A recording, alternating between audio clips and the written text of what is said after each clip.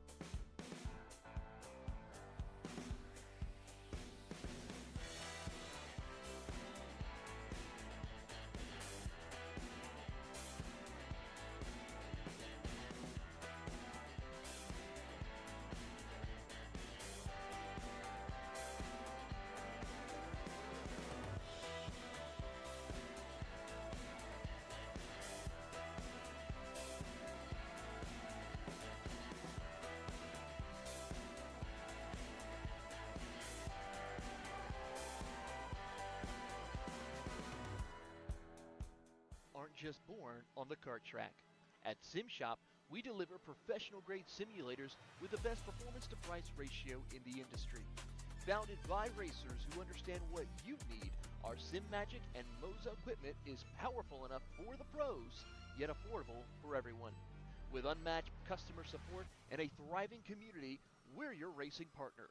Visit simshop.com today.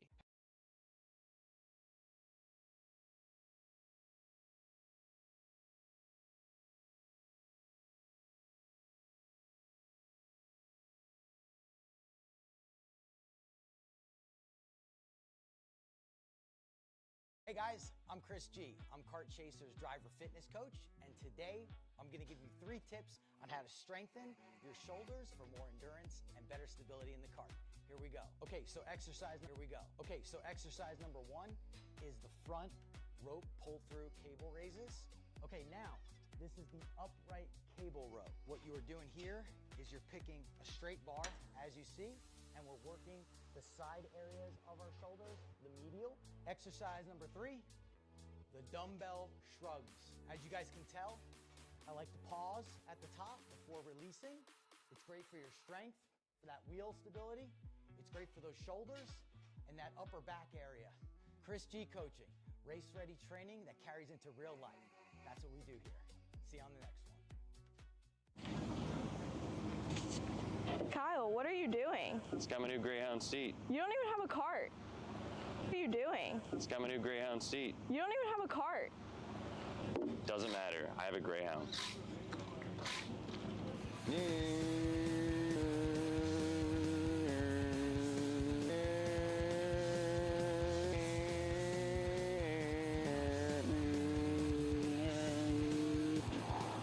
the f is Kyle Cuthbertson? Doesn't even have a go-kart. Doesn't matter.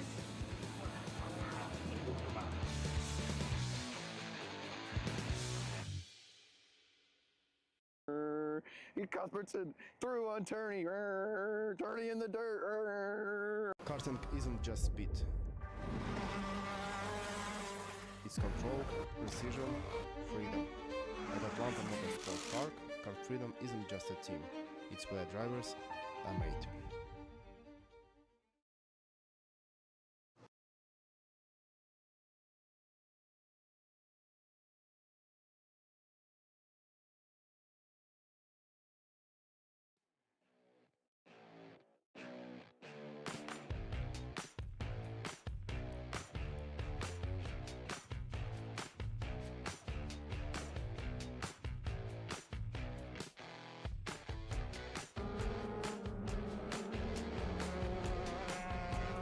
Kart's on track for our first race session of the weekend, heat number 1 for FZ85 Jr.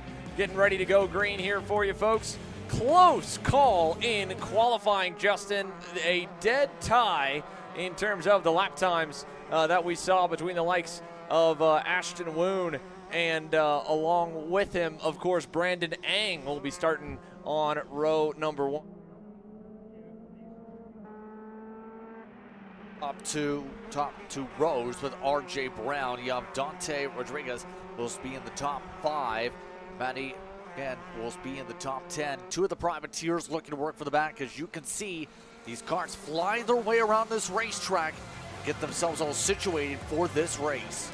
It'll be 10 laps the distance here for the FZ85 Juniors opening heat race. Slightly different format for them here on the weekend, folks. They'll be running Heat 1 and Heat number 2 later today in the rotation, with the rest of the classes running a pre-final and final. The FZ125 Seniors will do the same to mimic and continue again on that kind of ladder program to the KZ classes at the SCUSA Pro Tour, which also again runs a single main event, multiple heat and pre-final format. We'll have more information on that as time allows. For now, though, it's simple on Saturday. Where you qualify is where you start. Heat 1 and Heat number 2. And while it was a dead tie between Ashton Woon on the front row and Brandon Ang, both of them would then be still starting on the either side of the racetrack. If anything, it almost benefit the likes of Ang at most circuits. However, here we can see that Woon will be on the right hand, on driver's left, and Eng on the outside. So that makes me think, Justin, that what indeed it was a true tie. Went down to the second best lap time between the pair, which goes the way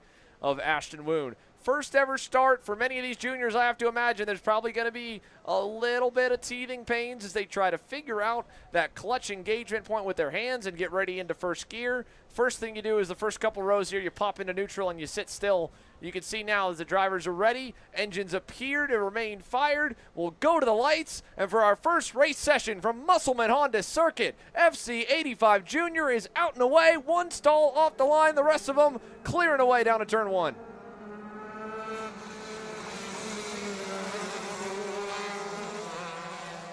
And so it's a good getaway for Ashton Woon in the first of 3 factory card red and black machines. And he'll lead us over to turn number 4, Justin. The one driver that did not get off the line, Wyatt Kroger in the 520 that was starting on the inside of row number 2. He's now gotten refired and gotten away. He's about 7 seconds back from the group, though. Yeah, at the very least, good to see him at least get it fired up. But everybody else trying to chase down the top 2.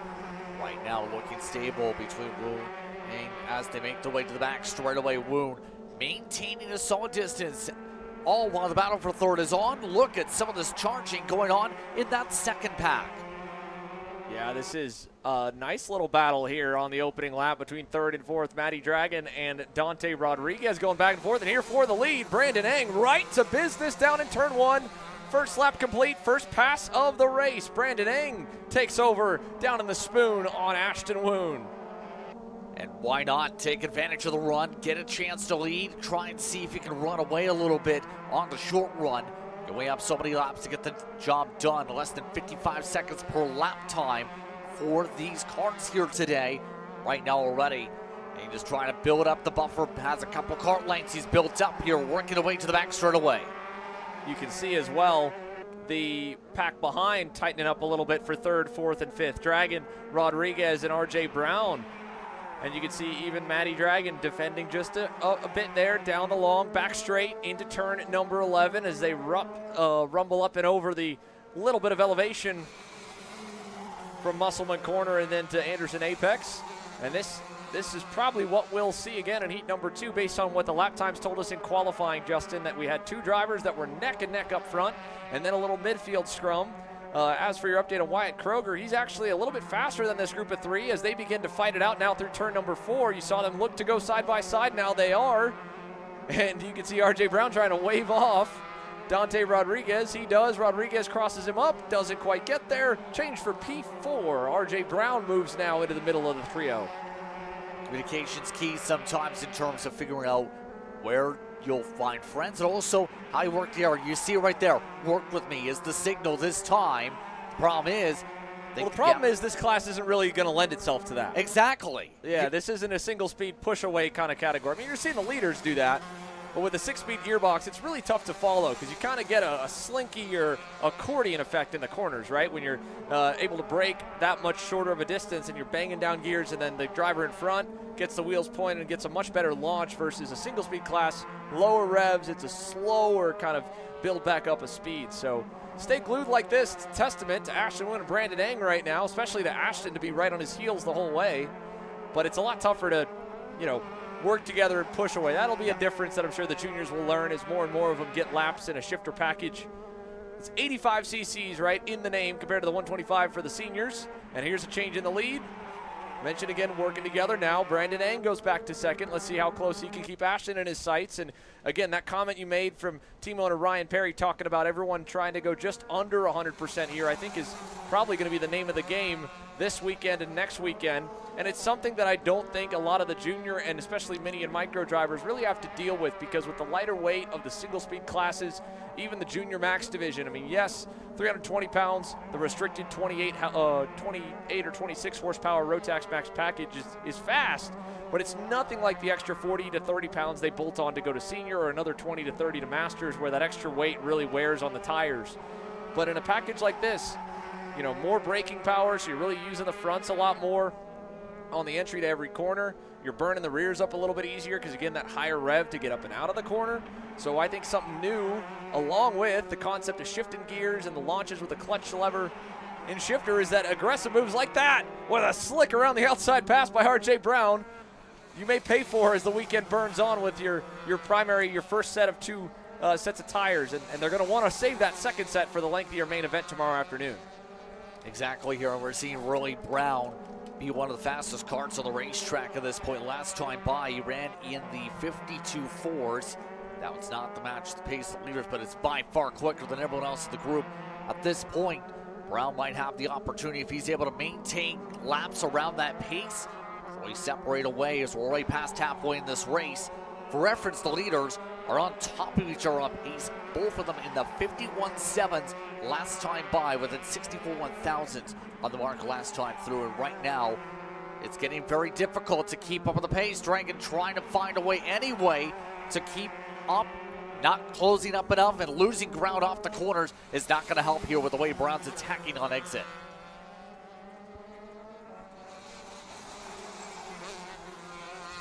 As you mentioned, though, he does seem to just have the overall pace, so that's why you're seeing him string apart here in the second half of this heat race. And an update again on Wyatt Kroger. I mean, as good as comparatively RJ Brown looks to Dragon and Dante Rodriguez there in 4th and 5th, Wyatt Kroger has shown why he was able to put himself on that second row. The last few laps, he has been anywhere from a couple tenths to a near second faster than the pack in front of him. His best lap time is a 51.8. The only other drivers in the 51-second bracket are your two leaders, who again are light years away from this three-pack that has started to spread out a little bit for 3rd, 4th, and 5th. Since taking over the lead there, as we saw a couple laps ago at the end of this backstretch, Ashton Woons pulled a little gap, and there's a look back to Kroger, rebounding from the miss on the start in 6th. He has clawed his way now from what was a 7-second plus deficit to, let's see what it is across the timing loop, down to less than 4 seconds, 3.4 to be exact. So he is closing up to the pack in front of him. He'll probably just run out of laps, I think, to get all the way to the likes of RJ Brown and Matty Dragon, but he might have an outside shot of getting to play spoiler for 5th on Dante Rodriguez. So another lesson learned, right? How crucial the starts are in shifter kart racing.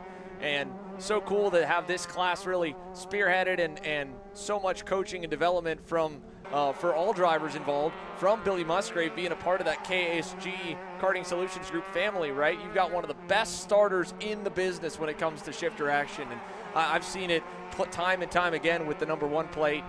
Billy, of course, lots of years of experience. He's had more years in a shifter kart now than these kids have been living, much less racing. So you've got one of the best to tell you and coach you and guide you. Hey, here, Wyatt, here's what you did. Here's the exact feeling or what you're looking for when you line up on the grid. Because at first, again, when they're sitting and waiting, they'll pop into neutral. And at that point, you're not going to stall the motor, right? But when you get ready to go into the start sequence, you pop into first. Before you do that, you got to have your hand on the clutch lever. And then you're looking for that slippage point, that engagement point, right, to right about before the tires would start to go. And that's what you're looking for out of the launches. So it's all new, and we're getting a good little race here in the first race session for this new division. Coming to the white flag this time by, Brandon Eng has not faded off. He might be a little closer this lap even than the last. He's been doing really good. He has had track experience here after all. For example, last year raced in Tucson in some series. So that's where I think some of that consistency is really coming to play that we've seen over the course of this run. But Woon continuing to maintain amongst this also in the back and forth affair for near 4/10 the distance now between your top two. Here they come on the run into turn number 5 on the racetrack right there through the G curve carousel and over into the Levels S's. Woons lead opening back up, and then he'll have to quickly make his way through that scale line and try to cool off again as the temps continue to rise here in Tucson before he heads out for a packed grid in Junior Max. 30 plus there, 6 here. He's 1 down and 1 away from a perfect weekend off the overall list. Ashton Woon, Heat 1 winner, and FZ85 Jr. Here comes their last bit of the field on by. Close. The gap there ending in 4th. Matty Dragon almost into the clutches of Dante Rodriguez, who hangs on for 5th, and then a hard-charging Wyatt Kroger making up for lost time and getting a lot of valuable laps by himself without traffic to kind of throw him off his line. He was able to get down even at the end of the race there, only 3 to 4 tenths off the top two, faster than third, fourth, and fifth. So when he gets to re-rack and start on row 2, if he gets a clean getaway, he could easily be punching his way towards that duo out front. But our first race done and dusted of the afternoon rotation, or the beginning of the afternoon rotation, of course. Short timing break, lunch break will come after our heats and pre-finals. But at least all 6 able to make it to the checkers, Justin. Yep, put together some good racing, especially we've seen with the back and forth up front. But again, it's about trying to find the right balance of speed, but also making sure you don't burn up your equipment for later on in the day as we continue on. Ashton Woon, he's been a big name in the national scene for a good couple of years now, showing why he is a very prominent kart racer, no matter what type of class you throw him in. And that was a good race, a good test here for Ashton Woon, a last-second entry for the kid who grew up out here in Arizona, since relocated to North Carolina. And in a home return, Ashton Woon victorious in heat number 1. Grace? Thanks, Xander. I'm here with Ashton. Tell me about that race, how you were able to get away with your buddy. So I knew Braden was fast, and I just tried to stay in front and do whatever I need to stay in front and hopefully just get a little gap. And correct me if I'm wrong, but this is your first time running with the FC. How has it been learning this package? It's been really fun. I did a little test at Texas last year, and I just started. This is my first ever race, so I'm very proud of it, and it's been pretty good. And how do you plan to translate this pace into the Junior Max later today? You know, the front brakes are definitely different than the rear brakes, so I got to be cautious with the Rotax because it doesn't have front brakes and I can't go as deep. Awesome. Congratulations. Thank you. So Ashton Woon coming away with the victory to start off the day, and FZ85 Jr for its national debut here today. So we get ourselves set for next grouping of drivers in the next few moments or so. A lot of these drivers going to have to think about one thing, making sure they keep things clean in the micros. Those youngsters looking to battle next on your docket. Those drivers now hitting the racetrack for their session. Here's again how they'll read off. Jen Fisher up at the front of the field in a CRG for Racing Edge Motorsports. Dusty Strayer starts in second. Had some massive saves out in Houston. They'll start in front of Trey Sanders. Then Zachary Lissier in the 4th position for Premier Karting. Then Alessio Tosti will start in the top 5. Tristan Francisco, followed by Kip Knaus down in 7th. And Bobby Lee will start in the 8th position. Bo Wyatt down the order in 9th. Michael Dean the 3rd and 10th. David Nass the 3rd and Max Santana will be the rest of your competitors ready to do battle once again here in Tucson. So we get set for our second race of the day. The youngsters should put together some solid competition here. We'll find out how they battle for their 10 laps. Indeed, 10 laps for a pre-final for Micro Max as we get set for action. Like you mentioned, many new faces joining the grid for 2026, especially some towards the latter half. How about Kipling Knaus, one of the highest qualifier of the true rookies here in the Micro Max category. His first national campaign in full on tap under the tutelage of Brandon Carr's father, Simon, the multi-time race winner stateside across every division, the OK N-Stars champion back in the first season of the category. He's got a lot of experience working with the micro and mini machines. Brandon's career in cadet speaks for itself, and now he's got the next generation superstar out of the 7-time Cup Series champion, Kip Knaus. He'll start back alongside Bo Wyatt, and then another couple of new faces here to us. David Thye the 3rd, Tristan Francisco a little further back on the grid. Keep an eye on the 17. Mind you, he was really good in the Winter Trophy and working his way up the board. Then Zachary Lozier returns, Wiley Lee a little further back, and then Michael Dean the 3rd with Ford Direction Motorsports. First full season for him, and we are fast as we roll down to turn 1. Green flag in the air for Micro.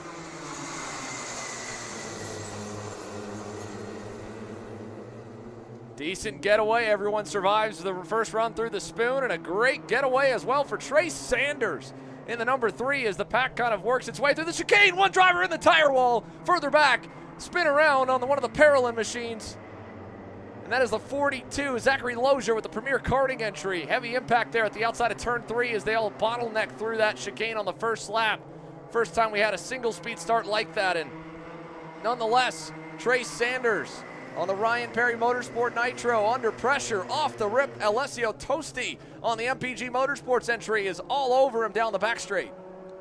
Yeah, keeping a lot of pressure. Tosti immediately jumping up a good few spots to have the opportunity here. But all right for the most part, getting those little tiny packs that we expect over Corson's battle. Look at the push from Tosti, looking to the inside, sends it up into Spoon, takes away the race lead.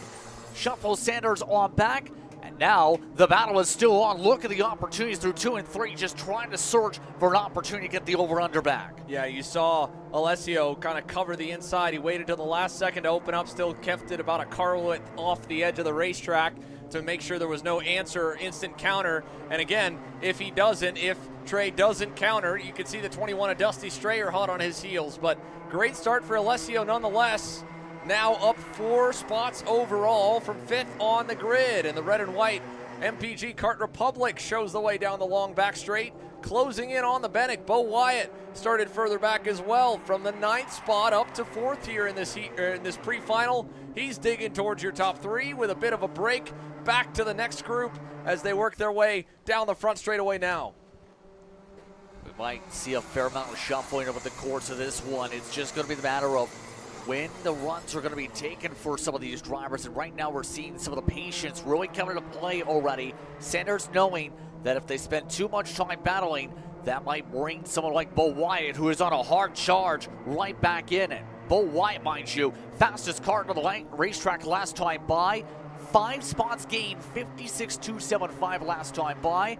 Wide in that Bennick seems to be flying. He's got a hook of the draft. If they can get a little bit more squabbling, he might be able to pass by these drivers quickly. Fastest, and it wasn't even close that time by here, Justin. Bo Wyatt nearly 3/10 clear of the field, 4/10 clear of the pack in front. He's getting a major toe now, got a bit out of shape there as he got up and onto the curbing entering turn 11, but it'll still end up with a good exit. He'll get another big run down the main straight. In fact, the whole pack's going to tighten up. Let's see what happens down here in the Spoon at turn 1. Looking for second. Dusty Strayer gets it done on the inside of Trey Sanders. And Nice Trey wants move. to answer back right here to the inside. One cart around also down at the Spoon area, turn 1. We'll see if we can get an ID of who that is. You can see the wounded machine of Zachary Lozier on the inside here at turn 3, so he's already done, but we lost one other one down at the first corner. I don't know if that was this lap or the lap prior. Well, this is going to be interesting here, in particular with Wyatt, though, continuing to pick them off one by one on some of these moves. Sanders was a top 3 contender in the Micromax Winter Trophy Championship campaign. Right now, though, a lot of ground being lost to Tosti. You can see Tosti getting comfortable, but that draft allowing the suction on back. Watch for a move for Wyatt coming up. Seems to be setting something up here with the rebound to try and push that 3 together as they try and chip away coming up to halfway. Here comes Bo to the inside, looking for another one. P2 for Bo Wyatt, who continues to march forward on the Bennick. Under pressure back from Sanders into the chicane. Oh, that got tight there. It's going to bottle them all up. Here comes Dusty Strayer looking for 1. Can he get 2 as they look to go 3 wide into turn 4? Yes, Dusty Strayer takes advantage, and it gives a huge lead to Alessio Tosti out front. And this is getting to the point where, do you start panicking about the draft? Do you start panicking about the chance you can't get back up there? Because second on back multiple times in the chicane has continuously held each other back here. There's almost a chance this 36 can run away on their own.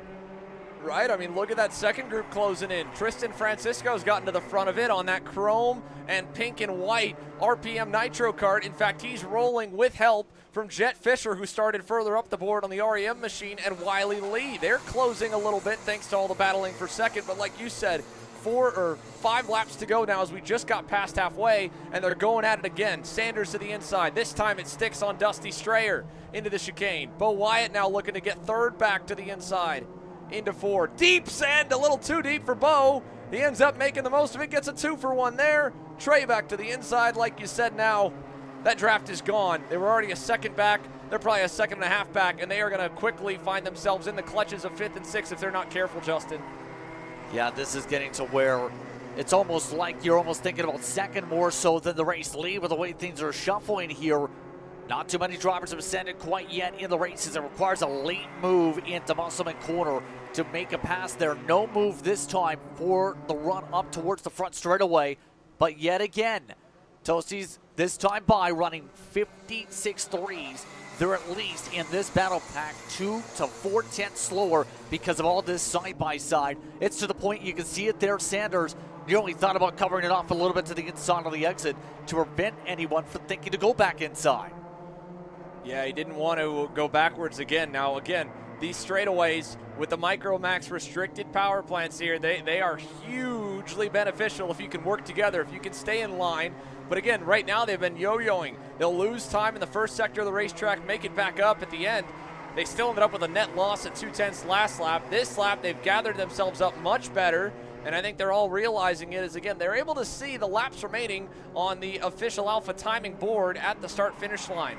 But the damage has been done in terms of including 2 more potentially in the pack. Tristan Francisco can get a sniff of the draft right now, as can the number 10 of Jet Fisher. Wiley Lee has faded off, but look at that. First lap, they work together. They go 2/10 better than your race leader. Sanders sets his best. Bo Wyatt still owning the fast lap of the race, but nearly gets down to it. So they both picked up more than enough to get there by the end of the race if they can calm themselves down and just keep working, because visually and on the leaderboard, it is indeed cutting that gap down to Alessio Tosti. Yeah, keep in mind, Tosti in particular has had a busy time over the course of the season so far. Seen that name pop up, of course, some of the events down in the south. It's been all over the map when it comes to his performance. But today, he's getting helped out a lot by this battle. Here we go for the straightaway, down the backstretch again. Inside Wyatt, another move was Strayer coming on through, coming to 2 laps to go. Even with the draft pickup, they are still battling hard. Let's see what the interval is. It's still within a second, but only just. And again, that was because of the position change. So even with the pass made there for Bo Wyatt to go up to second and shuffle Sanders back to fourth, they did make a little bit of inroads towards your 2 leaders. Further back, you're not missing too much. Unfortunately for Wiley Lee, he's lost touch with Francisco and Fisher as they roll to turn 4 here with 2 laps to go. Beyond him, Michael Dean III, then Kipling Knaus, and then David Thye III, 9th and 10th, who both right now are not terribly far off pace-wise. Kip is actually a little bit closer to Michael Dean speed-wise than the gap would show. They may have been involved in the moment that had one driver turn backwards, and I wonder if that might have been David Thye or Kip. Either way, white flag coming this time by. Bo Wyatt now getting a bit of a separation from himself from Dusty Strayer. Is he close enough to get the toe? I think he is. 6/10 back. He's going to have a run at him before it's all said and done as they fight for third. Now sent by Sanders, makes it stick. This time trying to look over the shoulder in case there's some overlap again for the chicane. This time through, nothing done. But right now, Tosti has all the cards in his hand. Look at all the moves defensively, though. Sanders again coming to the inside for Helen's corner, trying to prevent any opportunities going for the G-curve carousel. Big run here into the Lowell's S's now for this entire midfield group. Important run to set yourselves up for that long backstretch into Musselman corner. Little slip up there by Dusty Strayer. That'll hurt his chances for third, leave him vulnerable if the 2 behind were working together. They are not. Wyatt's going to get close. I don't think he'll be close enough. Tosti should hold on. Alessio out of the last turn will bring us to the stripe. Checkers in the air. Pre-final winner, the number 36 MPG Kart Republic. To Wyatt, Sanders, Dusty Strayer, and then Tristan Francisco. Solid effort to close the gap down by the end. Just took a bit too long to arrive on the scene, but if it were the main event, he would have been getting there right at the perfect moment. So Alessio Tosti in the 36, just a second and a half from him to Jet Fisher in 6th. Wiley Lee, Michael Dean, Kip Knaus, David Thye. Your top 10 from Micro. Our sole driver retiring, unfortunately, Zachary Lozier with the impact in the wall over at turn number 3. Scary moment for him on that first lap. He seems to be okay. Go back to the Premier Karting tent, get them all fixed up, and get back after it. With that, though, 2 sessions completed of our first batch of races on the day. Micromax into the pit lane now with their pre-final done and dusted. FZ Jr has their heat already set as well, and we are ready for more racing on the other side of this break, folks. It is only going to get hotter, and the grids will only get bigger from here. From Tucson, Arizona at the Musselman Honda Circuit, FZ125 Shifter getting ready for action when we return for the RMC America's Trophy opening weekend here in the desert. You know, I'm really starting to like this go-karting thing. Yeah, me too. Oh my gosh, can I show you this cute dress I just got? Yes, of course. Oh my goodness, it's so cute. I just love shopping. I love shopping too. Oh my god. Wait, did you guys say you like shopping? Yeah. Of course. Well, dude, I have the perfect place to do that at. ShopPayCara.com. At ShopPayCara.com, you can get free shipping on orders $200 or more. You can get anything you want, like MXC rims, gloves, rib vests, shoes, anything that you need, all at ShopPayCara.com.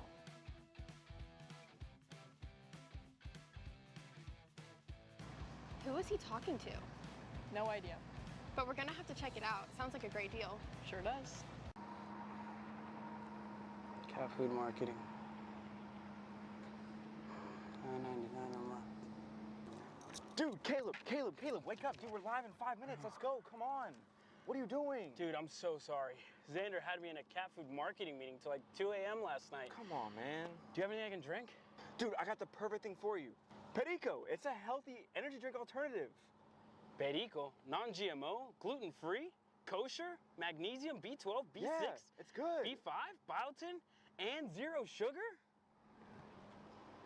Pericazo! Try Perico, made with natural ingredients, organic caffeine, and supports your metabolism. Try the new official energy drink of Kart Chaser.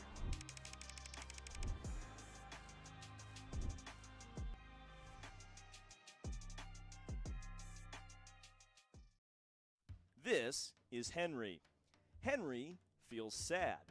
Henry feels sad because it's time for his next big race and his go-kart is in bits. Henry doesn't know that Acceleration Kart Racing is the United States #1 shop for all of your karting equipment needs. Henry also doesn't know that Acceleration Kart Racing can deliver anything from tires to race suits and even wheels directly to your front door or to the racetrack itself quickly and efficiently, with tech support available 6 days a week. Poor Henry doesn't even know that Acceleration Kart Racing offers free shipping to mainland USA on selected product if you spend $200 or more. Do yourself a favor. Go to accelerationkarting.com and make sure that you are never left stuck on the pre-grid with Henry. Be smart and don't be like Henry. Engines have fired, and we've got the outlap underway for the FZ125 Senior Division. 11 drivers in total, all chasing all the rage gauge corn as they begin to get some heat into the tires here at Musselman Honda Circuit. They'll complete this full outlap and then get to go around one more time to line up in those grid boxes for our second standing start on the day. Zimming Wang and the BBR karting Falcon Kart will start on the outside of row number 1. And normally that's a benefit. Normally it's the cleaner side of the racetrack, Justin, but here, the inside lane down the front stretch is the clearer path. So truthfully, the pole sitter in qualifying in the gearbox classes for the probably only venue I think that we'll visit this year is actually at a benefit, not a detriment. And we've seen how well that happened in the first shifter race of the day, where it was quickly done. By the time we got up to the opening corner in Spoon, lead was already held on to by that control card on the inside, able to hold on. Now, the main thing will be, Gage Corn just has to make sure he keeps it very comfortably smooth through those gears this time, especially if he wants to hold off when he's got experience when it comes to multiple different gearing packages we talked about with shifters with this series in Rotex competition over his years. This should get fun for the drivers up at the front, though. You have Cortez and Fellows that have also showed good speed. Qualifying for Cortez, practices for Fellows. So 11 drivers for FZ125 Shifter, their first race session of the weekend. They've got to try to make these Avinco Reds last from here all the way through Heat 2, and hopefully the pre-final tomorrow morning after already putting 4 to 5 laps on them in qualifying. As the grid is set, the all clear is given by Robbie Poupard at the back side of the grid. Will point to the front, will go to the lights, and for the first time this weekend, the FZ125 Seniors are away.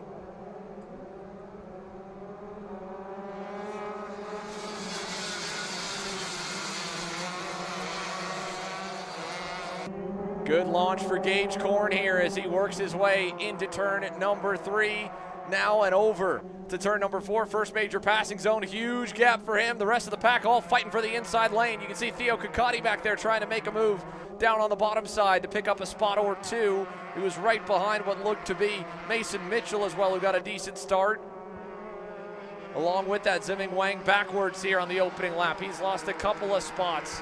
So Ziming Wang now back to what appears to be 4th or 5th. Kakati up 1, it appears. It's a great launch for the Forward Direction Motorsports Pantano of Daniel Fellows. Mark him up to 2nd. The rest of the pack will get a read on when they hit the timing loop this time by. 1 down, 9 to go. Gage Korn leads us into the spoon.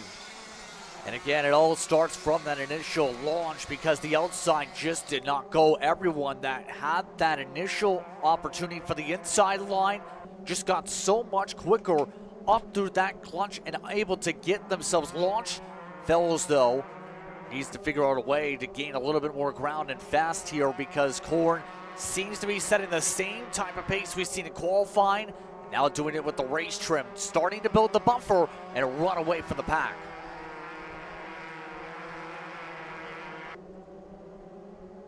This lap, though, I don't know if he got away all too much. If anything, even Sebastian Cortez in the CRG machine looks to be closing in on Fellows as well. So let's see what the laps look like. First lap truly at speed. In fact, he's right there. Does he go in turn 1? He does not. He's looking close, but he also might have a very, very loose and potentially coming out hose clamp on that radiator hose that connects to the top side of the motor. And in the flow, right, they're leaning on gravity to cycle water through the engine to cool it from what, again, gets cooled by living in the radiator. So it's pumped through by the axle turning to that top hose, down the motor, and then back over to the bottom of the radiator to then once again rise up and go back over. If that top hose does come disconnected, very quickly that FZ125 power plant will start to have the temp skyrocket. But so far it looks like, well, it's loose and maybe the bracket holding it or however it was secured to the back side of the seat, which typically where they'll fasten them, has broken free. He's just got to be careful to stay off the curbs, I would think, at this point, and hope that hose clamp connecting the hose to the engine stays nice and tight. For now, he looks okay. Korn now beginning to open the lead up. Yeah, another 50.2 this time by 3/10 quicker than the field and Gage Korn at this point. Going to be very difficult to try and dethrone with the way things are shaping up, but Wayne seems to be gaining back some momentum at the very least to the back of this group. Just trying to set up smoothly here. Also has a lot of experience when it comes to some very fast cars from Canada, but right now just trying to find a way anyway to get an advantage here with this class. It's all about the mindset and the skill set of your drivers. There is a look to the inside, took an opportunity, not close enough for the send as they work their way through Anderson Apex. Down the main straight here, this will be 4 laps complete now, 6 laps to go. Still nothing quite happening too much in the middle of your pack. Further back from them, it's still loosely tied up as well. From Kakati onward, we've got the likes of Mason Mitchell, Xander Malatesta, Cole Gaddis is there. Then it's a bit of a bigger gap back to Caleb Brown, Larry Hernandez Jr. and Stella Spurlock. But Ziming Wang, easy to spot on the Falcon Kart, the chrome and yellow colors. Trying to roll back up to his original starting position to 2nd. Knocking on the door, Cortez now as the CRG has lost a little bit of ground to Fellows and had a bit of a slide there. Looked like a 4-wheel skid coming onto the backstretch. So big run headed the way of Ziming Wang. Let's see if he can capitalize with a good exit out of Musselman corner and Anderson Apex down the main straight. Make some magic happen down at turn 1. He's got about a car length to go. I think that's going to be a little too much. He's going to try it though. Deep run on the brakes inside. He's got it. Bit of a drag race on the exit, but he'll have the preferred lane to 3, and he is officially secured. 1 spot back up the board for Ziming Wang. He had gained about a couple tenths to the first place to set that up. Look at this though, Kakati also trying to gain some ground. One of the top drivers over the winter time when it came to GT2 Max in the Winter Trophy. Top 5 points run there.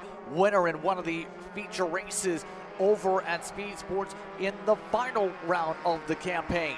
Kakati at this point looking to try and show he is learning and picking up a lot of skill as he gains more seat time with this package here, trying to get really into the groove of things.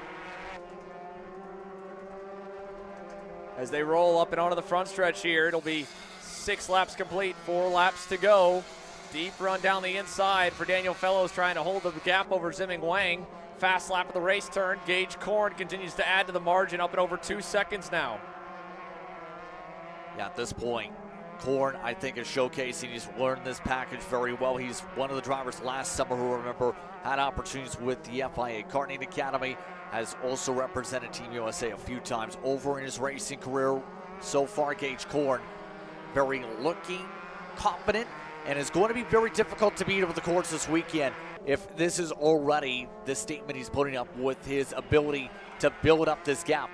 The main test will be, though, how will the times fare out once we get to the end of the race in a couple laps time in terms of the fall off? Because Korn just went off by a 10th. The others respond by falling off half a second to what Korn just had. Another half a second picked up by your leader. So that is just, at this point, where you go cruise control mode. If you're Gage, you realize the gap is more than enough as Zimming Wang makes a move back for second. Nice pass there. Daniel Fellows must have had a big mistake coming out of turn number 1. I mean, Zimming was closing, but I don't think he was close enough there to already pull the trigger in turn 4, but he's done it. So moving back to position number 2. He'll obviously still start on the front row for heat number 2 later today, but this is a nice run already off the rip here for Zimming. You see, though, he's not done with the battles yet. Fellows yet again having to play defense. Look like Akani make it, commit to the inside, sticks it through Musselman corner, takes away the top 3 just like that. Coming up to a couple laps to go. Now he looks to chase down his friend, try and find a way to get up to second here. Kakati having a stellar race for the mid-pack up to the front. Big stuff for Theo. This is huge in terms of how they'll stack up for the pre-final. It'll make his day a whole lot easier on Sunday if he can continue this kind of a run. Behind him, Sebastian Cortez, by the way, and Mason Mitchell especially have been starting to turn up the wick. Mitchell last time by a 50.6, second quickest on the track, only beaten by Korn. He's better than all the drivers in front of him right now. So that's huge stuff for Mason Mitchell as he works his way up to the back bumper of Sebastian Cortez. He's already up 2. He's looking for more. Let's see what he can do on the run down the backstretch. Looking, not there. Not too much of a close up under the brakes this time through as we come to the white flag this time by. Final time around. Korn leading by almost 4 seconds. Battle is on. Defense is on with the battle with Cortez. All while Korn continues to drive off and away in the sunshine. Smooth and steady here for Gage Korn. And a privateer, father and son entry, having some fun. Weathering the conditions of the heat here in Tucson, Arizona. He'll work his way to the Lowell's S's and down the backstretch for the final time in Heat 1. Picture perfect for the 434 Maranello machine. And getting a whole lot of extra reps here on a gripped up racetrack. And that'll pay dividends in a week's time for the Pro Tour across the line. The gap, more than 4 seconds, I'd have to guess here when they get to the loop. Zimming Wang ends up second. Look at that battle further back. Big run to the line. Mitchell duking it out there to try and get into the top 5. They'll end up still 6, just beyond Cortez, with Malatesta closing in as well. But 3.8 seconds, the final margin of victory there for Gage Korn. Phenomenal run for him as he crosses the loop. 3.8 seconds up, then Kakati. Fellows, Cortez, Mitchell, Malatesta, Caleb Brown, Larry Hernandez Jr., and Stella Spurlock. Your final top 10. Problems for Cole Gaddis on the final lap. That's the CRG behind us here. This is coming into turn number 5. I'm not sure what went wrong there. Looking like something on the engine assembly, like the pipe had worked its way loose, but that looks connected. Potentially chain. We'll give you more intel when we get it. But only one retirement out of FC Senior. Sadly, it befalls on the 4-2-4. Other than that, your top 10 clear and green, and one heat done and dusted from Tucson. Some phenomenal racing once again, but also phenomenal speed. What we've seen with Korn, great recovery by Wayne in particular. after having not a great launch in the first place.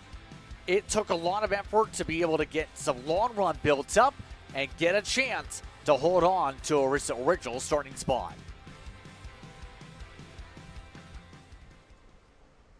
So there you go, Theo Kakati. Great run forward. Grace? Yeah, Theo, you made up 2 positions in that race. Talk to me about it.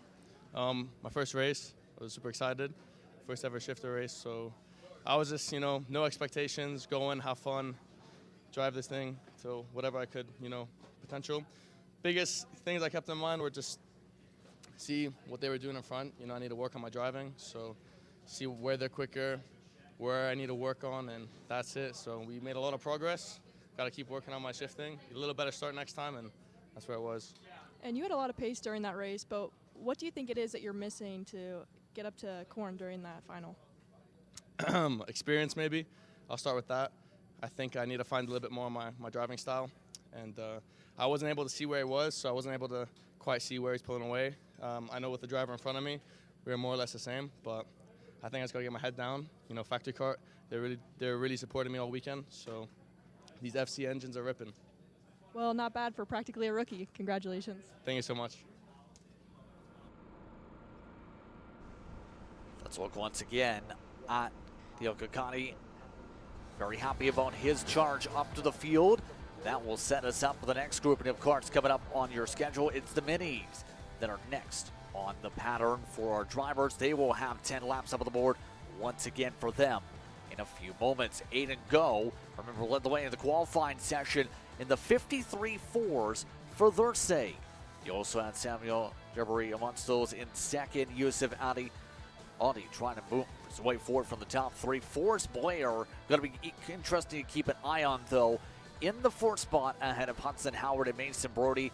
Then you have Tarango and Santana along with Westbrook and Lepka, who are set to be amongst your top 10 competitors up on the track. A lot of our fast drivers we've kept an eye on over the course of the weekend with the Croc Promotion privateer of Maverick Martin, who will start down at 13th, and a huge flurry of Canadian content will be out in the teens also, like Postal, like Oliver Lanelois down 17th. Bernie McDonald also amongst the field, down as far as 18th in the order. The biggest storyline of all, one of the big names in that field, Liam Francisco, is down as one of the drivers who did not set a time over the course of the qualifying run. The Ryan Perry Motorsport Nitro Kart starts down in 23rd. That's going to be a lot of effort that they'll have to put through to get to the front. Looks like those karts now hitting the racetrack here as we get set to go. Mini-Max ready to do battle as they heat up the tires. Remember, a lot of these drivers remain relatively close in terms of their intervals. Your top 6 in qualifying were separated by just over 2.5 tenths amongst each other. Then you throw in amongst the top 10, separation was about up to 7 tenths.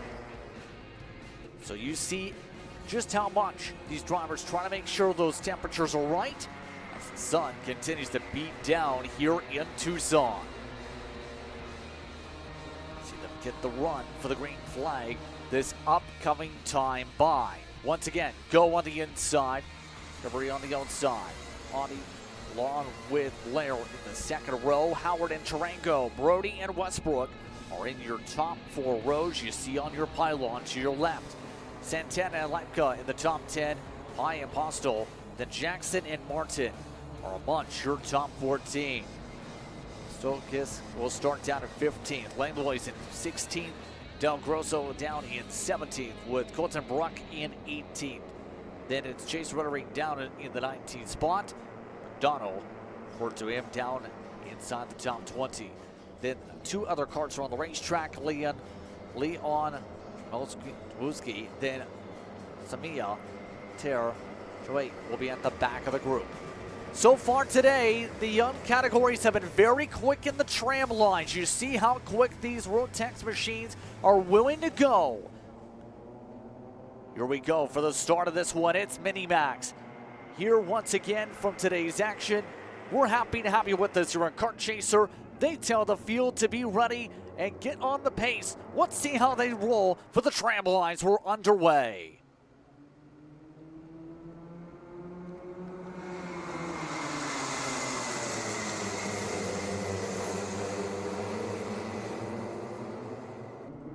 Some off tracks popping up for the race leaders. Already a big puff of dust. Go and several others scatter about. But so far, some of the J. Howard development machines starting to set forward. Adi and company having some good starts off the rim. They make their way to the middle sector for the first time here. Already, some of the Paralins getting shuffled in the midst of the chaos as a result of some of the traffic jam like Brook. Everybody else zips their way down the back straightaway. Adi now trying to play defense. Hands raised immediately. This time for one of the Bennicks on the charts. Dutch Westbrook already inside the top two. Looking to do battle as we start lap 2. They stay bumper to bumper, heading up to Spoon. Westbrook waits for an opportunity to get some overlap. Right now, the top two trying to find a way to get away from the 106, 110, 194, and onward on your pylon. Some sense going on. Howard trying to go ahead, pushes his competitors wide. Blair having some off tracks in the midst of the chaos there. Tarango also looking to make some digs here as they zip their way through the middle sector. It bottlenecks quickly, then back onto the wide back straightaway. Let's see what the packs look like this time as they roll down. Big run for Dutch Westbrook. He's not looking to make a move yet for the lead. He was purposely kind of staying wide, trying to not give Yusuf Adi any fear at all that he was looking to go on him. As they roll out of the final turn, Yusuf Adi, Dutch Westbrook, first and second. The gap is still about 0.4 of a second or so as they roll through turn 1. And then the gap behind him, Samuel Chaverty, Hudson Howard. At the moment, they've got an increase in the distance between themselves and Mason Brody. So here's Hudson. That'll now take away that bit of an increase, but it might put him closer to the top two if he's got the pace to match this pass for third. Back and forth we go out of the carousel. Howard up to P3. Has to find a way to settle on pretty quickly already. We've seen Howard show speed in the practice sessions. It's been one of the fastest drivers on property in this class. Right now, J. Howard driver development machines are 1 and 3. The early going here on this one.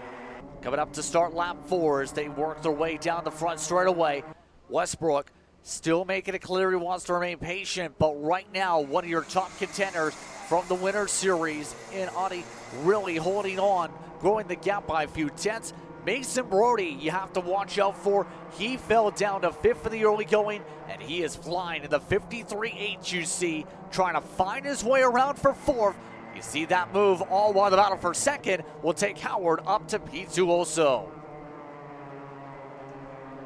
Right now, you have to think the more they battle it out, the more potential you have at the draft breakup. Once again, that was a big storyline in the micro race, remember, as a result of how long they spent squabbling. Howard previously, remember, was 0.3 quicker than Westbrook, and now seems to be wanting to work with Westbrook, recognizing his skill set as a winner in multiple different series and also one of the top national talents when it comes to his abilities in minis and micros in the past couple. Gets some pushes this time, still 0.6 back, still coming up to halfway, complete this time through as they try and find a way to suction on to the 163 as fast as possible. Mind you, by the way, as said, Brody did move up to the 4th position right behind one of the RPM machines. Brody still, for his sake, is running quicker than Westbrook. There's a chance that he picks up more whiff of the draft. There's a chance Brody can chip away pretty quickly. One of the drivers for the Arizona-based squad from Ruthless Karting, Tarango, is currently leading the next pack on back, by the way. Has Blair with them in a GFC Kart, trying to chip away as fast as they can. Tarango, remember, winner when it came to the West Trophy side in 2024, also picked up some great speed in 2025, where he was able to get some wins when it came to road tax competition. Howard now responds with his own fastest lap. He goes up now into the 53.7, chipped away the gap by about nearly 0.2 on the race leader as he tries to keep up with the teammate.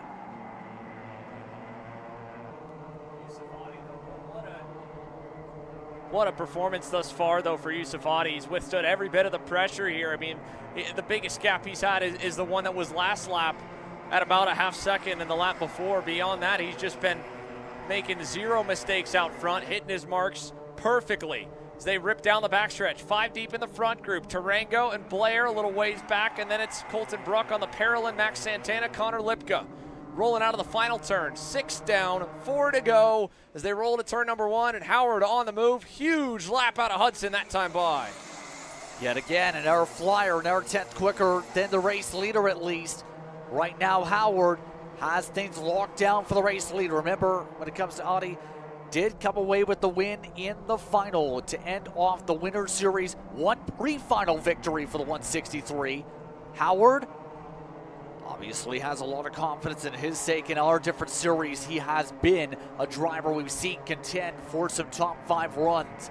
And now it's the 2 teammates that have fully nearly ditched the draft of the Bennick and RPMs right on behind.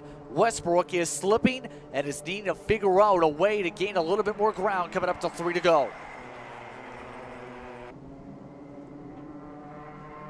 Rumbling their way down the front straightaway. Here comes Howard with an opportunity. Will he take the chance for some lunges yet? No. Elects to take a little bit of a break off the gas, wait in the pocket, try and stay forward on the pushes. Jay Howard, driver development, remember, has had some good talent pop up with them. We've seen some open wheel experience when it comes to their team connections over the years. But right now, these 2 teammates making it clear they want to cooperate. They don't want to burn the bridge of what is about a half a second gap or so between them after all. It's too close. It's too early at this point to make him run for the lead if you're Hudson Howard. Give it one more lap. You've got plenty of passing opportunities here at Musselman Honda Circuit. There's no urgency needed as much as he might want to go. Right now coming up to 2 laps to go, mind you, to it all of this here, Xander, because at this point, there's only so long you can wait. Looks like this time nearly went to the number point for the push. They did grow the gap by a couple tenths because of that co-opetition they had. They were about a second quicker than the rest of the pack. The other pack, though, may be busy for third in a moment. Brody's right in the rear end just about of Westbrook as the leaders make their way through the middle sector. Right now, Westbrook trying to make sure he doesn't go too wide across some of the curbing you see there on the pop-up. To make their way through the Lowell's S's, now make their way up through 9 and 10. For the back straightaway this time, Audi growing the gap a little bit more this time with his middle sector speed. Coming up to the white flag though, Brody wants third. Westbrook's held on to the top 3 most of the way. Didn't work that time. Through Musselman corner, down the front straightaway. Final time around, white flag is out.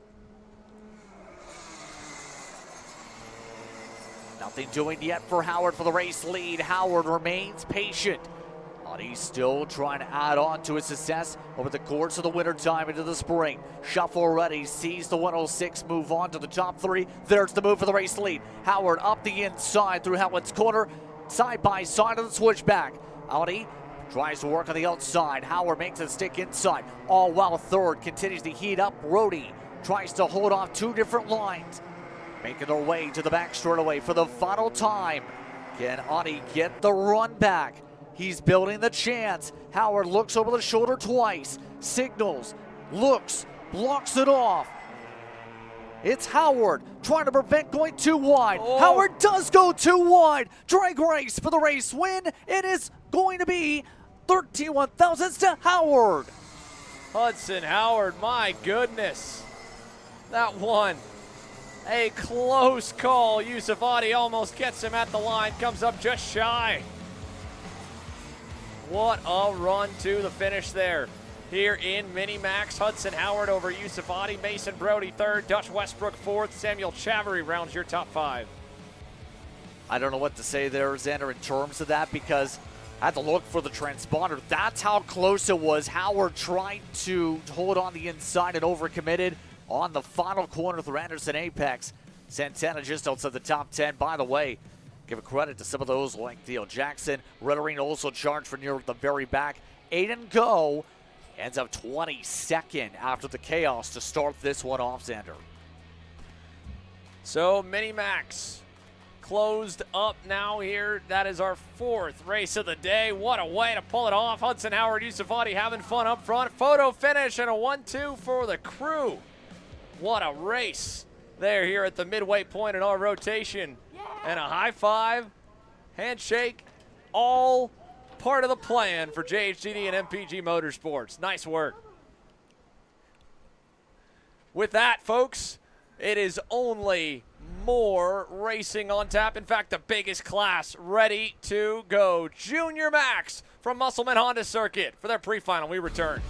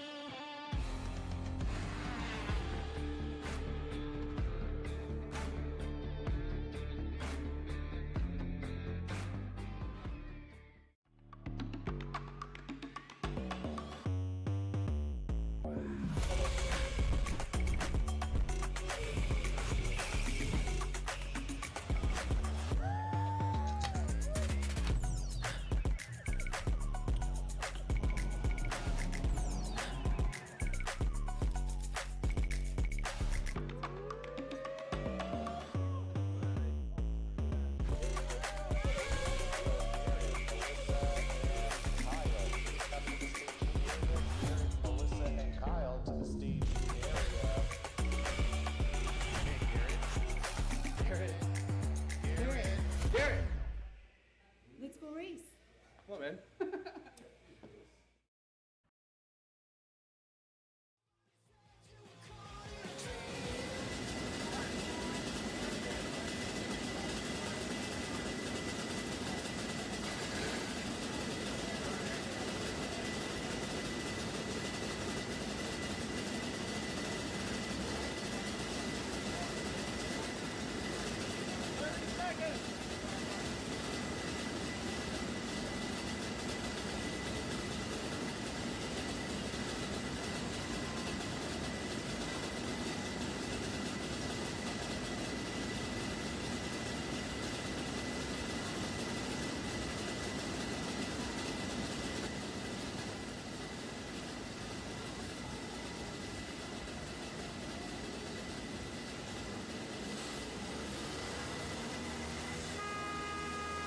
As Karts get the clearance to go, it's Junior Max up next in the order as we look to find out how they battle it on here today. I'm Justin Prince, Andrew Clements alongside as we get ready for what will be an exciting one. RPM, Ryan Perry Motorsport, 3 of the top 4 starting spots here, Xander, is a big talking point. Those drivers have speed, but the question will be, will they be able to have the competition down and cooperate to find their way up to the top here in this pre-final? Cooperation is going to be tough in a class as close in lap times as this and equally as deep as the field goes, though. 32 drivers for your Junior Max pre-final here. Take a look at the temps outside. 92 degrees Fahrenheit, 128 degrees for the last measurement of the track temperature. My goodness here, 4% humidity. It's only dropping on that point. It's a dry heat, but it is hot here in Tucson. And the desert now ready for 32 Junior Max drivers to do battle with the likes of Tristan Murphy and Yukata Sonoda on row number 1. All Ryan Perry Motorsport red and white Tony Karts up front. Then it's going to be Christian Sanguinetti, the Canadian, on the inside of row 2 alongside Colton Schneegenberg. Darren Kidd back on row number 3 alongside Ashton Woon and the Speed Concepts Racing Carlos Sainz entry. Then you have William Vitor, who will start down in 7. Travis Pettit down inside the top 8. Nathan Golseth starts in 9th. Leo Da Silva all the way down in the 10th spot. Brendan Ainamonstos on double duty will start at 11th. And Marco Salmon rounds out your top 12 starting spots today as they start to double up. A nice and slow run down to turn number 11 here from what we can tell. As the field rolls over to the final 2 turns, we get set for action. Tristan Murphy on the inside. On the outside, Yukata Sonoda looking for green, looking for a big run down to the spoon. Here we go. Junior Max, 32 drivers, 10 laps for the pre-final. We're underway. Oh, bit of contact in the middle. Travis Pettit is off, way off around the outside of the tire pack. And he'll go all the way to the back of the field, bringing dust with him as two more go wide. One fully into the cut through, another one in the middle of the pack in the chicane. Marco Samet, one involved. The other one of the FAF Kart Sport machines. It was the 271 who went wide going into turn number 3. Rory Baziuk, the driver, involved. Out front, clearing away for Tristan Murphy and Yukata Sonoda. Beyond them, who has gotten up to third. It is a new face there, it appears. No, Sanguinetti there third, Woon fourth, Schneegenberg fifth, Golseth sixth. And let's see the rest of the pack as they file by. Tightly grouped midfield here down the long straight. Yeah, right now, a bit of chaos to say the very least, especially as we were expecting. That middle of the field with the cart count we got here today, it was about getting track position so you weren't caught up in any of that potential drama. Right now, third on back seems to be working together pretty well to maintain the top two, but already Murphy how to hold on to the inside. Already some defensive moves, already a lot of dust getting kicked up by Wound there as they make their way to the middle sector. Side by side now for the second spot. Big moment here in the S's. Look at this. Back and forth. Look how dirty the track is as well for everyone. A couple getting caught out. Colton Schneegenberg most notably on the run down the backstretch from the opening lap chaos. On top of that, now the chaos that's unfolded here for second onwards make it a really, really dirty surface for the rest of the field to navigate. And again, it's single file through those S's, and then you, if you're not looking ahead, you get caught out by it. Look at everyone down on the low side of turn one as well. Probably still with dirt and debris on the tires. But Tristan Murphy still hanging on there up front. Some of the other movers and shakers here on the opening couple of laps. How about up 8 spots for Alex Chandler? He's in the middle of this scrum there in the green and white Tony kart with a move in front of him. That's the 202 Darren Kidd in the all-black car. And side by side the teammates. Chandler to the inside of Nico Orbezo, Enzo Di Gennaro in the mix. This is crazy stuff here for the pre-final. And I think there was contact as well as they entered the S's. Di Gennaro, Vitor, big time bobble now as they're 3 wide going onto the back straight. Yeah, a lot of hard charges, as you said. At this point, 3 wide offset. A little bit of sliding up through Musselman corner.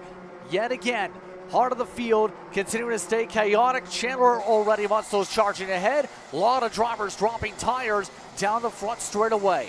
You have to watch for Chandler, though, because we talked about this a little bit during qualifying. Had the speed in the Winter Series, picked up some opportunities there. So far, Chandler, one of the drivers I was surprised they didn't get the best with qualifying runs, really solidifying himself on this hard charge to get through this chaos. Now as they roll through the S's again, look at this, Woon on the charge, a little bit tighter line on the entry, still carried great speed down the back straight. He'll be ready to put some pressure on Yukata Sonoda for second any moment now. Not gonna go to the inside into Musselman corner though. He's got a good exit here, great run through the Anderson Apex, and he's on his heels down the main straight. Watch this for second, sets him up, looking. Sonata knew he was there. He waited till the last second to open up for turn one. Behind him, changed for fourth as well. Schneegenberg looked like he got it done. Indeed he has. That's on Sanguinetti. Colton Schneegenberg from Texas with the fastest lap of the race now as he closes in. Here's Woon now for P2. Inside and done on Sonoda, and he is surrounded by RPM machines. 1, 3 now, and fourth with Colton Schneegenberg. Right now, it's going to require Woon, if he wants an opportunity to get forward through, to outsmart everyone else around him here, because at this point, he makes the wrong move. We've seen this so many times, Xander, especially in series like this. The teammates will immediately follow on through, make it a 1-2-3 or a 1-2-4, anything along those lines. Take away an opportunity to then get a response back. But Woon nearly sends it inside, through the kink up towards Spoon. They'll get side by side. They work their way up to the chicane. Yet again, they reset. Woon trying to go for the unexpected route. Now the defensive moves are back on for Murphy, knowing how hard Woon wants this. Ashton Woon now to the point here, into second behind Murphy, gives a little wiggle there. Here comes Nathan Golseth, the other SCR entry up into the mix, looking to go further back as well. More cars on the way to the top 5 as Darren Kidd tries to close in. Nico Orbezo has gotten clear of Enzo Di Gennaro by a little bit. He's trying to lead that next group up to him, and the leaders, well, we're defending now. Murphy low, Woon in a sandwich. They're side by side behind him. 2x2 to the final turn. Woon gets caught out. 3 wide on the front straightaways. Ashton Woon's in the grass, and it's Golseth up to third. Now looking to the inside for second. Under review that time. That appears to be the 2-1-2. I believe they were trying to let us know one driver potentially under review. No, that was a 2-1-4 Hudson Jack Erlin mechanical flag, but the 2-1-2 per race control, I have to imagine, was the driver they were mentioning they wanted to take another look at. Especially with some of the wildness we're seeing here, some of the overlap blocking things off yet again in the heart of the Hornet's Nest. Murphy just trying to hold on while everybody else, like Kidd, like Arbezo, like DeGenero, just look to try and be the next one to capitalize. Golseth, mind you, before that had been outside the top 5, now just has a +6 and is really trying to figure out a way to close up that top 2 that stayed in sync to pull off and away from this. Don't think it's done for third yet. Golseth already playing some defense on Sonoda. Woon wants his spots back also as Murphy and Sneakenberg continue to break away. Yeah, the teammates have sorted themselves out up front. Now Ashton Woon to the inside. Oh, big moment there for the 230 into the tire wall. The 233 of Yukata Sonoda. Huge impact at the exit turn number 3. The right rear bumper was already starting to work its way loose when he got into turn number 2, and a heavy impact with the outside retaining black tires. Now ends his run in the pre-final. He'll go all the way to the bottom of the leaderboard. There are 31 drivers still running. The only one out was Hudson Jack Erlin with a mechanical flag. So it is a huge detriment to go from inside the first couple of starting spots to the back end inside of row 16 now pending for the final.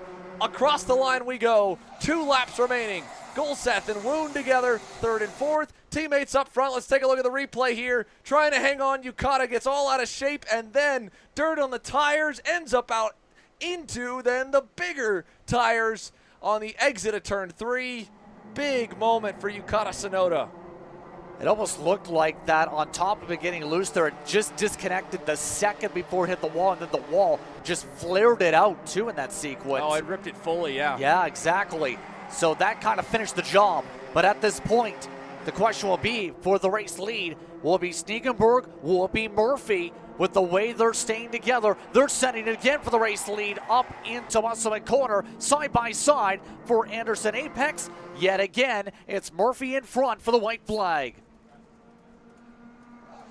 Down to the inside here now. All the teamwork to build this gap is going to get used up. You saw Murphy covering off in turn 1.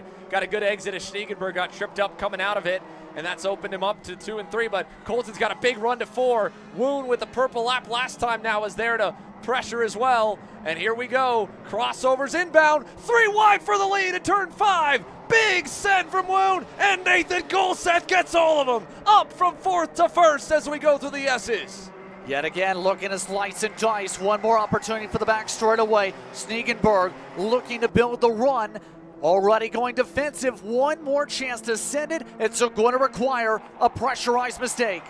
Deep on the brakes, but he's too deep and way off. Ashton Woon back to the lead, and they'll drag race to the line. Woon wins the pre-final. Nathan Golseth, in a game of chicken on the brakes, falls off the cliff into turn number 11. A wild final lap here in Junior Max. Wow. That came down to that pressure I just talked about into Musselman corner. Sneakenberg, it looked like, was all over the rear end, forced him to go deeper into the braking zone, and it caused the missed corner, but it's Woon who capitalizes on that mistake. Big time implications here in the closing stages of the Junior Max pre-final. Ashton Woon, your provisional winner over Colton Schneegenberg, Tristan Murphy, Darren Kidd, and Nico Orbezo, your top 5. Onwards from there, William Vitor outside the top 10 in 11th, but it's a long way down. Travis Pettit rebounding back to 19th after getting pushed wide on the first lap, and also going backwards, of course, on that first lap, Marco Samet, as well as the Pfaff Kart Sport machine that was involved there with him. Brandon Eng down the board. Ashton Woon, though, doubles up in his first 2 heat races on the weekend. Ashton, I hope you don't mind if I talk to you again. That was quite a race, right?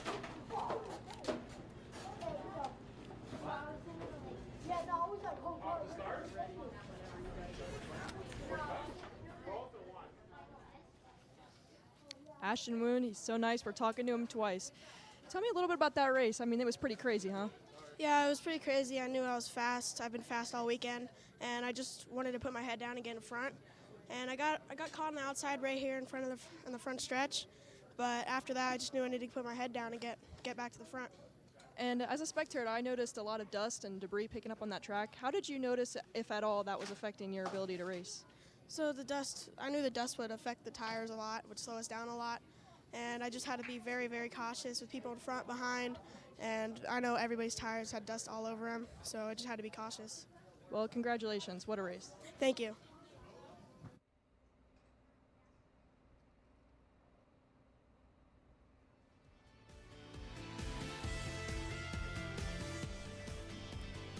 What a race. What a race. Yeah. No, you said it, Justin. Take it away. I was about to say, wild racing, wild fun, but how... Featuring laser-scanned North American kart circuits and precision-tuned kart physics developed using real telemetry, dyno and tire data, KartSim Pro North America delivers the most advanced and realistic kart simulation experience available today. Whether you're training for race day, refining your lines, or shaving tenths or best, KartSim Pro gives you pro-level insight without leaving your home. Trusted by world champions, coaches, and karting enthusiasts alike, this is where virtual practice translates into real-world performance. Experience the thrill, the challenge, and the edge. KartSim Pro North America. Use code CHASER20 to get 20% off today.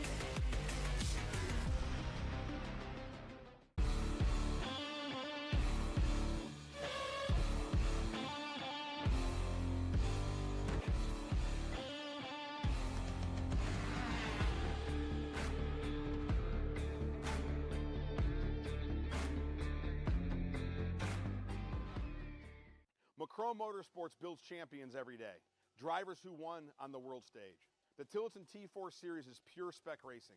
Same engine, same chassis. When you win, it's because you were the best that day. Your edge is not the kart. It's the setup, the strategy, and the race team. With our Arrive and Drive program, you simply bring your gear, we provide the equipment and the championship-winning support to every event. Stop wrenching, start racing. Your path to the T4 Nations Cup in Spain starts with us. For more information, contact us at macromotorsports.net. Are you ready to get behind the wheel? From Formula One to NASCAR and IndyCar, all the pros start here.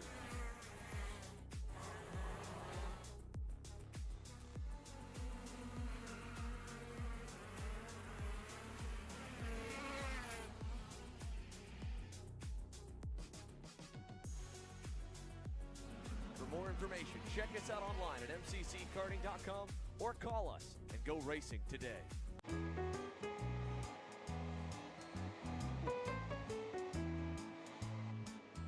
Gee, looks like we're missing an engine. What the hell am I supposed to tap? What do you mean? It's my Greyhound. It's all I need. Where's the rest of it? It doesn't matter. It's a Greyhound. You gotta make weight. Okay, you're good. I'm sitting by here with Kyle, our race winner. Tell me how you did it. You were blazing fast out there, and I mean, you don't even have a go-kart, man. Tell me about it. Yeah, you know, Norberg, Schmorberg, the Greyhound-powered Greyhound was great today. You know, it makes the difference. And the team's been working really hard back at the shop, and, you know, just shout out Greyhound. Thank you, Kyle.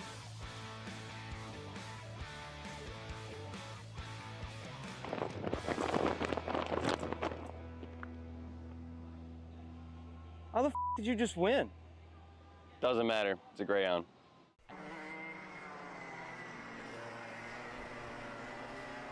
Welcome back, ladies and gentlemen. 2 more races remain here in the morning rotation. Masters Max pre-final action on tap here as the field works its way down the backstretch for the outlap to clean the tires off and bring some heat up into them. 10 laps on tap for them. Senior Max down on the grid as well.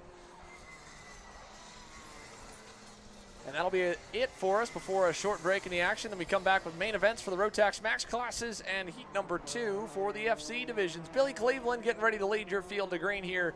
Alongside him will, of course, be Chapman Boucot. Then it'll be Jose de la Garza and Ken Simonellic on row number 2 for the Masters Max category. Yeah, we know how well Cleveland's been in terms of his overall pace the entire weekend, but there's a difference between being fast in practice sessions and being fast when it comes to the race. We know when it comes to race pace, you have a completely different mindset and a different focus set that you'll have to have if you want to not only be good, but also be good for the final later with those tires. It'll be a slow run out of Musselman corner to the Anderson apex. 10 laps on tap. And they'll get into the tram lines. Billy's trying to let Ducot know where he's supposed to go. I think he's a little confused now. He's going to end up in the middle lane. That's not exactly the right spot. Nonetheless, Masters Max drivers up and away. There we go, down to turn number 1.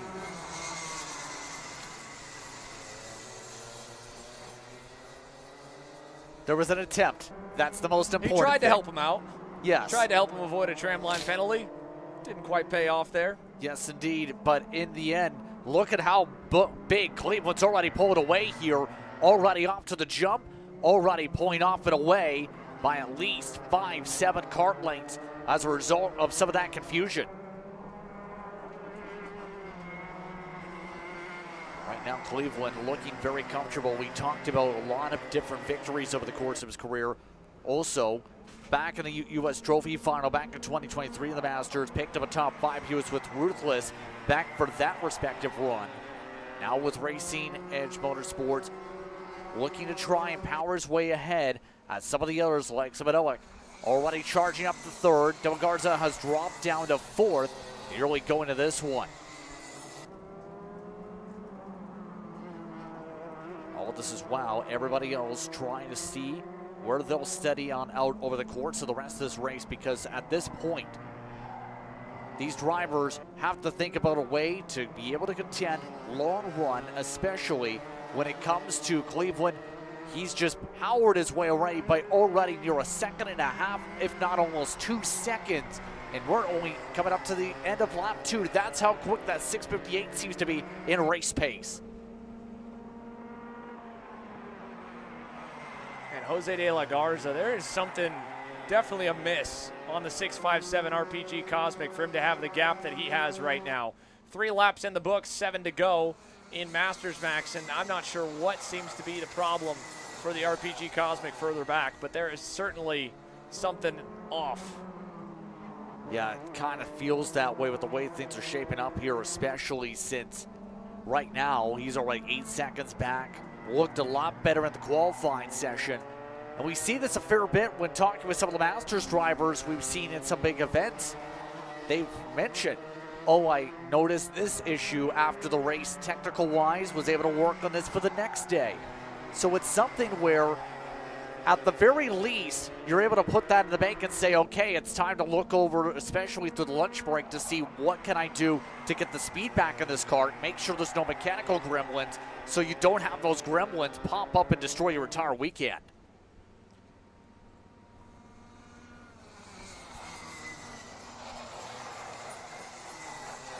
All of this is wow. We still fall along with that 676 over the course of this run. Keep in mind, Ducot, one of the drivers who does have racing experience when it comes to some various different classes of racing on the road side in particular. some endurance racing experience.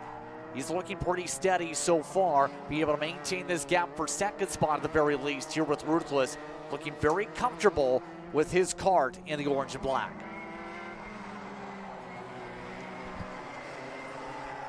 Yeah, the Ruthless karting crew has him pulling away now a bit, more so from Simonelli. Let's go down to pit lane here, folks. 4 laps in, 6 laps to go. Grace, what do you have for us? Thanks, Andrew. I'm here alongside Macy Williams. She's going to be starting P2 in this Senior Max final. Tell me a little bit about how you're feeling after that pre-final today. I'm feeling good going into the pre-final. Qualifying went pretty well, and yeah, we'll just see if we can't keep it up front. And how do you expect to, you have a big pack behind you today, so how do you expect to get ready for maybe some hard racing today? Well, I'm always ready for it, but the plan is to stay out of it as much as I can and see if we can't get out front and create a little bit of a gap. So we'll see how it goes, but looking forward to it. Awesome, love to hear it. Macy Williams on the outside of the front row, her teammate here, and Ken Simonelli on the inside of row number 2 potentially for their main event if it all holds.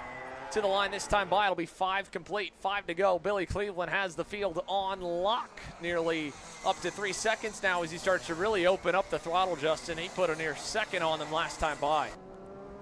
Yeah, and it kind of backs up the speed we've seen from in the Winter Series.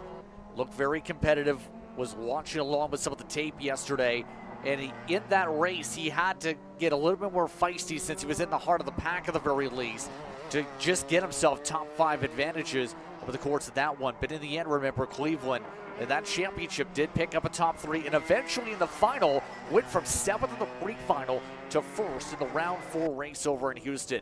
So he is one of the drivers that we talked about with a lot of experience with a lot of different teams that knows how to be able to power his way down, and one of those drivers that probably has had a lot of opportunities here in Tucson in his racing career. With that being said here, as we continue on with the action, we're coming up to the closing stages here in Masters. Let's send it down to Grace. Thanks, Justin. I'm here with James Overbeck. James, tell me a little bit about how your weekend's been going so far. Yeah, it's been going decent. It's a little bit better than how the last few months have been going. I think a lot of that's just confidence. We've had moments of speed. I feel like we've had speed all weekend. It's just a matter of putting it together. We had a really good last practice yesterday. We were good this morning. Weren't as good in qualifying as I would have liked to have been, but I feel like our kart races really well, and I feel like we'll be able to move up a few spots for the heat race and hopefully keep that up in the final. And how are you feeling going into this pre-final here today? I feel pretty good. Like I said, I feel like our kart race as well. I feel like we can be pretty consistent, at least lap time wise. So I know there's some drivers that'll fast right away, then start to fall off. I feel like we can stay pretty stable throughout the session. So hopefully in the long runs we can be pretty good, which I feel like is where we can normally be good. So hopefully we can keep that up and keep the confidence up. Well, let's see what you can do. Thank you, Grace. Grace talking to James, the Overbecks, together in that circumstance. But, by the way, should be surprised that penalty bulletin, wouldn't we say? That one tracks. That one definitely tracks there. Tramline violation for Mr. Ducat as they roll to the line. 8 laps now on the books, 2 remaining for Billy Cleveland. And the tramline violation, of course, biting the ruthless karting expert Chapman Ducat, Ken Simonelli third. And we mentioned we thought there were some issues with Jose de la Garza. Not sure what it is. He's obviously pulled into the scale lines now and has retired a couple of laps ago. The RPG driver certainly off on speed. Yeah, that's unfortunate again. And talk about those gremlins. That's something they better, if they want a chance to compete the rest of the weekend, be able to sort out, especially in the next couple hours, because if they don't sort it out, obviously, that will affect their day tomorrow and affect their whole chances in terms of the championship in the first place. Which is big, right? It's only 4 rounds. Your best 3 out of 4, sure, but the last thing you want to do is burn your drop round on round number 1. It puts you under pressure for the entirety of the rest of the championship. But as we follow along, Billy Cleveland 68 years young, a legend of the sport here, and in the Masters Max category, he is light years above the competition with just half a lap away from the pre-final win here in Tucson. Senior Max again on deck as we've talked to now James Overbeck and Macy Williams and spoke with Billy's teammate earlier, Aiden Ingrata, about the speed. And the REM camp, they have come to play here in Arizona. They have gotten Aiden Ingrata wicked fast. They've got some major contenders across the board, both in Senior Max, down into juniors, and on from there as well. No one, though, it appears, has the leg up on the competition, though, like their Masters Max competitor. And as Billy Rounds turns 11 and 12, he'll seal it. Masters Max pre-final, flag to flag coverage, and covered in full by Billy Cleveland in the 6.58. Second, provisionally, will go to Chapman Ducat. Of course, that tramline violation headed his way. That'll drop him down to third. Ken Simonelik crosses third, ends up second. And again, the issues for Jose De La Garza take him out. Quick briefing here looks to be on tap for the Senior Max drivers before they head out to send us into our last session to stage the grids for main events here from round one of the RMC America's Winter Trophy. Of course, when I think for the most part, make sure everyone's on the same page with what's at stake, of course, when it comes to the opportunities in this championship, Xander. You see everyone getting that explanation, especially what we've seen in the junior race, which was the big class in terms of potential chaos.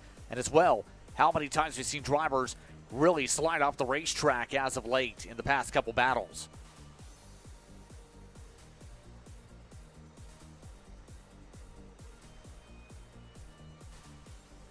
Like at the very least, they've got what they need message-wise. Looks like they're good to go to jump in these carts here, Xander. Indeed. They'll give them a moment here to be able to get all of their gear on, and we'll get set for Senior Max pre-final action. It's a quick break here, a quiet racetrack, quiet moments for us, and then we'll be ready to send them to the green flag. One more quick break in the action here, folks, and our last session in the morning gets underway. 10 laps on the ticket here for Senior Max. Are you stuck with your kart racing? Not sure the ideal kart setup? Or going to a track for the first time? Well, Kart Class has the answers for you. Our online portal has a wealth of experience and knowledge to help your kart racing. From kart setup advice to track guides that are targeted specifically to your circuit, or the driver coaching aspects with mindset, racecraft and driving techniques. If you want to take your karting to the next level, visit us at kartclass.com.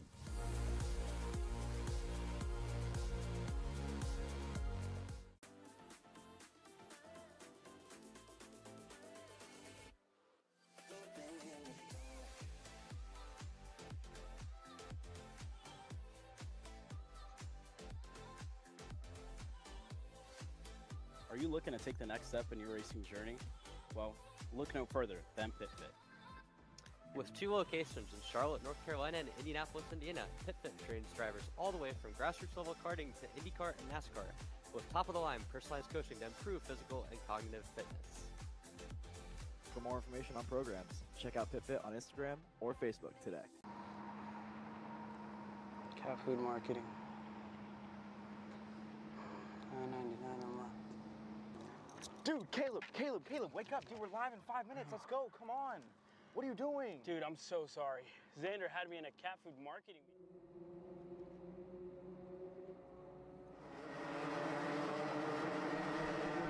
It's time to go zippity-zip in Senior Max. It's the final pre-final of the morning/afternoon.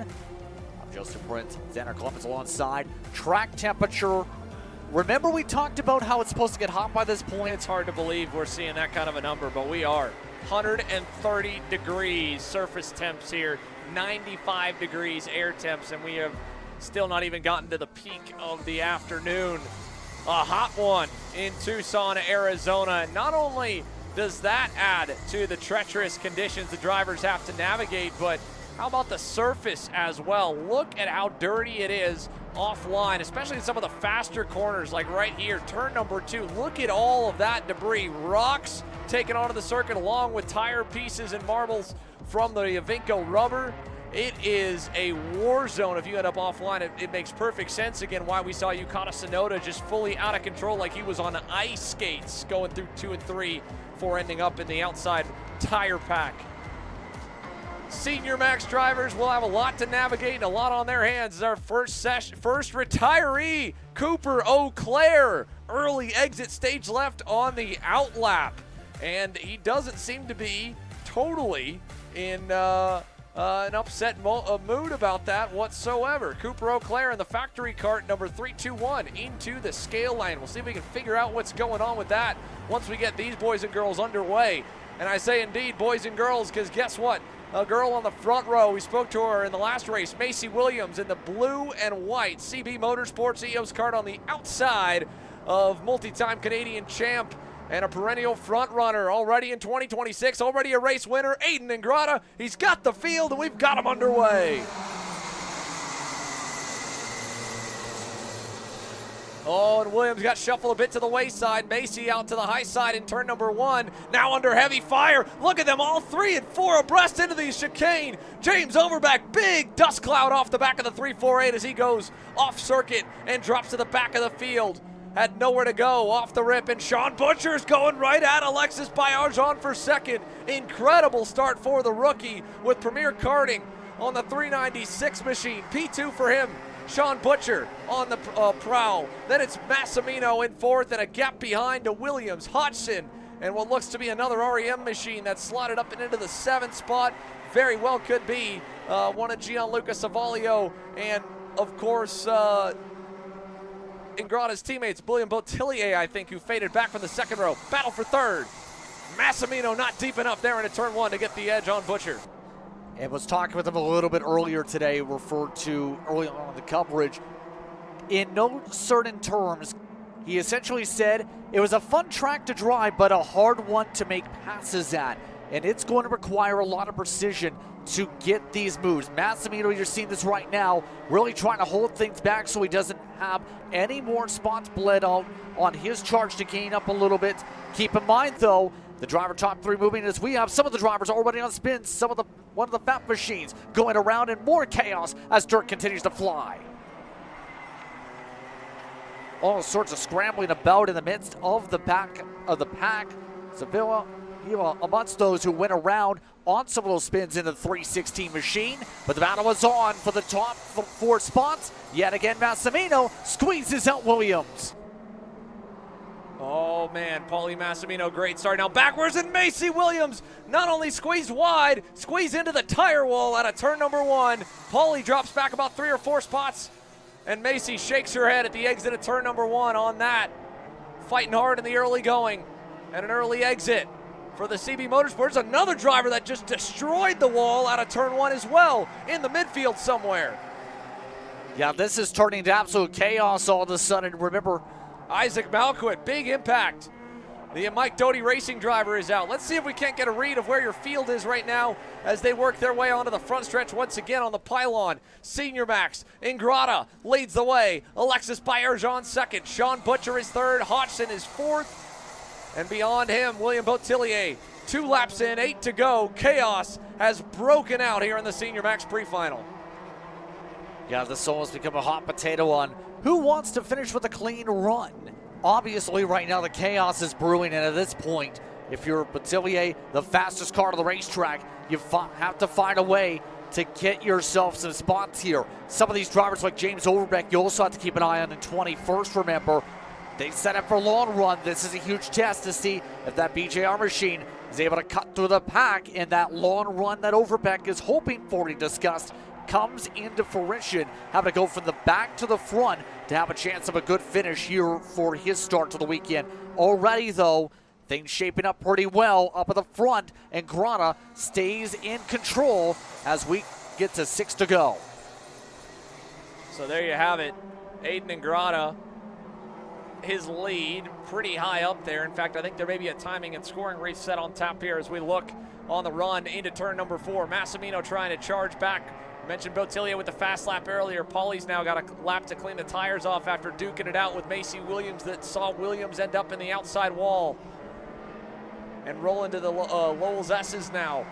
A little gap forming. Back to Botillier. Oliver Hodgson marching forward as well. Up to the back of Sean Butcher. Alexis Bayerjan alone in second. You go a ways back to find the REM Machina Hernandez back there in the 8th position. And again, Malcutt had the impact with the wall also. Should update now. There we go. 5 in, 5 to go. Ingrata, Bayerjan, Butcher, Hodgson, Massimino, Botillier, Hernandez, then Griffin Dowler up the board from 14th to the 8th position as well. Contesta also up 8 spots to get in the top 10 also, you can say. So a lot of drivers taking advantage of the attrition. Michael Nichols up into the 13th spot, up 9 overall positions so far. This is the kind of race where if you want a chance to contend, you have to be able to think, by the way, and over this, somehow, some way, Overbeck is in the top 11 from 21st a couple moments ago. Already, a recovery drive is on. Massimino still trying to find his way around Hodgson. Meanwhile, Hodgson better corner exit as he tries to close now up on Butcher, the European champion. Those two have been matching each other stride for stride, lap for lap right now. Nobody in the same ballpark, though, as Aiden Ingrata. He just really let it fly last time by. 50.84. That was 2/10 better than that entire group you're following here for third on, including as well the man in second, Alexis Bayerjan. He's broken the toe. He is long gone from this pack. Looking also back at the 3-4-5. That's, again, Lucas Hernandez. It appears like his pushback bumper might be deployed on that REM Cosmic, or definitely crushed in at a minimum. Beyond him, Griffin Dowler again charged up to 8th. He'll probably stop his progress about there. I don't think he's got the speed to go much higher. And then there's that big battle pack beyond him. James Overbeck, in fact, he's climbed his way all the way back to 11th. Yeah. Big recovery drive. Yeah, that's what I was just mentioning before that. My thought is how you do that with 10 spots gained over the course of a couple moments. Well, now you talk about Overbeck, one of the top talents when it comes to the races in the eastern United States in particular and in some of the national level events. He's been able to perform in multiple different types of motor packages, 2-stroke, 4-stroke, and now here on Rotax, looking competitive, but at the very least, the mindset's simple. Get to a spot where you can be in position to get a great finish in the final.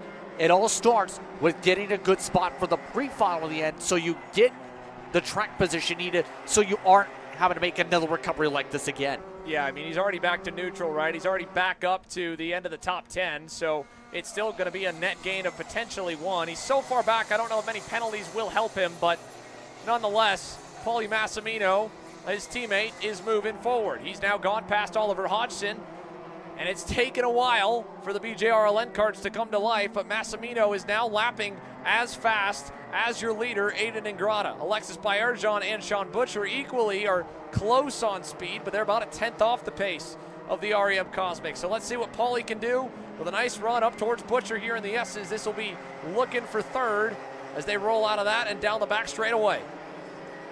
Massimino yet again trying to build up a run. Yet again, not close enough to send it. Just close enough to get almost to the bumper, but not enough to get alongside. That seems to be his biggest challenge here, is having enough of the back end on the gearing to really get there. But the last lap around, Massimino looking for an undercut to get alongside. There it is, side by side.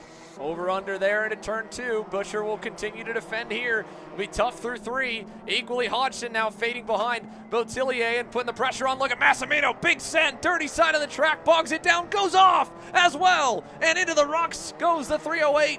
Trying to get 1. Ends up losing 2. Here comes Lucas Hernandez to put some pressure on into the S's as well. Massimino will be vulnerable. Meanwhile, Butcher having to fend off that attack.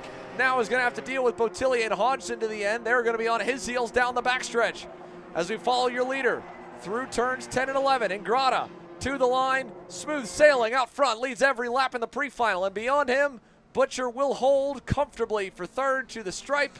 Botillier 4th, Hodgson 5th. Paulie hangs on for 6th over Hernandez. His teammate James Overbeck gets around Jose Helfin at the very end. He climbs back to the 9th spot. On the flip side, though, big implications for Macy Williams and Isaac Malcutt. Both drivers into the outside wall. We saw the the under investigation flag for Joshua Sumbalis, and you saw him just feather across the line in the FAF Kart Sport machine with a destroyed front fairing.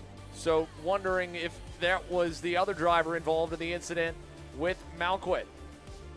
But certainly, we showed it on the opening lap that the clear path, the preferred racing line, is clean, but off of it, very, very dirty, and it caught Paulie out big time there with that send he attempted on Sean Butcher. Just full rear lock on the entry and had no grip.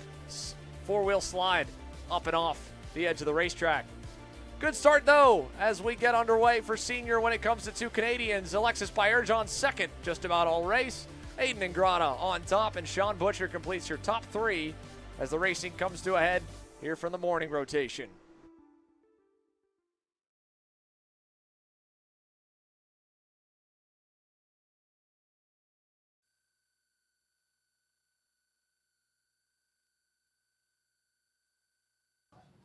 All right, I'm here standing by with Alexis.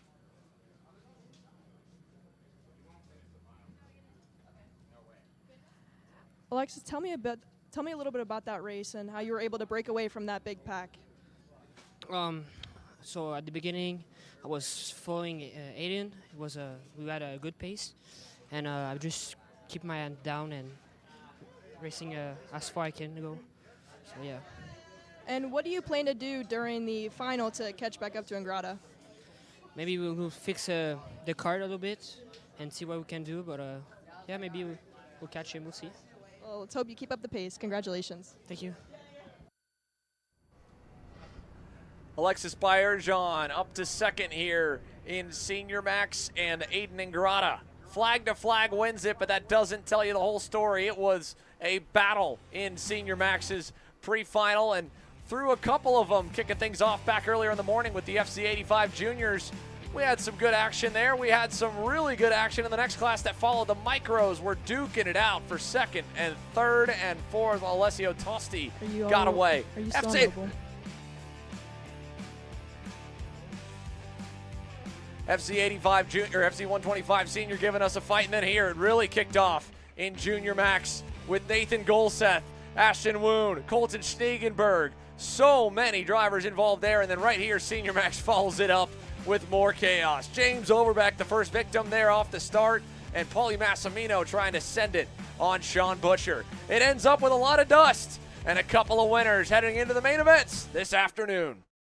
Till like 2 a.m. last night. Come on, man. Do you have anything I can drink? Dude, I got the perfect thing for you. Perico, it's a healthy energy drink alternative. Perico, non-GMO, gluten-free, kosher, magnesium, B12, B6, Yeah, it's good. B5, biotin, and zero sugar? Pericazo! Try Perico, made with natural ingredients, organic caffeine, and supports your metabolism. Try the new official energy drink of Kart Chaser.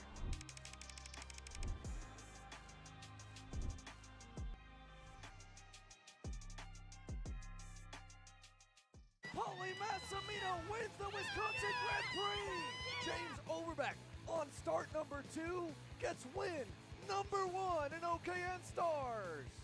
On track or off, Brandon Jarscrack Racing delivers elite performance. Led by 4-time Pro National Champion Brandon Jarscrack, our team masters driver coaching, data-driven analysis, and mechanical precision at every national event. Contact us today at BrandonJarscrackRacing.com.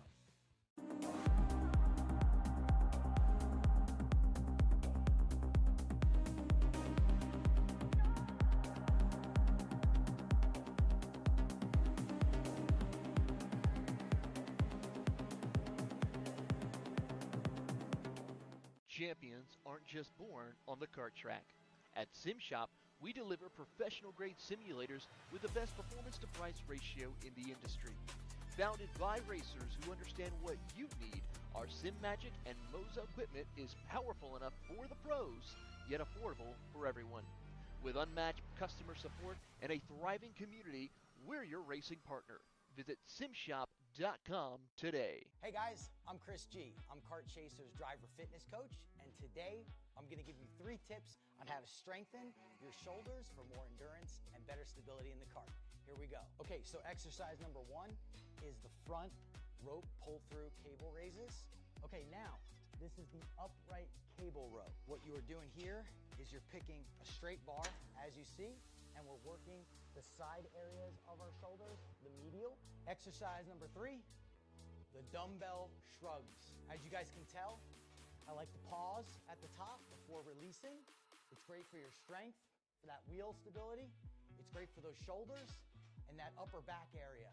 Chris G coaching, race-ready training that carries into real life. That's what we do here. See you on the next one. Kyle, what are you doing? It's got my new Greyhound seat. You don't even have a cart. Doesn't matter. I have a Greyhound.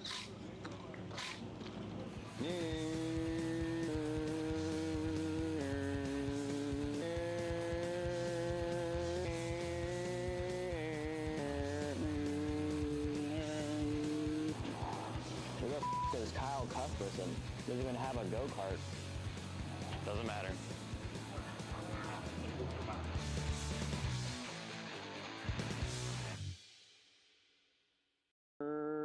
Cuthbertson through on Turney. Turney in the dirt.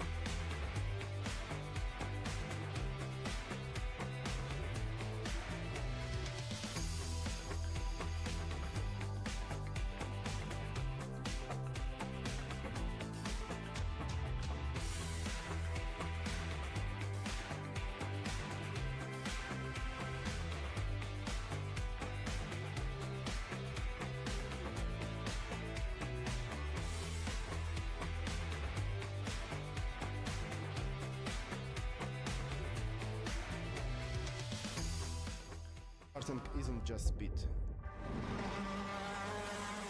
It's control, precision, freedom.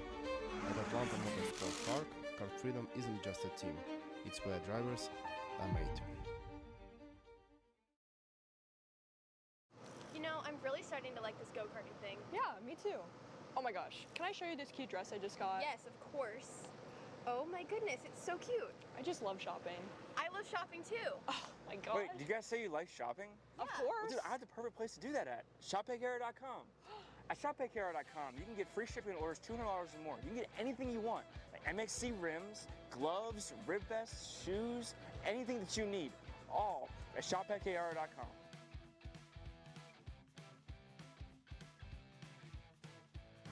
Who is he talking to? No idea. But we're gonna have to check it out. Sounds like a great deal. Sure does. Cat food marketing. $9.99 a month. Dude, Caleb, wake up. Dude, we're live in 5 minutes. Let's go. Come on. What are you doing? Dude, I'm so sorry. Xander had me in a cat food marketing meeting till like 2 a.m. last night. Come on, man. Do you have anything I can drink? Dude, I got the perfect thing for you. Perico. It's a healthy energy drink alternative. Perico, non-GMO, gluten-free, kosher, magnesium, B12, B6, Yeah, it's good. B5, biotin, and zero sugar? Pericazo! Try Perico, made with natural ingredients, organic caffeine, and supports your metabolism. Try the new official energy drink of Kart Chaser.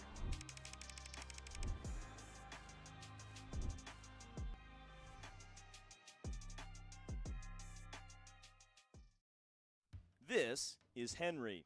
Henry feels sad. Henry feels sad because it's time for his next big race and his go-kart is in bits. Henry doesn't know that Acceleration Kart Racing is the United States #1 shop for all of your karting equipment needs. Henry also doesn't know that Acceleration Kart Racing can deliver anything from tires to race suits and even wheels directly to your front door or to the racetrack itself, quickly and efficiently, with tech support available 6 days a week. Poor Henry doesn't even know that Acceleration Kart Racing offers free shipping to mainland USA on selected product if you spend $200 or more. Do yourself a favor. Go to accelerationkarting.com and make sure that you are never left stuck on the pre-grid with Henry. Be smart and don't be like Henry.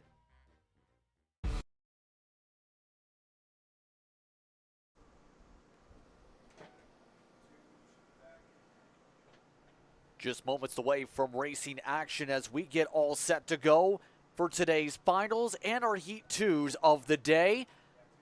But as we get set to go, it's time to head down trackside because for those here at the facility, please rise and remove your caps if you're able. And please rise for today's playing of our national anthem.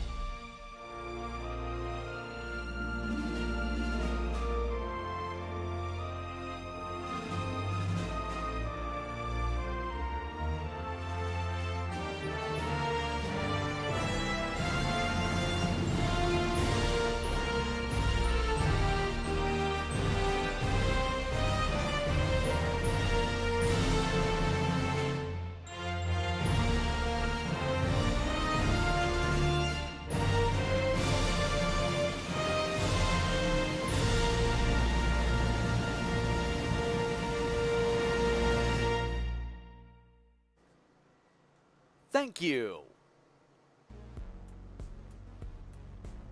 And on that note, the drivers now are just moments away from today's action as we get set for the latter portion of the schedule. We continue on with the heats to start things off here when it comes to the action, when it comes to FZ85. The juniors ready to do battle as they are moments away from the start of the racing. Ashton Woon and Brendan Ng were the ones who ran away earlier today.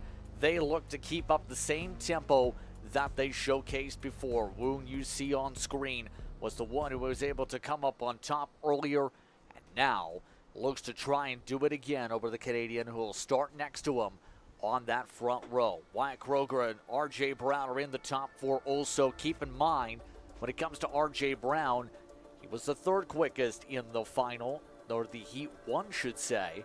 Was able to run away after Kroger had issues off the jump. We've seen drivers like Rodriguez and Dragon really try and push forward. Dragon was also contending for the top 3. But it looks like the Karts now trying to get fired up at the very least, and trying to get himself revved up or testing that shift. After all, remember, so critical are those starts to time it up with that clutch handle to make sure you are fast.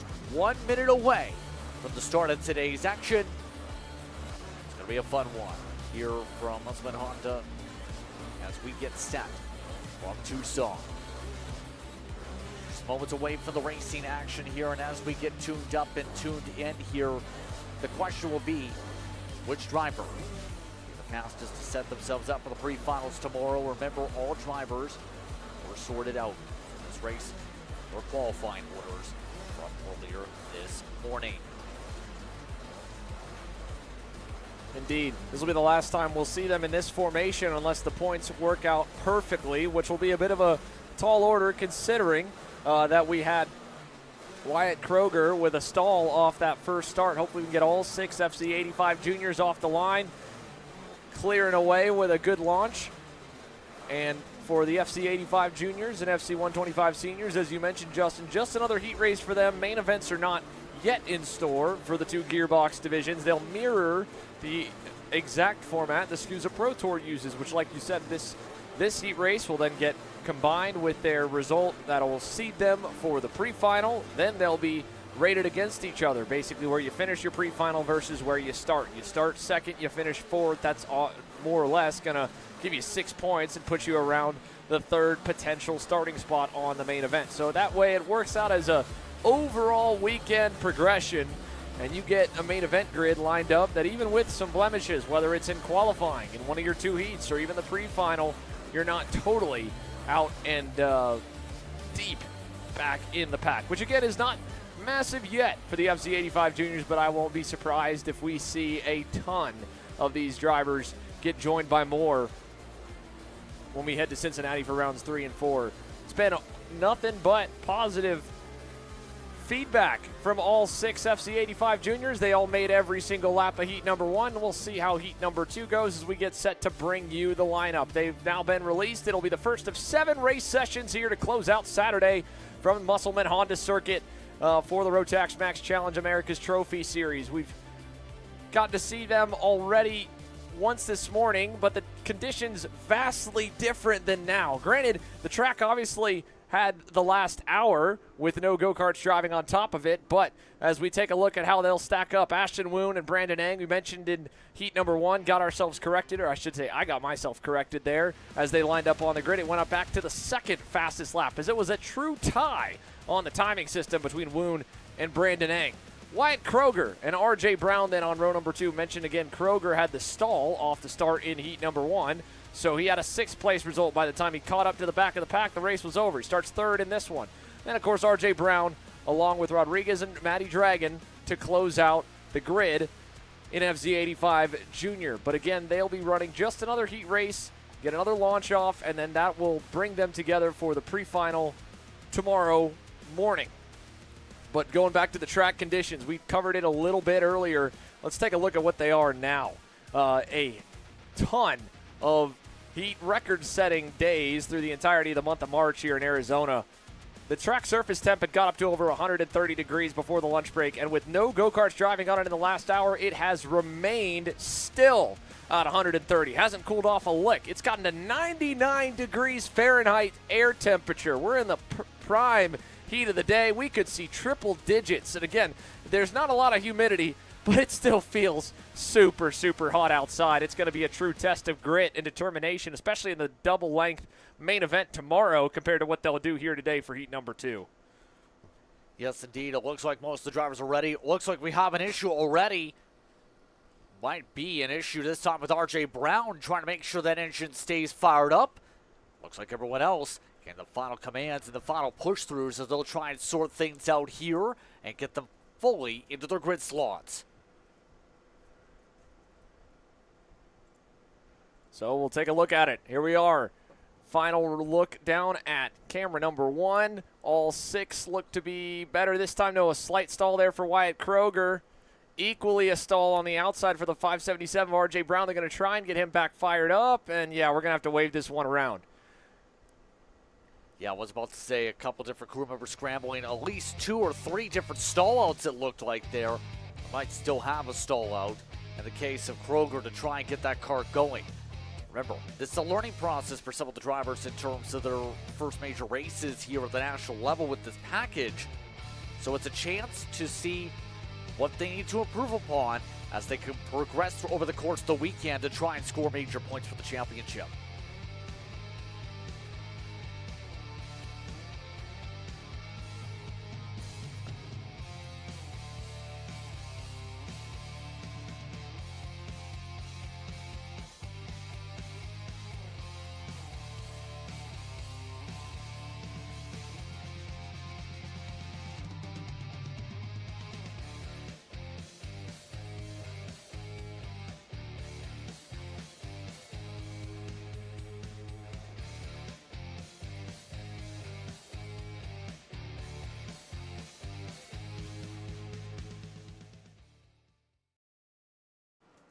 Looks like karts are ready just about here. All drivers getting their final checks.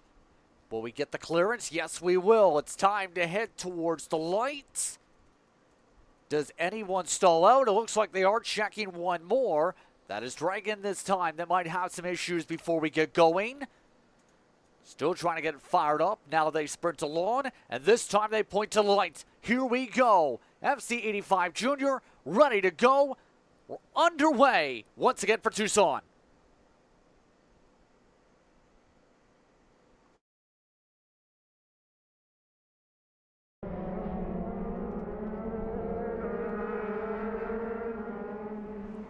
All good and away. All 6 of them on attempt number 2 get out, and up and running we go. Over to turn at number 4.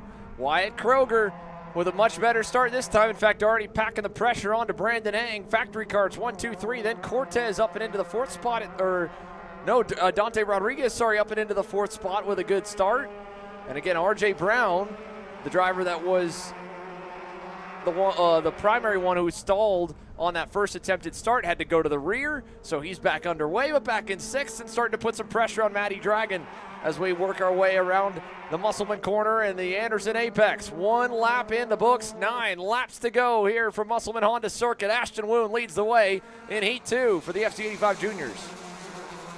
Over the way to the opening corners once again. Woon just able to maintain the distance over Ng, just working their way through the middle sector. Right now, Kroger, keep in mind, was one of the fastest karts on the racetrack all throughout Heat 1 after the stall out. Was able to close up the gap to under 2 seconds to the nearest pack.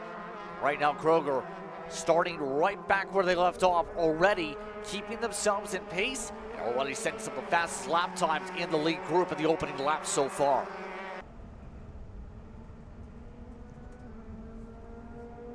And down to turn 11 we go for lap 2. Brandon Ang a little bit closer this time, down to less than half a kart length back from the race leader. And RJ Brown up to 5th and pulling the gap. Truthfully, back to Dragon. It's up to 4/10 there as the pack rolls down through turn number 1. New fast lap for Brandon Ang, but he did not get out of turn 1 good at all. Wyatt Kroger able to close up to him.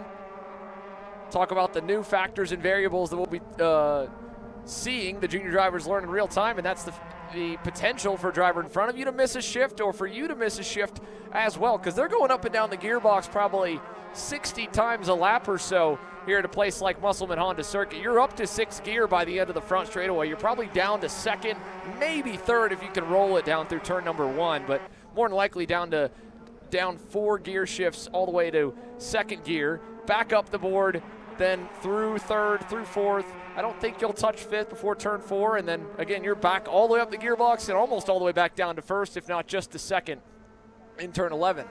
And another part again, right? First gear is meant to be somewhat of a launch gear.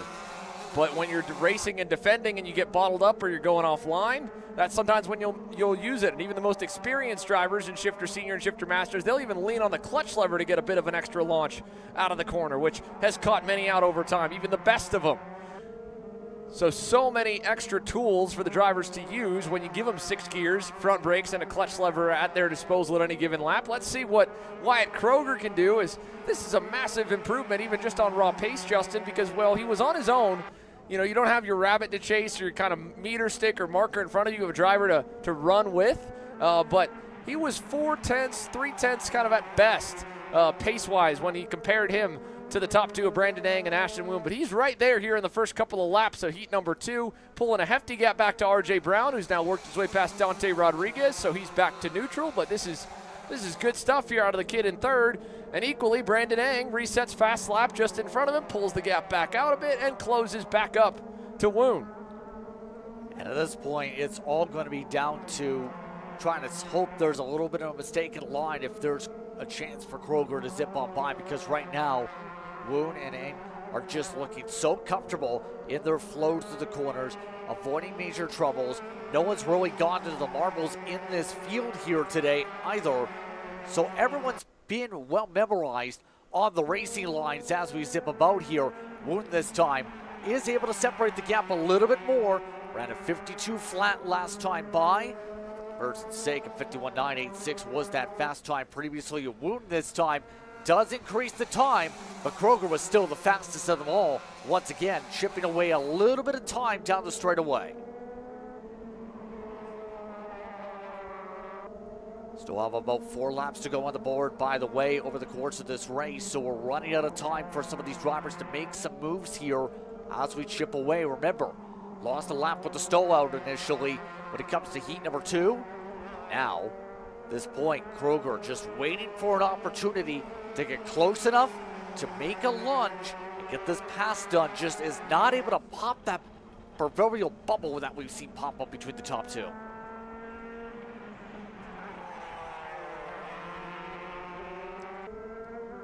Still trying to find a way to chip away the gap back to Woon, by the way, over this. Woon just increased his times similar to that of Kroger's previous time. Kroger back in the 8s, so was Woon. Ashton Woon making this car swoon around the track and build up this advantage, up by 4/10 last time by the stripe, and it's growing with how fast he's cutting out of the corners. Reference is a little bit deeper on the braking zones, if you noticed here, trying to go plunge his way in, chip away that way, see if the time will stand up. See this in particular, running off through 9 and 10. Tried a little bit deeper, lost a little ground on exit once again. Woon is now really showing the long run pace in his car, running for speed concepts. So we come up to 2 laps to go here in this heat race.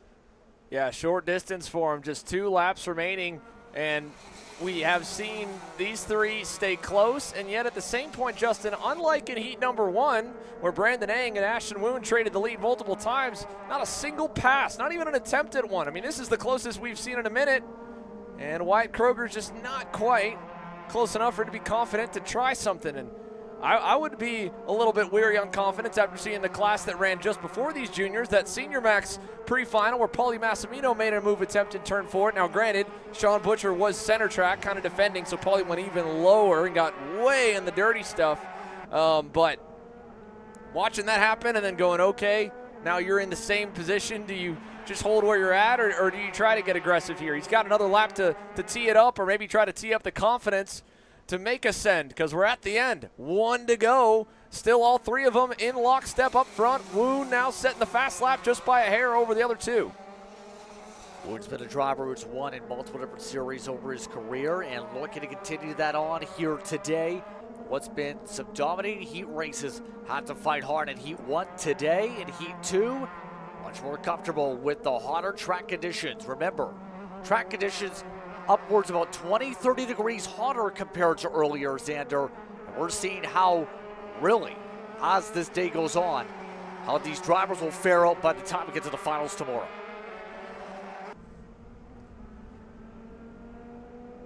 Down the backstretch. Anything. Nothing close enough, really, into Musselman corner. And like you said, tomorrow, how will we fare? Well, they're all going to be chasing Ashton Woon, doubling up on heat races in FZ Shifter. He actually continues a perfect sweep provisionally of all race sessions today.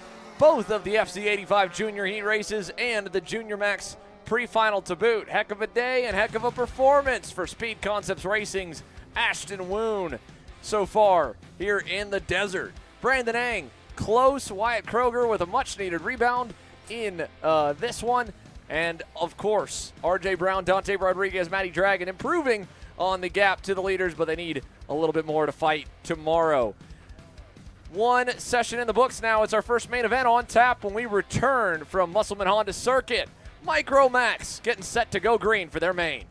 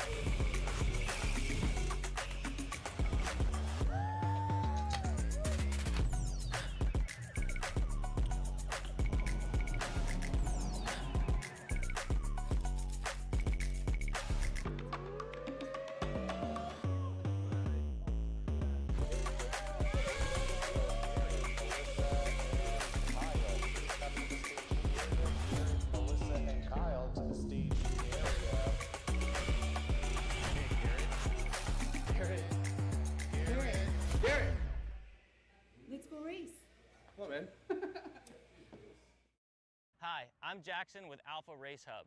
Alpha is an all-in-one motorsports software solution that can solve all the software problems you need for your track, facility, or series. Alpha can cover all your software bases, from online registration, digital e-waivers, a proprietary timing and scoring software, incident management, automated points tabulation, tire and barcode scanning. We even have our own mobile timing app and rental cart activity management software. If you're looking to consolidate your motorsports software solutions, reach out to us at alphatiming.co.uk. Welcome to the future of kart race preparation. Kart Sim Pro North America. Featuring laser-scanned North American kart circuits and precision-tuned kart physics developed using real telemetry, dyno and tire data, Kart Sim Pro North America delivers the most advanced and realistic kart simulation experience available today. Whether you're training for race day, refining your lines, or shaving tenths off your personal best, Kart Sim Pro gives you pro-level insight without leaving your home. Trusted by world champions, coaches, and karting enthusiasts alike, this is where virtual practice translates into real-world performance. Experience the thrill, the challenge, and the edge. Kart Sim Pro North America. Use code CHASER20 to get 20% off today.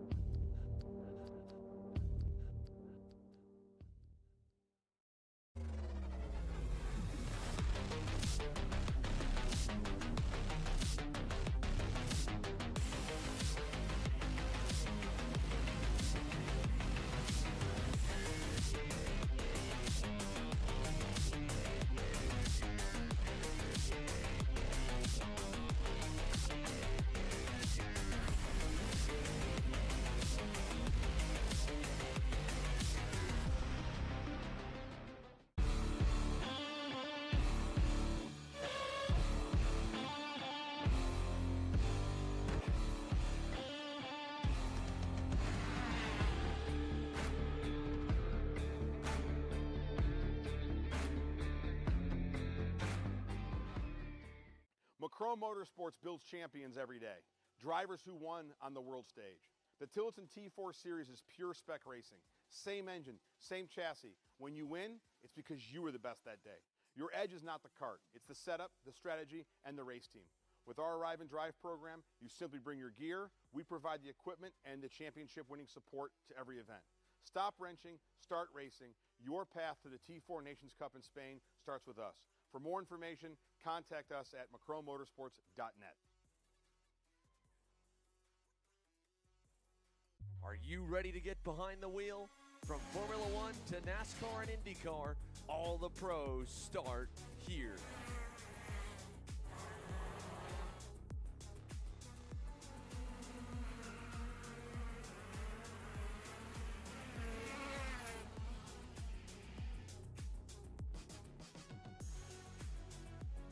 For more information, check us out online at mcckarting.com or call us and go racing today.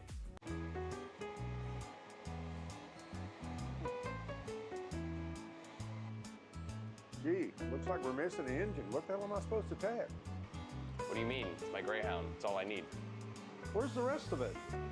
It doesn't matter. It's a Greyhound. You gotta make way. Okay, you're good. I'm sitting by here with Kyle, our race winner. Tell me how you did it. You were blazing fast out there, and I mean, you don't even have a go-kart, man. Tell me about it. Yeah, you know, Norberg, Schmorberg, the Greyhound-powered Greyhound was great today. You know, it makes the difference.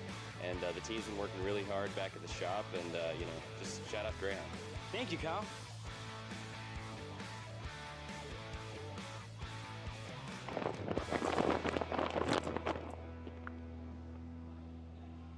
How the f did you just win?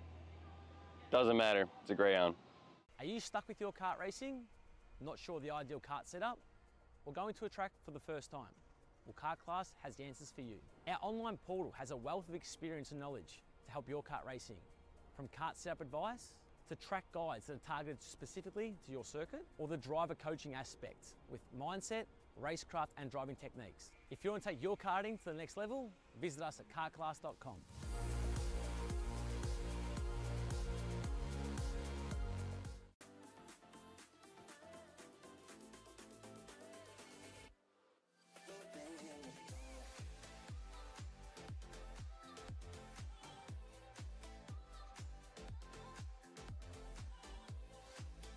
Are you looking to take the next step in your racing journey? Well, look no further than PitFit. With 2 locations in Charlotte, North Carolina and Indianapolis, Indiana, PitFit trains drivers all the way from grassroots level karting to IndyCar and NASCAR with top-of-the-line personalized coaching to improve physical and cognitive fitness. For more information on programs, check out PitFit on Instagram or Facebook today. Cat food marketing. $9.99 a month. Dude, Caleb, wake up. Dude, we're live in 5 minutes. Let's go. Come on. What are you doing? Dude, I'm so sorry. Xander had me in a cat food marketing meeting till like 2 a.m. last night. Come on, man. Do you have anything I can drink?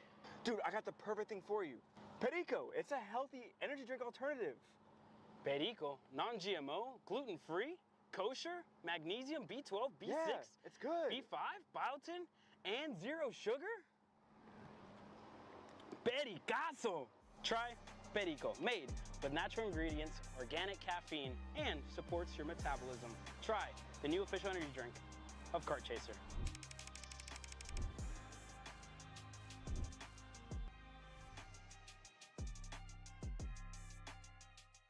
Paulie Massimino wins the Wisconsin Grand Prix! James Overbeck on start number 2 gets win number 1 in OKN Stars! On track or off, Brandon Jarsekrak Racing delivers elite performance. Led by 4-time Pro National Champion Brandon Jarsekrak, our team masters driver coaching, data-driven analysis, and mechanical precision at every national event. Contact us today at BrandonJarsekrakracing.com.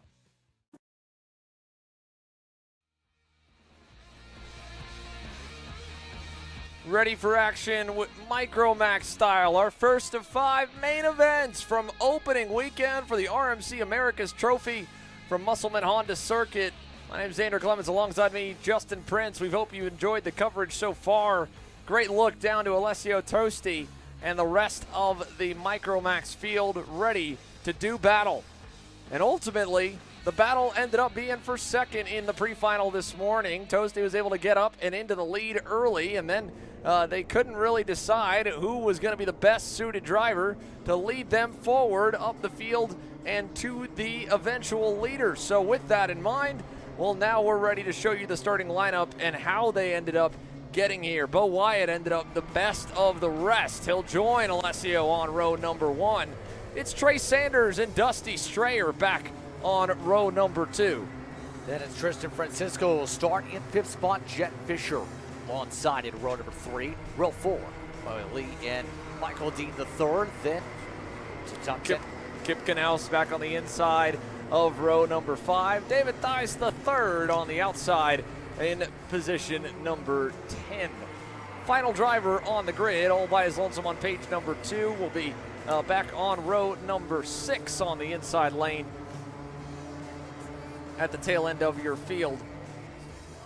The lone DNF from the pre-final, Zachary Lozier on that white and black Paralympic machine with Premier Karting as the supporting camp, running his entry. One full out lap and then a formation lap on tap here for the Micromax drivers. We talked about the air and surface temperatures. It's really going to get put to the test for them now. 18 laps on tap for their main event from Tucson, Arizona. And again, you add on these 2 warm-up laps. Right now, they're all feeling pretty good. By the end of 18 laps, these young 7 to 10-year-olds dealing with the conditions here on this racetrack. Great angle down with our ground shot as well, showing you how dirty and dusty it is offline. So many rocks and pieces of debris. Anywhere you go, you can even see some of them on the inside down the backstretch that have just been pushed off by the natural racing lines. So you'll probably see a little bit of antsiness and uneasiness going down in the run to turn number 1.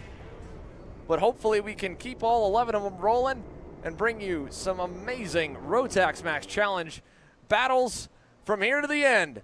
Micromax main event number 1 is green.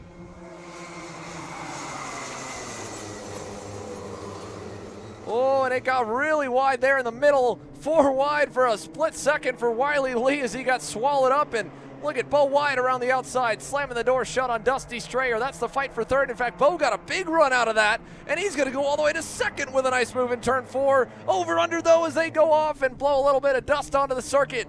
And back he goes right as he makes up some momentum. Tristan Francisco looking on the inside into the S's as we go. Half a lap in. Alessio Tosti, your leader. Trey Sanders into 2nd. And we know how fast Sanders is. We talked about the winter series a little bit in terms of his performance there. Was amongst those who had to fight very hard in the first place. Some of those battles in for 2nd. Speaking of drivers that battled, Wyatt, who was one of the hard chargers that got into that battle for 2nd. Retakes 3rd to end the first lap. Still 17 more laps to go, though, as the top 4 work their way through. Leaders stay single file as they march their way on through, up for the chicane.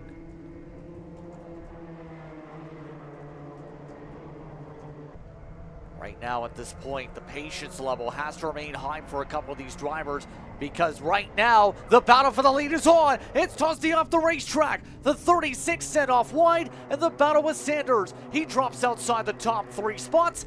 Now Tosti having a battle with everybody else, and that's all of a sudden kicked off the battle for the race lead. Wyatt is now up in front with that situation.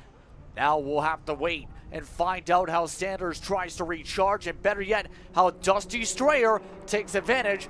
Oh wow, the inside Sanders retakes 2nd with the slide, makes it stick for the corner.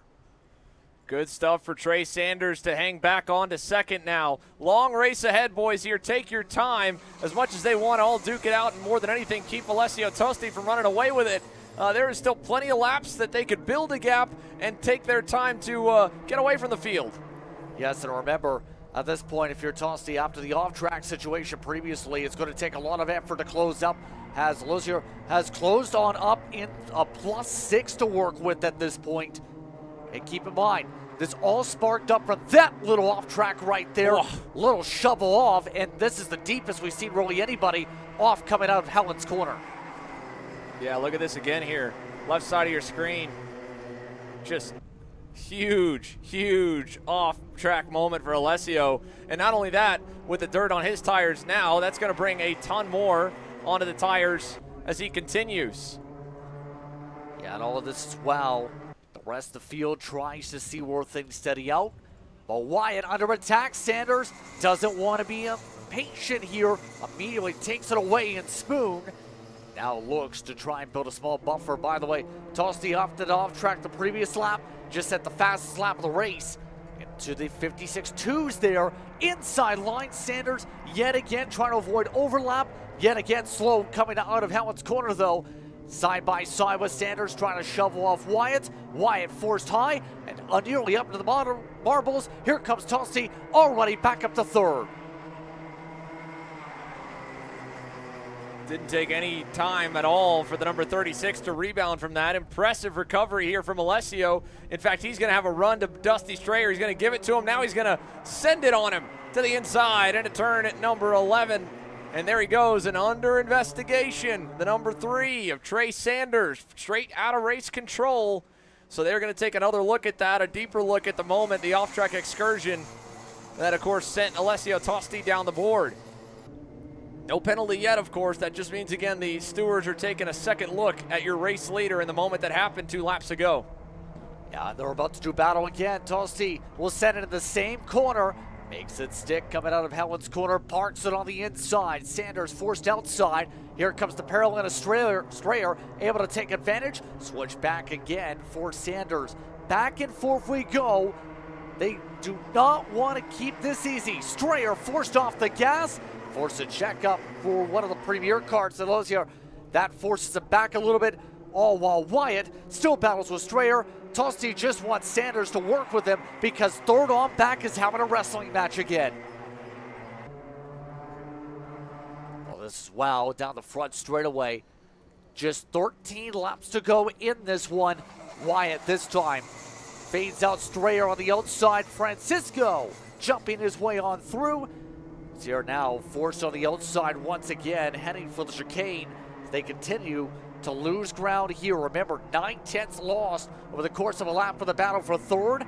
They are picking up more and more drivers. Fisher in particular in it. Off track, picked up this time for the 51 of Wyatt. He works on the inside while Francisco, yet again, cannot get the outside to work there, going through the G-curve carousel. And he's still hanging on tough. Dusty Strayer trying to pinch it tight there as they go onto the backstretch. Now they're going to be 3 wide for a moment. How about Zachary Lozier getting up in the mix with that damaged machine? Jet Fisher as well, all digging at it. Lozier to the inside of Dusty there in 11. He gets past, and the leaders now get a huge gap. Big time breakaway for the top 2 machines. And a Bo Wyatt left all on his lonesome in third, just off a matter of about 4 corners from the back sector and on. And look here, now the rest of the field has caught up to the fight for P4. Zachary Lozier from 0 to hero in the wall in the first session of the weekend for the micros, now up and into the top 5. Heroic charge, and we've still got a long ways to go, Justin. The one thing we do know with the micro drivers, and really a lot of the divisions on tap, is the unpredictability factor. This race might look already, with a 1.5 second gap to Bo, that it could be set and done, a 2-man fight out front. And certainly that's possible if Trey Sanders and Alessio Tosti stay hooked up, and the battling here continues as we see now Dusty Strayer making a move to the inside, going into that last turn. But if the leaders battle at all, or if there's some extra speed that's found amongst these drivers here and they work together, they could hunt them back down. But at the moment, it is just a brawl for fourth. Lozier now side by side with Strayer. It's Tristan Francisco out in front of the pack. Yeah, I was about to say, over the course of this, the tough part with all this shuffling is, if Wyatt wants a chance, if any of them want a chance, they work together. Strayer nearly dropped the tire and nearly spun the cart out.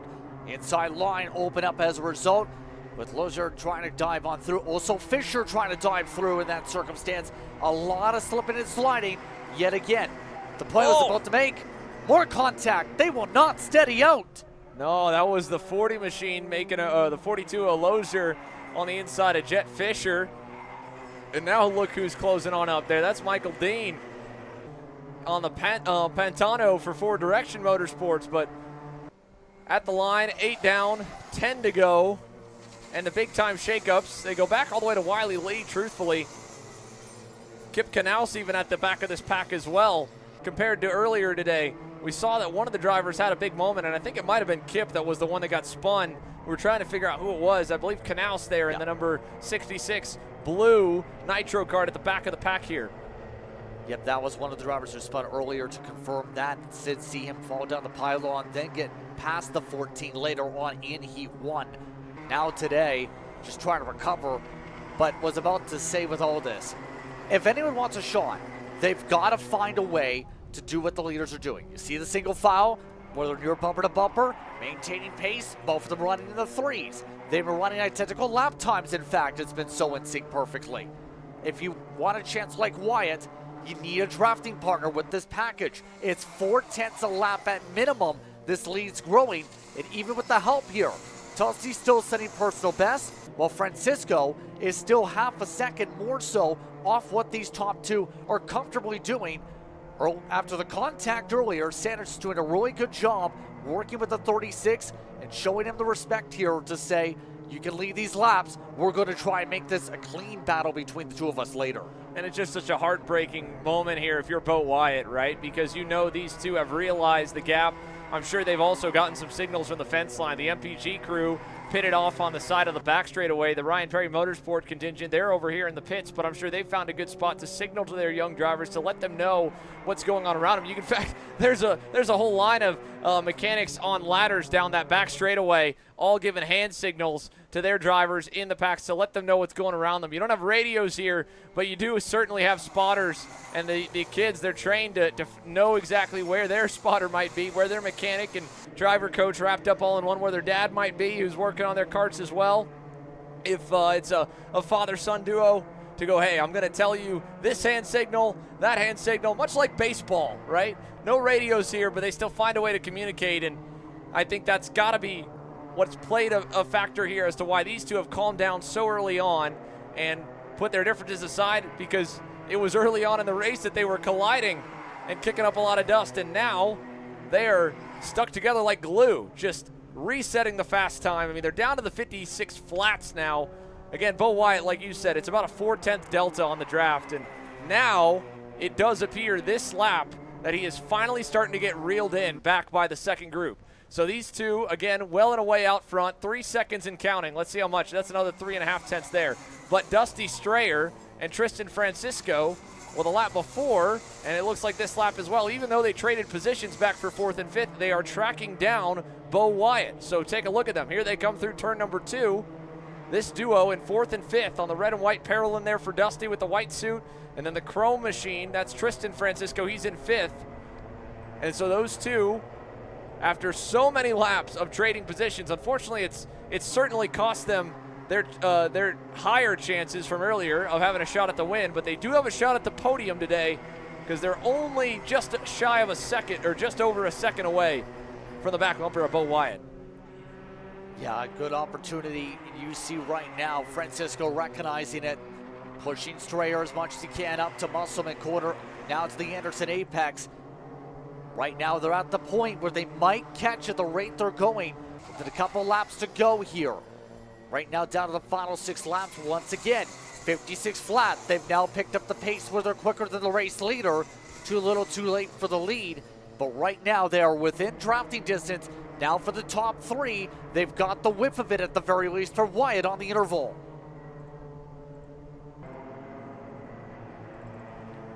There's the look right now as Strayer looks like he's separating out because he's got that draft. Gets the distance built up. Fisher in all of this, still maintaining a small cushion. Right now fighting to try and keep that draft because Jet Fisher and Zachary Lozier was closing up together by a couple tenths a lap also right before they picked up the whiff of Wyatt. Now Strayer in the popcorn seat to make a move with 5 laps to go to try and get a step on that podium that overlooks parts of this racetrack. 5 laps to go. Tosti still leads up in front. The running 2s for the lead. Wyatt was 6/10 slower than Strayer on the closeout. Yeah, Bo Wyatt, Dusty Strayer, that time by. Again, losing quite a bit, but Dusty Strayer pushing on Bo Wyatt. Let's see, he hasn't made a move to pass him. He's gotten the help, now he is. Here we go, turn 5. Nice and easy. And he takes over P3. And beyond them, again, all it takes is about 2 more moves like that to give Jet Fisher new life and a shot at the box. Zachary Lozier's only 3/10 off of him. Wiley Lee's faded a little further back along with Kipling Canals and Michael Dean. But these 3 have a big chance to do one of 2 things. Battle like this, as we see Francisco now getting by Bo Wyatt. And we'll see if he continues to work with Dusty. The lap before was a bit of a false positive, if you will, Justin, because Dusty Strayer, while he did get down to a 56.1, and the leaders are tracking around the 56.2s and 3s, and now they're fighting as we get a new leader. Trey Sanders now ahead of Alessio Tosti with 4 laps to go. I don't know if the speed is enough for Dusty Strayer and Tristan Francisco. They need a lot more of that to get there. The good news is that pass kind of caught Alessio Tosti out a bit. He's not been able to smoothly and quickly get right back to the rear bumper of Trey Sanders. If anything, Trey's actually pulled away even more so here in the middle sector of the racetrack. Look at this. The gap's up to 4 or 5 car lengths down the back straight, coming to 3 to go.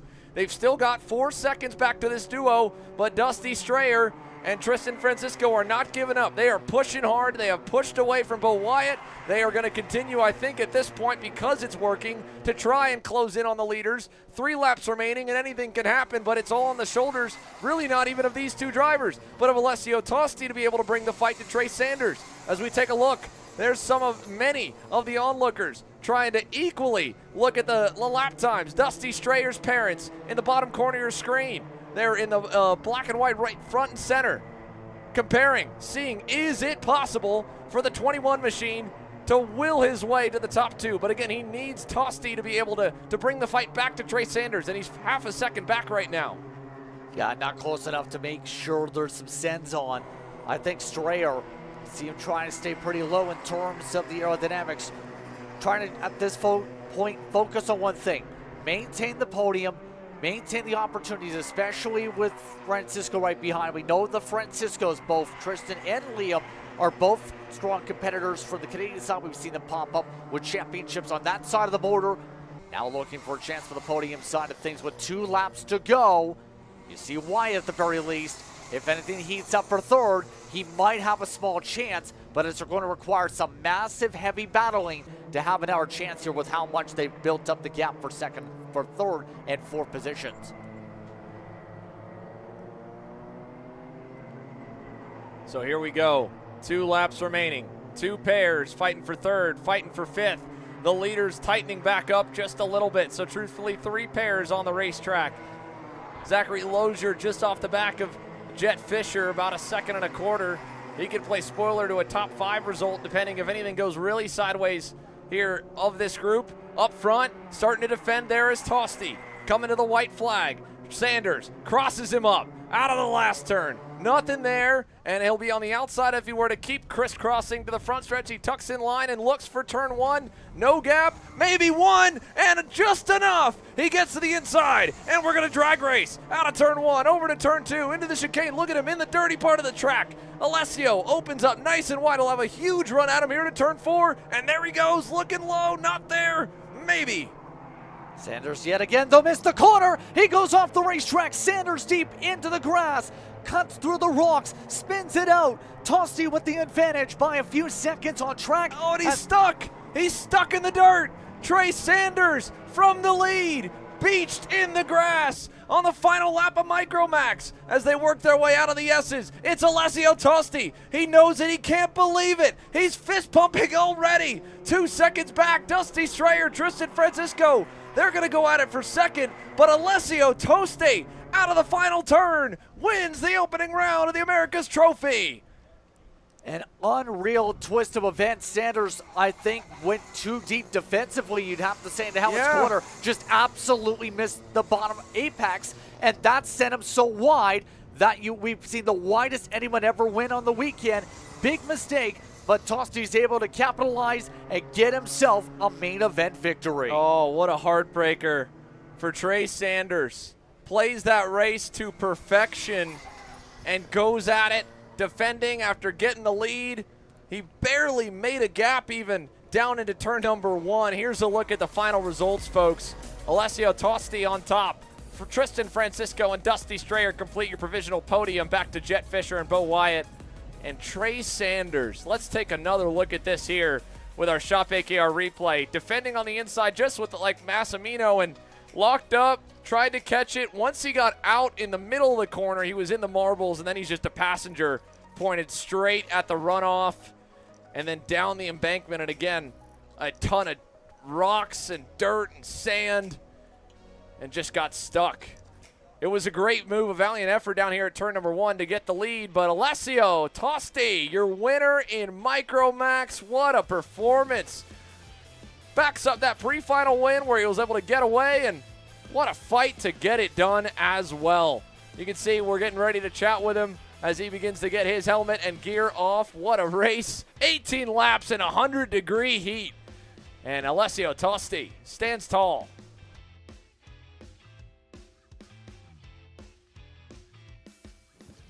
Alessio getting himself ready for this interview. All right.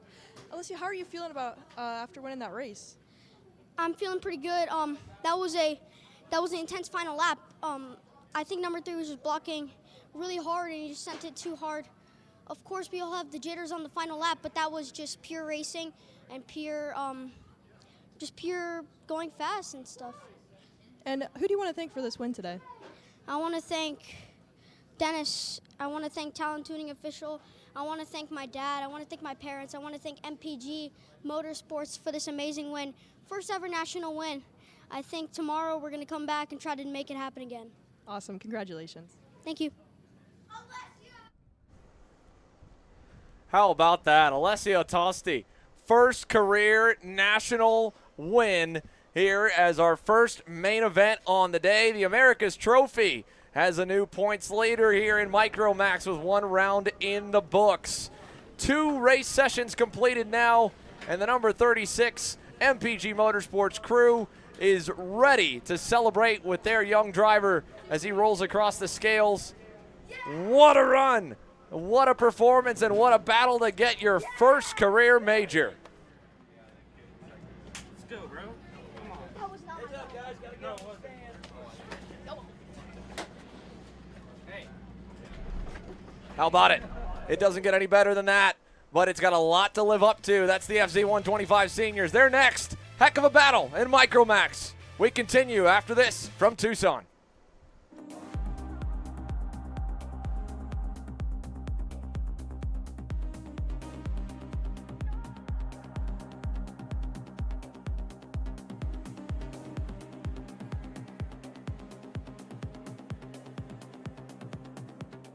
Champions aren't just born on the kart track. At SimShop, we deliver professional-grade simulators with the best performance-to-price ratio in the industry. Founded by racers who understand what you need, our SimMagic and Moza equipment is powerful enough for the pros, yet affordable for everyone. With unmatched customer support and a thriving community, we're your racing partner. Visit simshop.com today. Hey guys, I'm Chris G. I'm Kart Chaser's driver fitness coach, and today I'm going to give you 3 tips on how to strengthen your shoulders for more endurance and better stability in the kart. Here we go. Okay, so exercise number 1 is the front rope pull-through cable raises. Okay, now this is the upright cable row. What you are doing here is you're picking a straight bar, as you see, and we're working the side areas of our shoulders, the medial. Exercise number 3, the dumbbell shrugs. As you guys can tell, I like to pause at the top before releasing. It's great for your strength, for that wheel stability. It's great for those shoulders and that upper back area. Chris G coaching, race-ready training that carries into real life. That's what we do here. See you on the next one. Kyle, what are you doing? It's got my new Greyhound seat. You don't even have a cart. Doesn't matter. I have a Greyhound. Who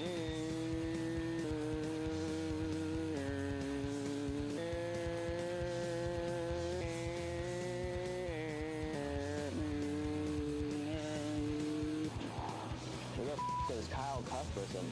Doesn't even have a go-kart. Doesn't matter.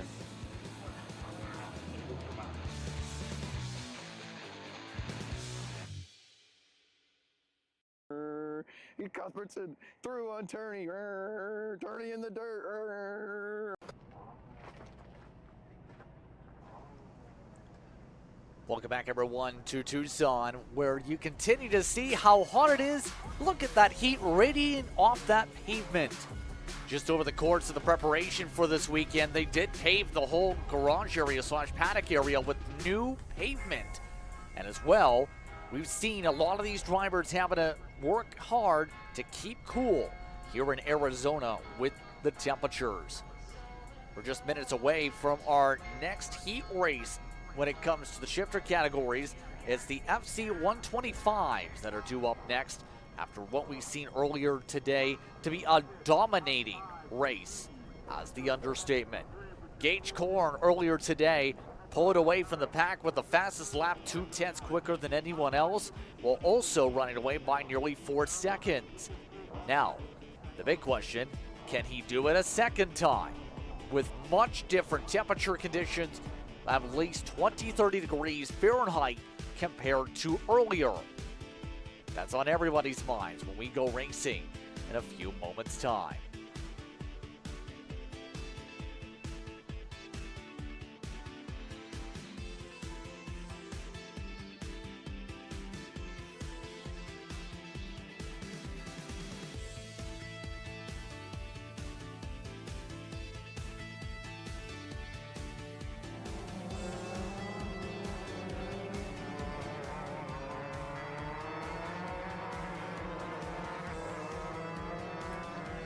Here we go for FZ125 shifter.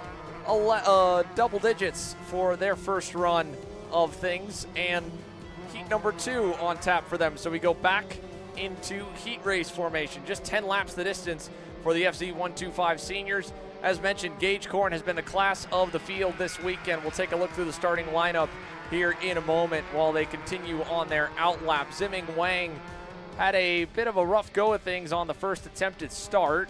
However, he was able to recover to get back up and into second before the end of the race was all said and done. Sebastian Cortez had a good run at him as well. Then it's Daniel Fellows back on row number 2. Cole Gaddis and Mason Mitchell back on row number 3. Theo Ciccotti and Xander Malatesta on row 4. Caleb Brown, Stella Spurlock, row 5. Larry Hernandez Jr. back on his lonesome on row number 6.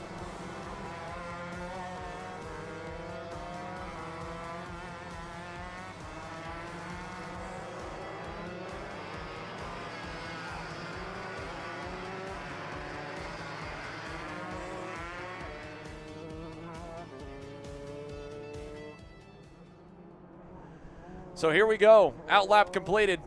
Theo Ciccotti was fun to watch, charging up the pack. He was not alone. Xander Malatesta was on the move in that opening heat race of the day, Justin. Here's an update on the temps here. It's still holding hard, holding strong at 140. My goodness, 140 degrees surface temperature, 100 degrees officially, the air temp here in Tucson, Arizona. The wind's picked up a little bit, the humidity's dropped a little bit, and I don't know if I'd really consider the mist as the conditions at all. The sun is shining, it's bright, it is hot, and we are just about set here for a full-on standing start with the FZ125 seniors for their second run at it today. Gage Korn on the inside lane there in the red and black Maranello. The chrome and yellow BBR karting Falcon Kart for Zimming Wang. Here we go, FZ125 Sr Heat 2 is green.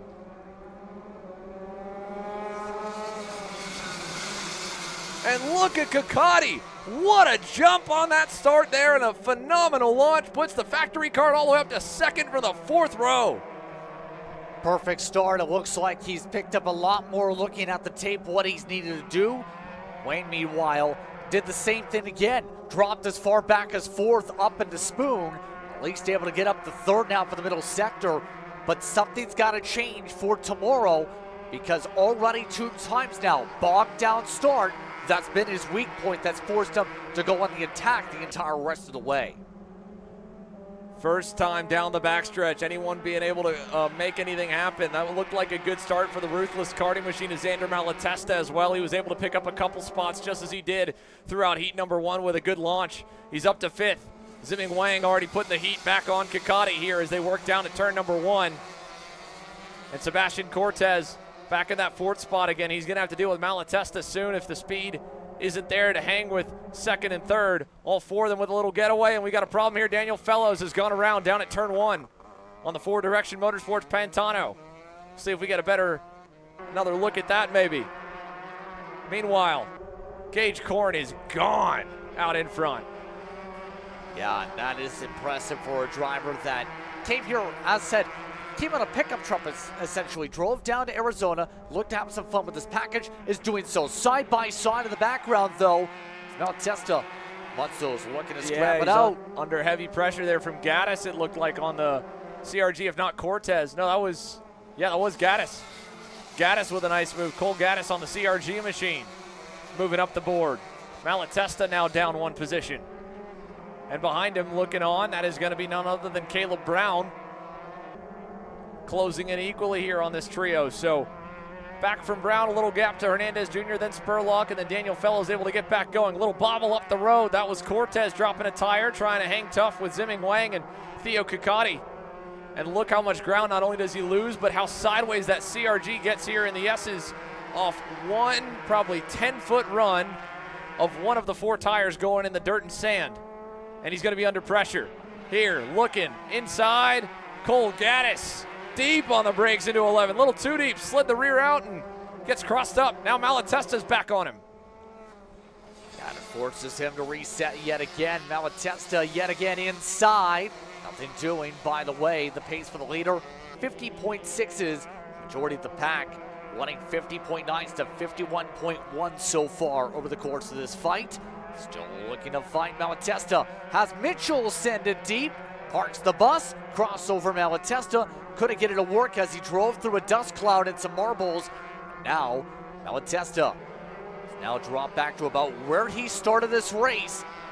Obviously, a little bit of a gut punch after the initial charge we've seen for the 420 in the heart of the field. Look behind Malatesta now. A huge gap back, so he's got plenty of time to reset. But obviously off that great start, he was hoping for a little bit more. Now he's got to go back to work and pass all these carts one by one again. And once again, check out that 471 of Sebastian Cortez. We saw that radiator hose flapping in the wind earlier on in the day. And again, I think that's just the way that it's mounted, that it's that high up on that CRG cart, because no one else, and maybe it's just a longer hose than what he needs there. Everyone else has got theirs neatly tucked in right behind there you can see it perfectly. Right there behind the 424, Cole Gaddis just up and over to the engine. A little bit extra length. And I wonder too if that was something almost by design. I wouldn't be surprised. Think about the heat, right? If you're able to keep a little bit more water in the overall system, and that water's not yet in the engine, right? You make the distance longer. When you got 100-degree air temps, 140-degree surface temps, that extra distance to allow more water in the overall system, and percentage-wise, more water not getting heated up by the engine, you might be able to run a little bit cooler, or at least not run as hot as everybody else, because you can see there is not a single piece of tape on anyone's radiator here, Justin. No one running the adjustable flaps either, trying to get every bit of airflow. And the balance, even at a summer event or a hot event like this, because we'll have these conditions from here through the rest of the regular season. In Indiana, it'll be hot for the Summer Nationals, we know. The Spring Nationals for the Pro Tour, and the Spring event for the RMC Americas Trophy. Back-to-back weeks in Ohio in mid-June. That'll be hot as well. And what you're trying to, again, fight the balance of is how big of a radiator to, again, have a bigger system and a bigger surface to cool water off versus the hole you punch in the air going down some of these mega straightaways. This is an alternate way, if that is the case, of trying to go about it and keep your engine cool and not sacrifice any extra drag that you don't have to. But you still got a pretty beefy radiator on that thing too. Yes, especially with this package, absolutely. And of course, bigger motor block when it comes to the FZ125s too. One of the major things a couple of people mentioned was you have a different type of seat that you have to put onto this cart a little bit different in terms of how it fits in, because you have to adjust it to where the size of the motor is in terms of where it is in the cart also. So a lot of different factors you have to think about when it comes to this new class is what I'm trying to say here, Sander, for a lot of these teams to adjust, but also make sure they find little different nuances they can take to other races over the course of the year with this type of a package. Look at this, as they've tightened up now, and more drivers are continuing to figure out how to race with this FZ125 package. Gage Korn's not having to race anyone. He continues to reset the fast time and pull away up front, but here at the midway point, now towards the end of heat number 2, really things are starting to heat up in the midfield. Following this great fight from Malatesta in 7th all the way up to Sebastian Cortez and Cole Gaddis in 4th and 5th. Not terribly far up the road, even as Ziming Wang, who has actually lost a bit of touch to Theo Kakati. So kudos to the driver from Dubai that has pulled away from 3rd and been able to equally be the next best driver on the lap charts consistently to Gage Korn. 50.8s to 50.7s. Gage is still in a league of his own right now. And for Kakati, whoa, back, here we go. Nice big late send by Cole Gaddis, taking advantage of Sebastian Cortez into turn 1. What I was going to say is this is the first gearbox event, true gearbox event, I should say, that Theo Kakati has competed in. He, amongst many, have little to no shifter kart experience. He, of course, had a phenomenal run and a win at the DD2 Max division of the Winter Trophy, but that 2-speed gearbox has the paddles, and up gear 1 on the left, gear 2 on the right. Way different story here with a 6-speed shift lever setup and a clutch lever on the other side. Yeah, exactly why he kind of deferred over to the 458 of Wayne in terms of the discussion points with him, because that was part of the learning curve, is trying to adapt to that. But with the final lap, Kakati's doing a really good job now that he's got the flow of it. Same for Wayne, but the battle for 4th's not done. Gaddis and Cortez go back and forth, a slip back. Gaddis gets the crossover, immediately takes it away, heading up to the chicane. Once again, side by side pops up as Mitchell also joins into the fray. Look at Malatesta looking to get testy. He's right there on the cusp of it. Now looking into 5. I don't think the break zone's long enough here for any of them to have the confidence to make a move there. And as they run out of the infield S's, is anyone close here? Malatesta looked like he was tuning up for 9 and 10, not happening. Meanwhile, Gage Korn, perfect Saturday here in the desert. He'll dust them all. 3+ seconds for the 4.34. Theo Kakati 2nd, Ziming Wang 3rd, and look at that battle coming to the line here now. Cole Gaddis and Cortez fades back to the 6th spot there. Mason Mitchell up into the top 5. Nicely done when it comes to Mitchell to take advantage. Believe Mitchell also had the same setup in terms of the hosing you're talking about with Cortez with the red hose. But in the end, some of the factory carts able to charge up. Korn, Kakati, and Wayne get the chance to stand the top 3 for our second heat of the day for this class. Gaddis, Mitchell, Cortez, Malatesta, Brown, Hernandez, Jr. amongst those out in the top 10. But tough break for Fellows. We know he had a fast kart this weekend. He ends up as a DNF in 11th spot here, Xander. Yeah, tough one indeed. Daniel Fellows, he pulled in early, might have saved the tires after that, only ran 2 laps of it. So the Pantano for Forward Direction Motorsports will have to take an 11th combined with his earlier top 10 result in Heat 1 to see how he seeds for the pre-final. But at least heat racing is all done and dusted now in full for the RMC Americas Trophy. Solely pre-finals and finals remain across all divisions. 4 main events still to go here on the day. 3 race sessions notched off in the afternoon. FZ125 Sr, Gage Korn, unbeatable so far. We'll see how much homework everyone else is going to have and if they can maximize it tomorrow when we come back with them for their pre-final. But the biggest couple of divisions are coming up next here. Mini-Max on tap with some big moves probably down in turn 1 like we've been seeing all day long. Karting isn't just speed. It's control, precision, freedom. At Atlanta Motorsport Park, Kart Freedom isn't just a team. It's where drivers are made. You know, I'm really starting to like this go-karting thing. Yeah, me too. Oh my gosh, can I show you this cute dress I just got? Yes, of course. Oh my goodness, it's so cute. I just love shopping. I love shopping too. Oh my gosh. Wait, did you guys say you like shopping? Yeah. Of course. Well, dude, I have the perfect place to do that at. ShopPayCara.com. At ShopPayCara.com, you can get free shipping on orders $200 or more. You can get anything you want. Like MXC rims, gloves, rib vests, shoes, anything that you need, all at shop@kr.com.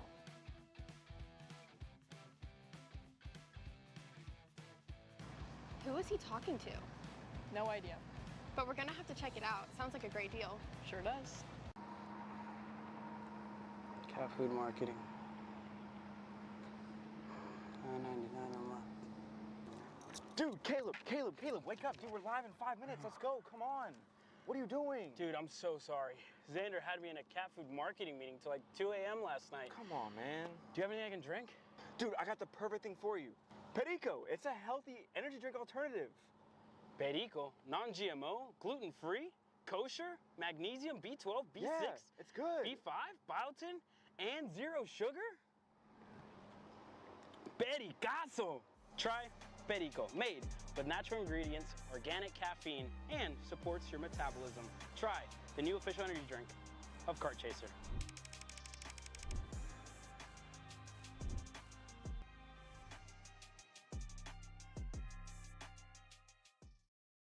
This is Henry. Henry feels sad. Henry feels sad because it's time for his next big race and his go-kart is in bits. Henry doesn't know that Acceleration Kart Racing is the United States' #1 shop for all of your karting equipment needs. Henry also doesn't know that Acceleration Kart Racing can deliver anything from tires to race suits and even wheels directly to your front door or to the racetrack itself quickly and efficiently, with tech support available 6 days a week. Poor Henry doesn't even know that Acceleration Kart Racing offers free shipping to mainland USA on selected product if you spend $200 or more. Do yourself a favor. Go to accelerationkarting.com and make sure that you are never left stuck on the pre-grid with Henry. Be smart and don't be like Henry.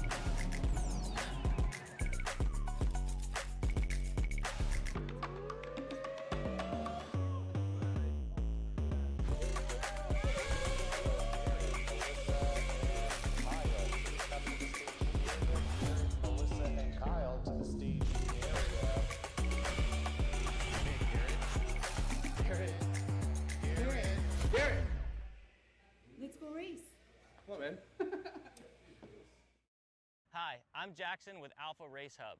Alpha is an all-in-one motorsports software solution that can solve all the software problems you need for your track, facility, or series.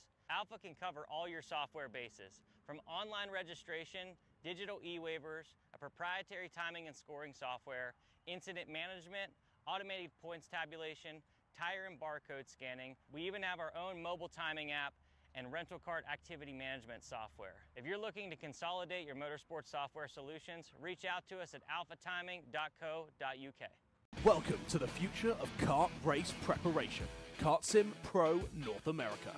Featuring laser-scanned North American kart circuits and precision-tuned kart physics developed using real telemetry, dyno and tyre data, Kart Sim Pro North America delivers the most advanced and realistic kart simulation experience available today. Whether you're training for race day, refining your lines, or shaving tenths off your personal best, Kart Sim Pro gives you pro-level insight without leaving your home. Trusted by world champions, coaches, and karting enthusiasts alike, this is where virtual practice translates into real-world performance. Experience the thrill, the challenge, and the edge. Kart Sim Pro North America. Use code CHASER20 to get 20% off today.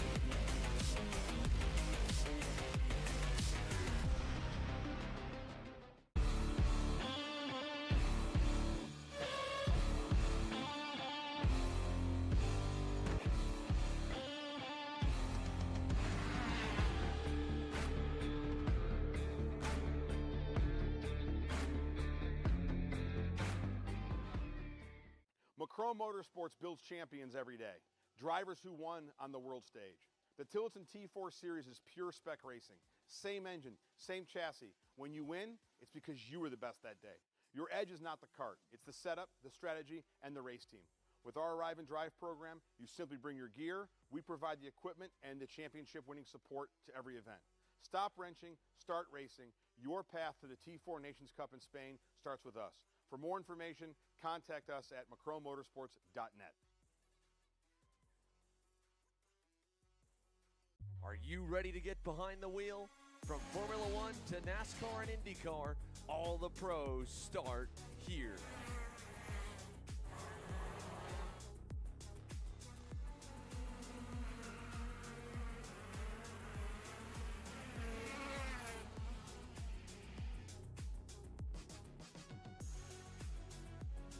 For more information, check us out online at mcckarting.com or call us and go racing today.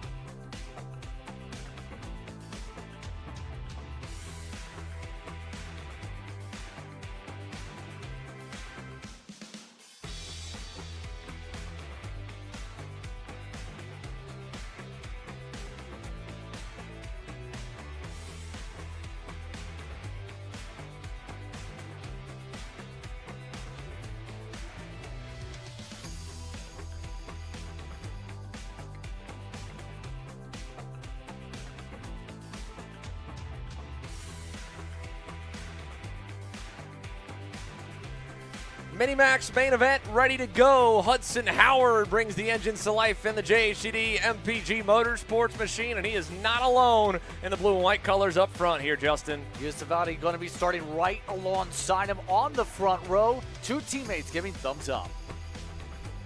And onward from there, how about Mason Brody? He's had no problem taking the fight up to the front of the pack. The Ryan Perry Motorsport Nitro Kart crew ending up with a podium there in Tristan Francisco. Mason would love to be able to bring them a win. Trey Sanders oh so close in that Micromax main event that just went down. You also know that Dutch Westbrook on that outside alongside him is going to be very motivated to figure out a way to keep up with the main pack. Slip back earlier on in the pre-final. We'll start things off in the fourth position. Onwards to row 5. Samuel Chavarri has impressed many over the course of his Micromax career, ending with a U.S. Trophy final. Massive run in the Winter Trophy equally. The PSL Karting Bureau Art now to the inside of row 3 alongside Forrest Blair's Ruthless Karting GFC. And as the rest of the field releases, we get a good look here at the 20-plus Minimax drivers. A big grid here for this main event will be backed up by an even bigger one in Junior Max. That'll lay even more rubber down and, more importantly, more debris offline. Here's a full look at the lineup going back to row 4. That features Lucas Durango and Colton Bruck in that row.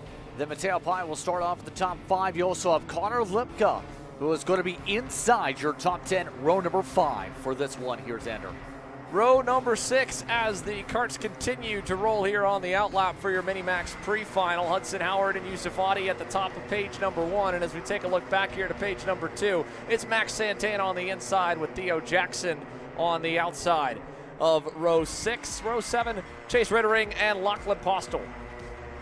Then you throw it on back even more. That's Leon Jaminovsky who will start alongside Oliver Langlois amongst your top competitors as they zip on through. Continue on to the front straightaway to sort out how they're going to fare out. 18 laps, remember, going to be up on the board for these drivers. One of the drivers that is going to really have to recover today is Aiden Go, 22nd. Had a horrific start to the race at the Paralympics. It's going to be your star to watch for your biggest mover of the day. And no sign of Liam Francisco here, so he was listed as 23rd on the grid, but I believe he was a scratch for the weekend. Puts at 22 total, like you mentioned, Aiden Go. Heartbreaker in that pre-final, but you've got 18 laps to claw your way up the board here in the main event. Lots of time to move forward, and we've already seen a couple of heroic runs up the grid in just the opening couple of corners. The big question now, with the long wait, the added 10 degrees and change to both the surface temp and the air temps in the heat of the afternoon in the middle of the desert at the Musselman Honda Circuit in Tucson, Arizona, the biggest grid this track has seen in a Mini-Max main event in quite some time. And it's all JHDD leading us out of turn number 12 and down the main straight as we look to get this one underway. Here we go, one stalled out at the back, but otherwise clean and green to one.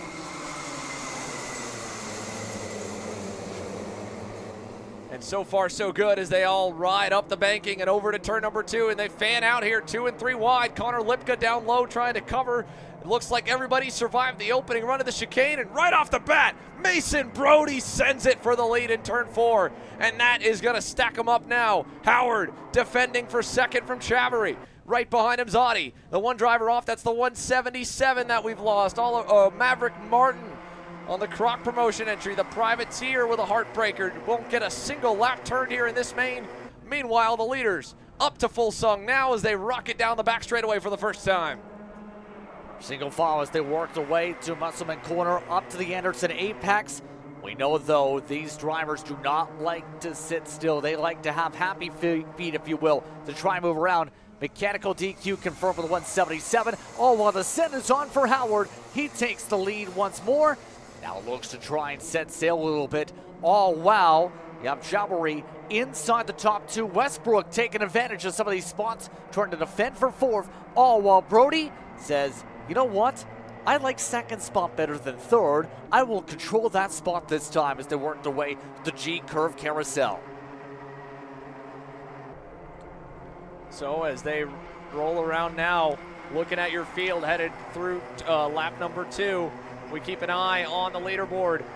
2 laps in the books this time by Mason Brody, trying to close up to Hudson Howard. Big run from his teammate. Yusuf Adi couldn't quite get there on Dutch Westbrook. He wanted it.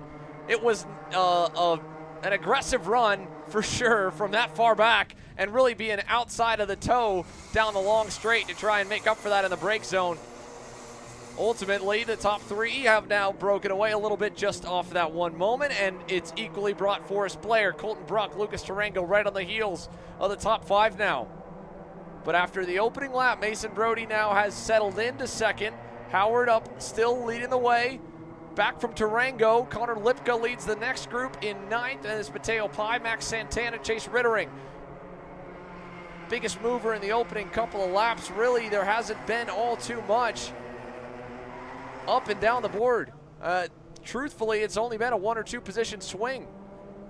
Yeah, and Go, I don't think he even got the chance to go on the racetrack. You don't see a time next to him. That usually means didn't take the green flag. So it's been a trouble spot for the 198 after the earlier troubles from the pre-final. Oh, wow. Top 3, Big Nose with double the laps. A lot more time to think about moves here. Trying to play things smart. Chavarri not willing to push the tempo all too much to try and take away second again. But everyone else is trying to see, can they do what we did last race? And that was build a buffer away from Westbrook, get away by more than a second just about, break the draft. then on out, control things. It's going to require a bit of effort, though, if they want to really run away from a talented driver like Westbrook, who was very successful as a young driver as he's moved up now to the ranks. Down the backstretch, Audi this time sticks it to the inside of Dutch Westbrook. So move him back up into the top 5. The off-pole man now moves about 4 car lengths back from the top 3 and trying to reach his teammate once again. But Mason Brody is making it difficult for sure for anyone else to join the party here in the main pack. He has continued to stay glued onto the back of Hudson Howard, push him along, try to draw this race out as long as he can and take his time. Samuel Chavarri staying right there with him on the edge. Yeah, keep in mind, Chavarri over the course of his runs. Remember, last year with Mini-Max competition when it came to the U.S. Trophy, was your top competitor there. So trying to really back up speed from last year in the first place in the 106 machine and say, I've still got it in 2026. I can still contend for a championship and try and battle it out to set up for this year's U.S. Trophy over the course of the year and try and get the first leg of America's Trophy. 4 rounds in total, best 3 of 4. The championship chase begins now. The fight for the win beginning now. Mason Brody, first major move since that opening lap, and he brings Chavarri with him. Beyond them, we saw a moment there between Tarango and Colton Brook. That was a change of hands for the 8th spot. Howard not willing to wait, and he got way out of shape there. Got an extra bit of help from Yusuf Adi going into the corner. Now they're going to fight really hard for 4th. Look at this. Deep run on the inside for Dutch Westbrook. Chavarri crosses him up, gets that spot back away into the S's right as they were about to end up on the bumper of the top 3. They're back again, and now they're really separated as Chavarri goes wide. Forrest Blair trying to decide who to work with. He's going to push Westbrook, it looks like, on the backstretch, and I think Dutch is going to bail out and go back in line behind the 106. Let him have it. And what will the gap be because of that? Quick back and forth, nearly a full second. Thankfully, we're fighting again for the lead. Mason Brody in a 2-on-1 dogfight now. Howard back out front, and it's Audi up to 3rd, ready to be his wingman here, at least in the early going, but we know these two will be happy to duke it out on their own. They were all smiles, but it was a pre-final. I don't think either of them minded who won that race. This one, much different. Main event honors on the line, and the top step of the box up for grabs. As much as they would want one of the two of them to end up as the winner, they'd like it to be them and not the other. And we've got a long way still till we get to decide that point. We're only on lap number 7. It'll be 7 complete, 11 to go when we get back to the start-finish line. Westbrook and company on the cusp of losing touch with the leaders, but I think we're about to dance again. Howard, a bit of a mistake in 11. Watch this down at turn 1. Does Mason Brody go for it? He's on the cusp. No, Audi will send it to the inside to get to 2nd. Kind of seen that happening with a teammate up in front, try and join the teammate. Audi, though, having to play defense, however, for the chicane. Able to hold on to it. Lost a bit of ground. That might be the one saving grace here if Westbrook wants to hold the draft, is more squabbling like this. The problem is Westbrook didn't close up enough here. Only gained maybe a cart length despite that back and forth. And now 2nd on back, staying well in sync. And they're already just about ready to line back up with Howard for the top 3. They go down that back straightaway once again. Keep an eye on the background because Blair making a bit of contact with Chavarri, trying to squeeze on out, coming up to Musselman corner. Settle back out now for the Anderson Apex yet again as they run their way down that front straightaway. That battle pack is losing ground to Westbrook too, and that is going to become a problem spot if no one can work with Westbrook. Westbrook's chances are gone, and that hurts everyone else's chances. If you have the top 3 maintain the 54 twos onward that we're seeing compared to the 54 eights when some of the people are battling behind them. Yeah, you lose a lot of time even in one corner or another for making a pass or a back and forth moment, much less if you have multiple corners. And in the ride here, talking about what this circuit really is like, it feels just like one long rhythm section. Even the major straightaways, the flow to this racetrack is like none other. Every part of it feels like it fits all in one glove. And so with that in mind, you can get thrown out of rhythm and it might take you a while to kind of get your footing once again. Not to mention, of course, how treacherous it is offline. Yeah, you got these 2 straightaways to reset, but a bad exit or an awkward exit here out of turn 1, you'll get caught out for turns 2 and 3, and you don't have a lot of time even from exiting turn 3 because you're almost still turning the wheel from the exit of 3 and the run into 4, taking advantage of that added runoff. Years ago, that extra pavement was added on. It used to be much like this here at the exit of turn number 4, and turn 3 was a sketchy turn to get through at full speed, especially in the full-size cars. But now, with the added runoff, you're carrying a lot more speed from turn 2 to through turn 3 and in the run to 4. It's like one long bend, and then you go from 4, you swing back out for 5. The S's speak for themselves, and even those lead all the way around the final bit, the Viborni complex at turns 9 and 10. You only really get a reset point down that backstretch. So all that to say, again, one pass could throw you off quite a bit for a lap. It's why I think we're partly seeing such a big swing in the lap times from a lap where they go side by side to a lap where they're lined back up. Now that we're lined back up again and have been for the lead, the times have started to stabilize for these 3. And in fact, behind them, they've gotten even better. And now we're getting a battle here back up front again. That's exactly what the second group was hoping for. Brody to second, Audi back to third. Keep an eye on Dutch Westbrook. He's now got help once again from Samuel Chavarri. Lucas Tarango setting faster laps as of the last 2 laps around the course than the leaders, a 54.2 to the 54.43 that Howard had, and Howard, of course, not starting this run down the backstretch with any help of any kind. So that 4-car group back there is they're not out of contention by any means. Now, Colton Brook, on the other hand, he's lost the draft to them. He's by his lonesome there, and that Parolin, he's probably a bit too far back, and as he takes a look over the shoulder, there is nobody home going all the way 5 seconds more to find Connor Lipka. And it looks to be a pretty sizable group at that, and something just happened to Leon Jamelski. Starting to pull it there in terms of that situation, but all this as well, too, in terms of those lap times you mentioned. One of the major things we're seeing as we see a squabble again and a change for the race lead. Brody's taking it away, side by side between teammates. Audi trying to stick it on the outside, didn't make it work for those S's. And they make their way through the Viborni complex, down to the back straightaway, up to Musselman corner once again. Was about to say, fall off over the course this race has been pretty high, up to half a second to 0.8 of a second.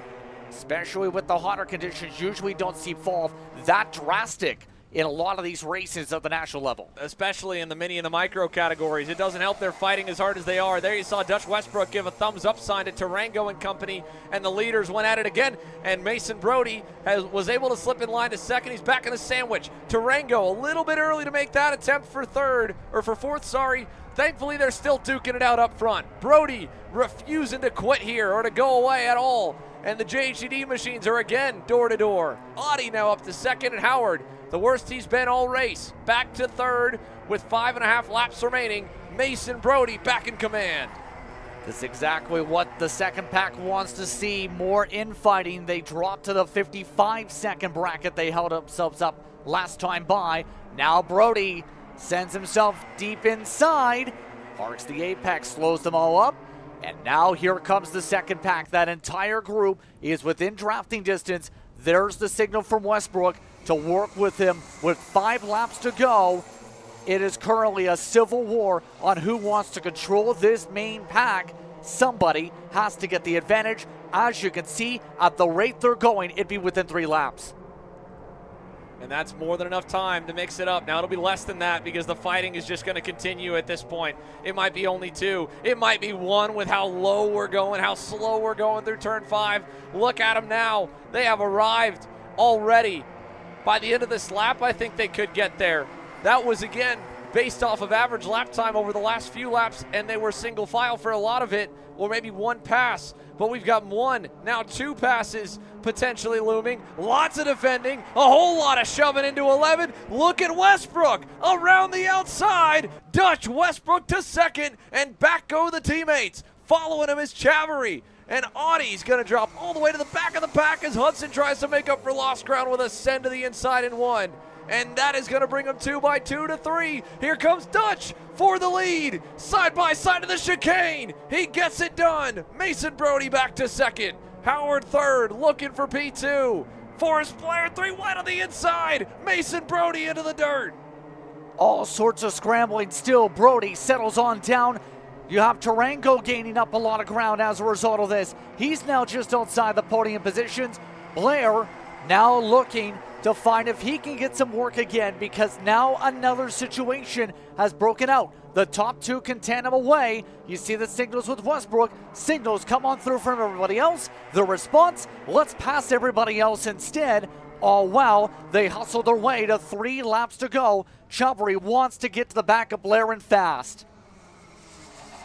Run to the inside for Yusuf Adi.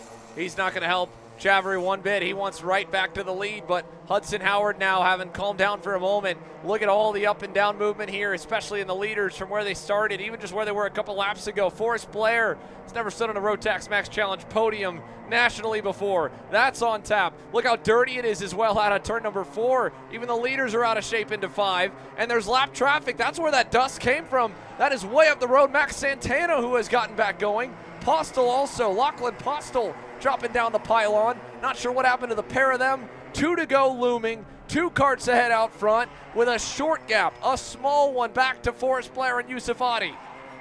Don't think it's safe quite yet right now with the way things are shaping up. Westbrook really trying to be the commander in this.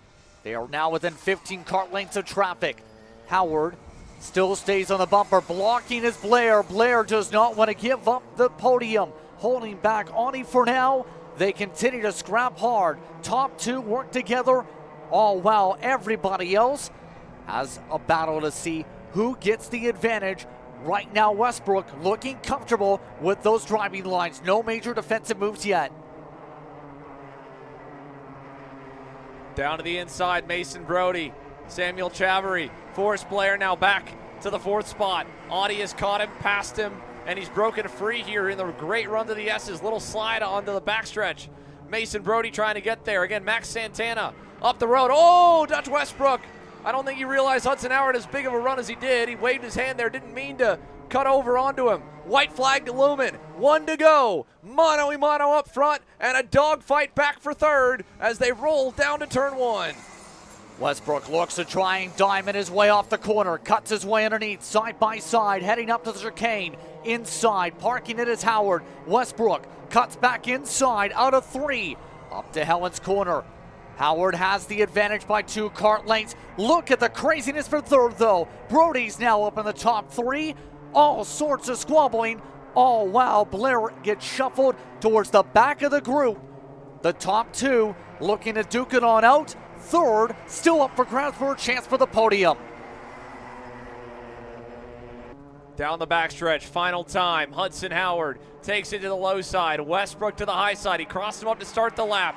And behind him, way wide for 3. All the way to the line. Hudson Howard might have it. It looks good. It is good. Hudson Howard wins in Tucson in Minimax. Dutch Westbrook 2nd. Mason Brody wins out that battle to the line. Yusuf Adi slides all the way down to 7th at the checkers. But his teammate reigns supreme here at Musselman Honda Circuit for round 1 of the America's Trophy.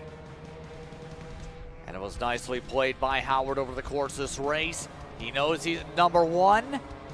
The others congratulate him for it. Adds on to the success from the end of last year during some of the major national events in September. And today, showcased. He had a good card all throughout the weekend on speed. Capitalized on a lot of the craziness in the middle of that race to really make it a 2-car battle between him, one of the best in this division, Westbrook. Hudson Howard pointing to the fence line there at the MPG and JHD crew. Pitted just outside the backstretch. Here's a look at the final results. What a race here in Minimax, especially down to the end. Dutch Westbrook, multiple seconds away from the lead, ends up taking a moment at the point and starts off the regular season with a podium. Solid performance, and equally solid as well for a P3 onto the box. Rebound charge for Mason Brody. Hudson Howard, though, victorious in Arizona.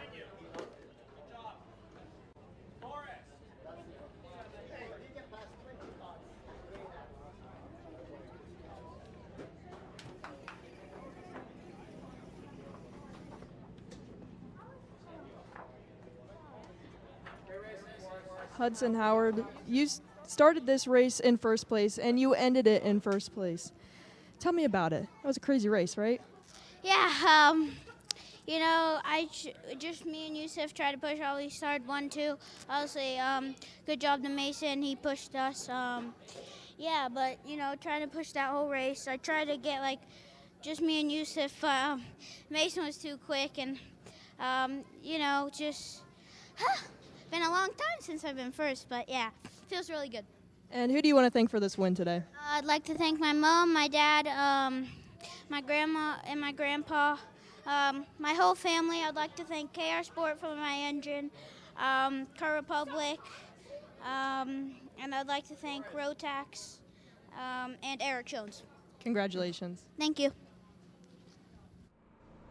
Great run for Hudson Howard and MPG Motorsports, Jay Howard Driver Development. They've got themselves another win on the year. Great stuff from the Minimax class. That puts us just past the halfway point in the afternoon rotation, folks. 3 main events still to go from Musselman Honda Circuit and opening day for the RMC America's Trophy in the heat of the desert. We've got Junior Max, Masters Max, and Senior Max all on the lineup, ready to go, and we can't wait to bring you all the action. 32 drivers in total for Junior Max, ready to go. This is the sole property of Kart Chaser Group, LLC. And as we take a look back here at the AKR replay, what a finish to the end of the Minimax main event.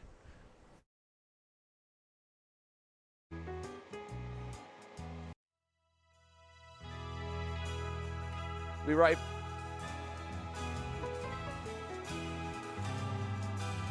Gee, looks like we're missing the engine. What the hell am I supposed to tag? What do you mean? It's my Greyhound. It's all I need. Where's the rest of it? It doesn't matter. It's a Greyhound. You gotta make way. Okay, you're good. I'm sitting by here with Kyle, our race winner. Tell me how you did it. You were blazing fast out there, and I mean, you don't even have a go-kart, man. Tell me about it. Yeah, you know, Norberg, Schmorberg, the Greyhound-powered Greyhound was great today. You know, it makes the difference. And the team's been working really hard back at the shop, and, you know, just shout out Greyhound. Thank you, Kyle.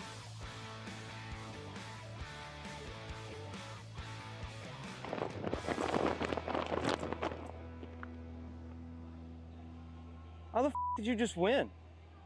Doesn't matter. It's a Greyhound. Are you stuck with your kart racing? Not sure the ideal kart setup? Or going to a track for the first time? Well, Kart Class has the answers for you. Our online portal has a wealth of experience and knowledge to help your kart racing.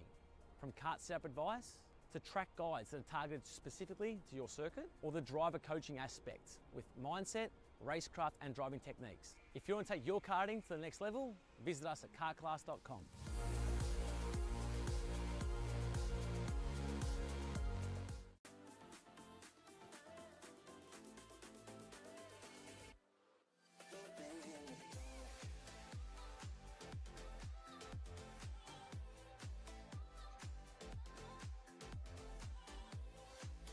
Are you looking to take the next step in your racing journey?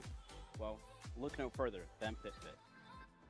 With 2 locations in Charlotte, North Carolina and Indianapolis, Indiana, PitFit trains drivers all the way from grassroots level karting to IndyCar and NASCAR with top-of-the-line personalized coaching to improve physical and cognitive fitness. For more information on programs, check out PitFit on Instagram or Facebook today. Cat food marketing. $9.99 a month. Dude, Caleb, wake up. Dude, we're live in 5 minutes. Let's go. Come on. What are you doing? Dude, I'm so sorry. Xander had me in a cat food marketing meeting till like 2 a.m. last night. Come on, man. Do you have anything I can drink? Dude, I got the perfect thing for you. Perico. It's a healthy energy drink alternative. Perico, non-GMO, gluten-free, kosher, magnesium, B12, B6, yeah, it's good. B5, biotin, and 0 sugar? Pericazo! Try Perico, made with natural ingredients, organic caffeine, and supports your metabolism. Try the new official energy drink of Kart Chaser.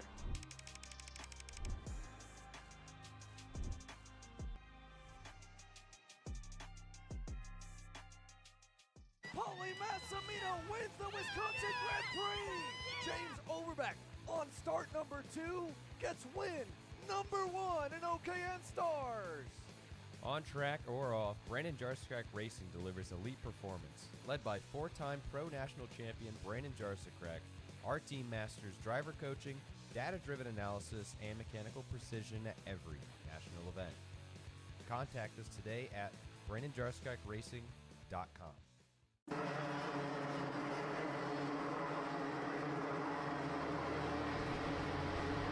Welcome back, everyone, to today's action as we continue on with the second half of our action. It's time for the Junior Max class to hit the track and roar to battle. Happy to have it with us, Shelter Prince Sander Clemens with you as we see the karts warming themselves up. Ashton Woon, remember, so far today has been perfect. Can he continue it today? Gets the driver who just a month ago won in Europe, Colton Snegenberg, will be along that front row with them. You throw in the mix Tristan Murphy, Darren Kidd, Nico Bezo. Amongst that top 5, you have a whole cavalcade of options that can come away with a race win here. We know how wild Junior and Senior got earlier today, Xander.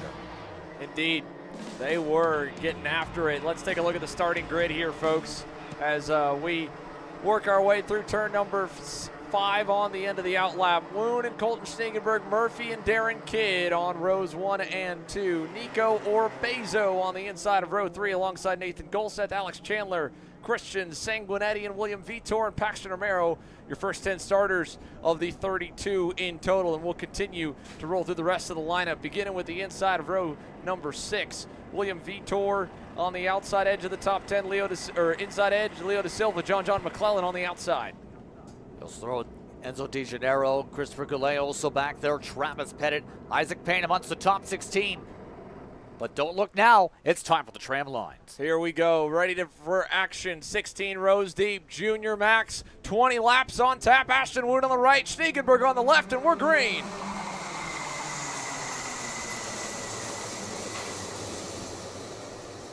And we've got them all out of turn number 1. Couple dropping a tire in the dirt.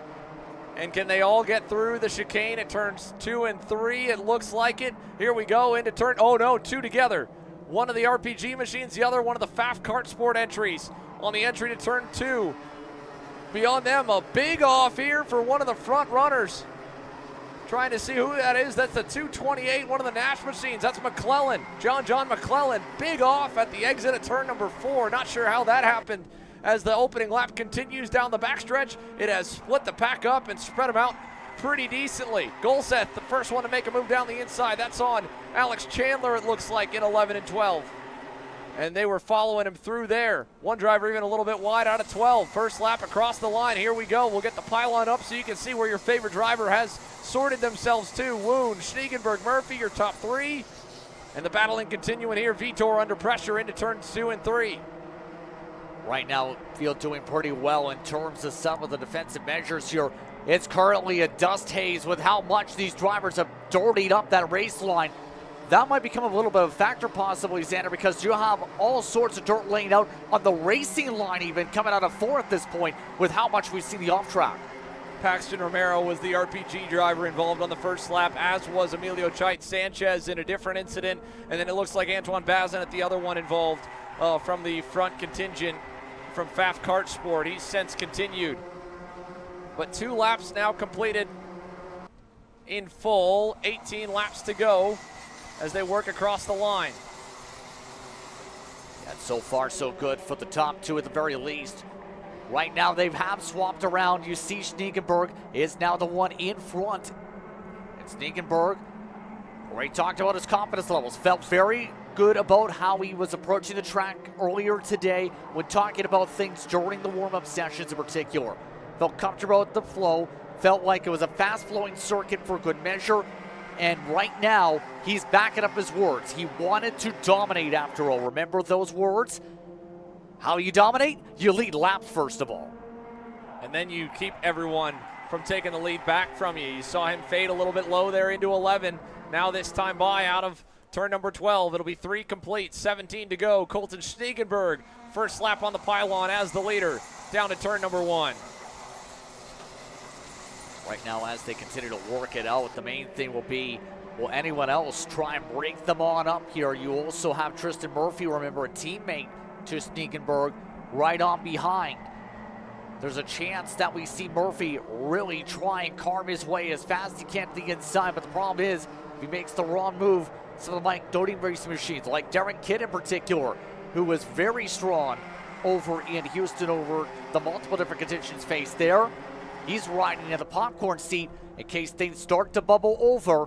Urbezo right now just trying to hold on to the draft as they continue to stay defensive for this race lead.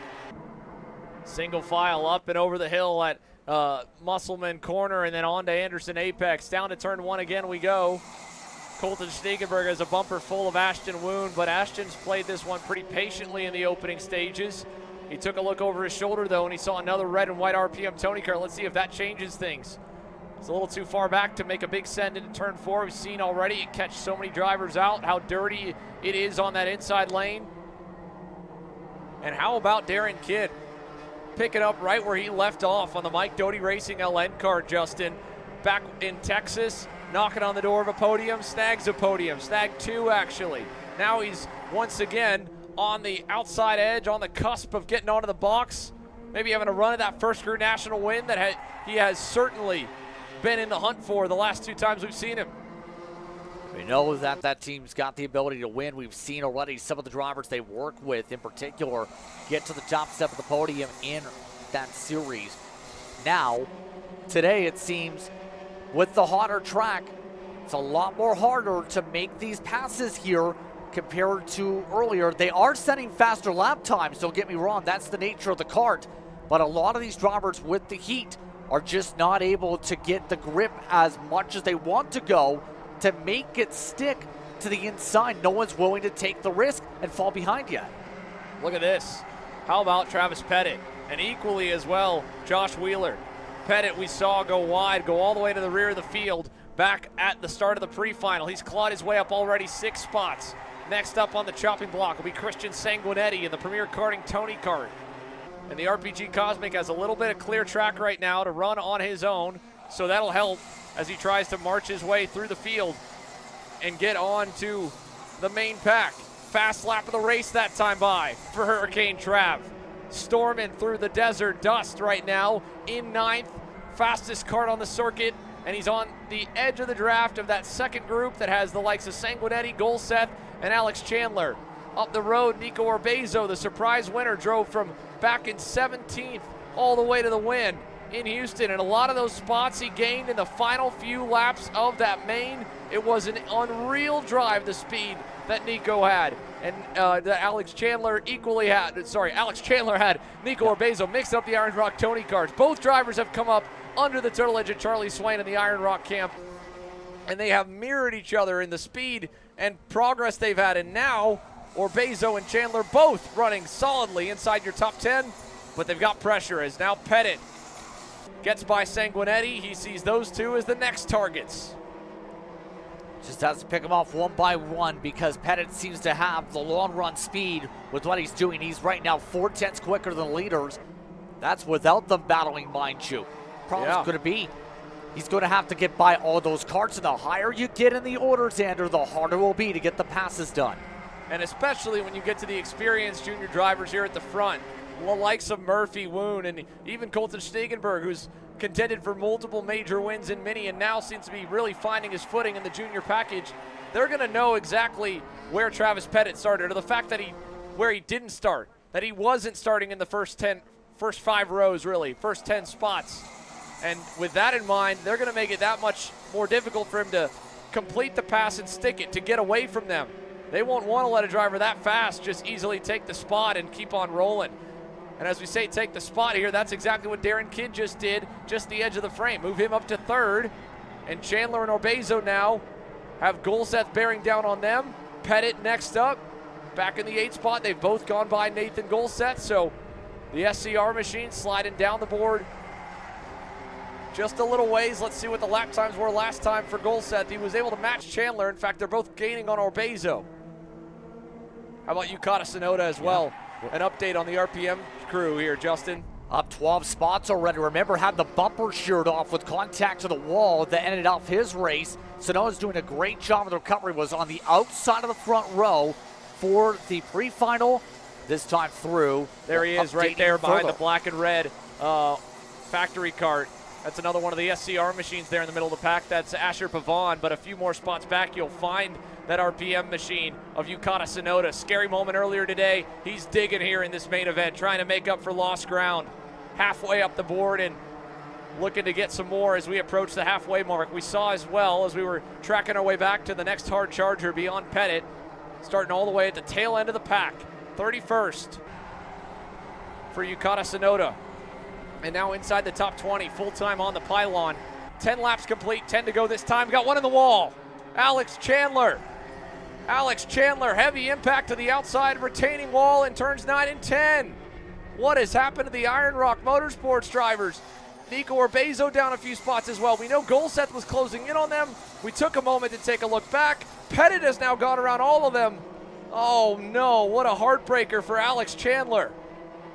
Huge heartbreak because he had that big speed we showcased over at the final rounds when it came to the winter trophy. Now, at this point for Pettit, he's got clean track. The problem is with the situation that's obviously popped up when it comes to that situation there, it's pretty clear that right now it's going to require a hard charge to gain up all those positions. You're talking about 15 kart lengths to have a chance in the leaders because of what's happened when it comes to Chandler's pack. Yeah, that's a huge, huge pack here. Let's take a look at the replay. First, we've got this top of the screen. I believe this is going to be one of the passes that was happening earlier on in the session. That might have been the run down into the corner for Orbezo and Chandler when they began to duke it out with the likes of Golseth, and right as Travis Pettit arrived on the scene. You can see Orbezo's kart seems relatively all good on the run over to turn number 4. Here's a look left side. There you see it. So Pettit had gone by, as had Golseth, and I think Golseth might have been the one making the move to the inside at turn 9. And there you see as he goes wide, Chandler's already up and out. And I don't think it was contact. I think it might have been a mechanical failure based on the reaction there from Alex Chandler, as instant as it was that he knew it. So it was a heartbreaking moment for him right as the battle began for the drivers in 4th, 5th, 6th, and 7th. Or 5th on to 8th position, I should correct myself. 4th still in the hands of Tristan Murphy. Travis Pettit now, all the pressure in the world is on the shoulders of that young man to will his way up to the leaders. Last time by, he was only able to match the pace of Colton Schniegenberg. He was a tick faster than Kidd and Murphy, but that would still take some battling to get him there. But there's a huge dust cloud billowing across the racetrack here at turn 4, and I think it's from across the circuit, or maybe just the wind's picking up a little bit, because it doesn't seem like anyone went off up front. We haven't missed anything there. And also, take a look as well. It looked to me just, might be my eyes going wide here on Travis Pettit's right rear bumper. He's been digging through the pack. That thing looked real low in the S's that time by. Yeah, you're right about the wind for one. The flags are rippling around pretty hard at this point. You see it on the front straightaway, blowing off to the driver's left. But let's keep an eye on Pettit in particular here. This time through, half a second closed up, and there's the bumper. I think it's just how loose they're running it. Yeah. But it might be dragging just a hair, but it's still fully fine and connected. On the same point, the overflow bottle looks to be a little loose on Nico Orbezo. The Heat certainly putting every piece of equipment to the test, but in the top 4, certainly Ashton Woon on the bumper of Colton Schniegenberg. They're close together. Here's a look back at some of the other packs going on. That's William Vitor in the 2-1-3. He has rebounded back to the top 10 after sliding down the board a bit. That was Josh Wheeler on his heels, who started all the way back in 18th. Asher Pavon, 21st to 12th. So some hard charges continuing. Yukata Sonoda as well, while his RPM teammates continue to enjoy a pretty clean race up front, albeit with a little bit of dirt here and there.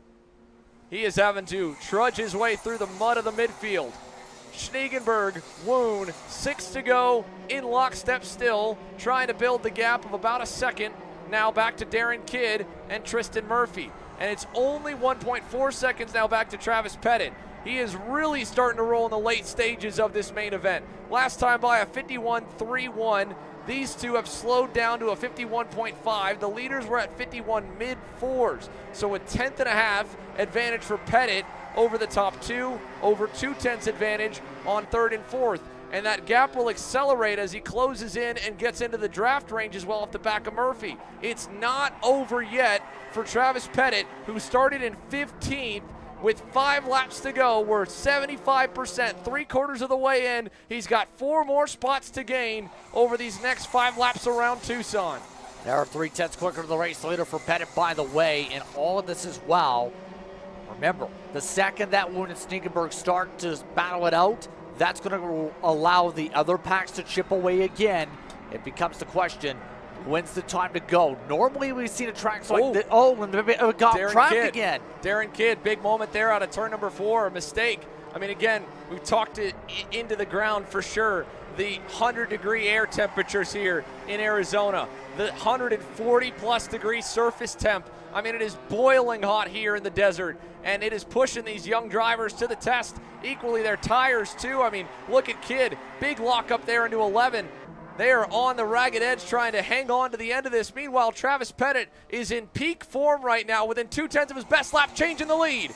Ashton Woon to the inside and through on Schneegenberg. Equally, a synchronized move there for Murphy on Kidd. That brings Pettit close. Now, if Travis gets caught in the middle of a battle between those two, that'll hurt any chances of getting to the leaders, but I don't think we're done here. Colton Schneegenberg has led the entire way. He's not going to let this race slip out of his hands willingly. Yeah, don't be surprised if there's an error run for a pass back into Spoon, either with 3 to go or 2 to go. Try and get the pattern lined up. Remember, we've seen a lot of the national races, a little bit wide this time, in the battle going on for 3rd.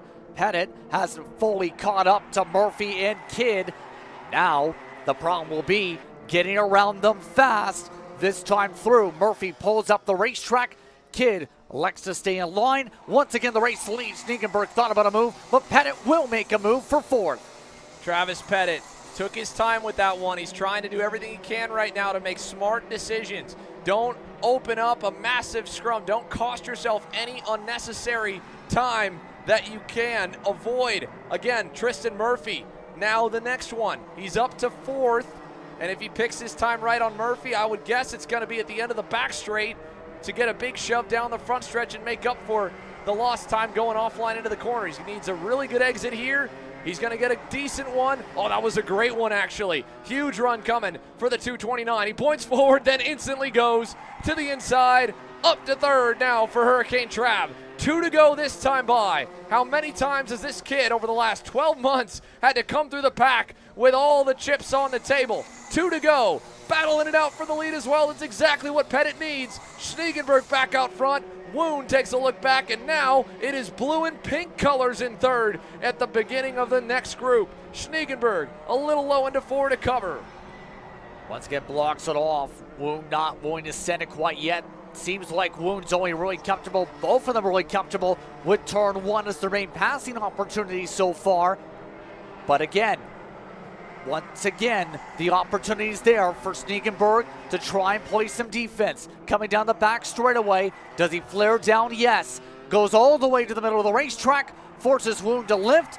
Does Schneegenberg overcommit? He does. Mistake as Woon makes the pass on the outside to 1 to go. Look how dirty it was. He got all tripped up on the brake zone. Now, what did you learn from that, Ashton Woon? That is, you're going to have to brake really early if you go to the inside. Deep on the brakes into 1. Schneegenberg is not going to be able to capitalize there. He'll have to go to the outside in 3. But again, every turn, Woon goes low. It slows them down. It brings Pettit closer. It dirties up Ashton's tires. Into 4. That's caught so many drivers out. Ashton holds still. Over to 5. Look how close Pettit is now. Schneegenberg right on the heels of Woon. This is going to be a 3-way fight to the end. Into the S's for the final time. One more opportunity to defend here. Remember, so far, so many drivers have lost races in through Musselman corner. Here comes the move. No major flare-outs.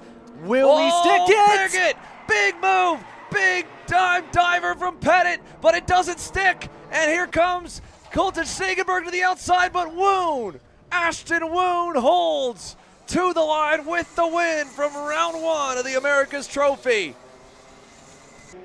I don't blame Pettit for trying that.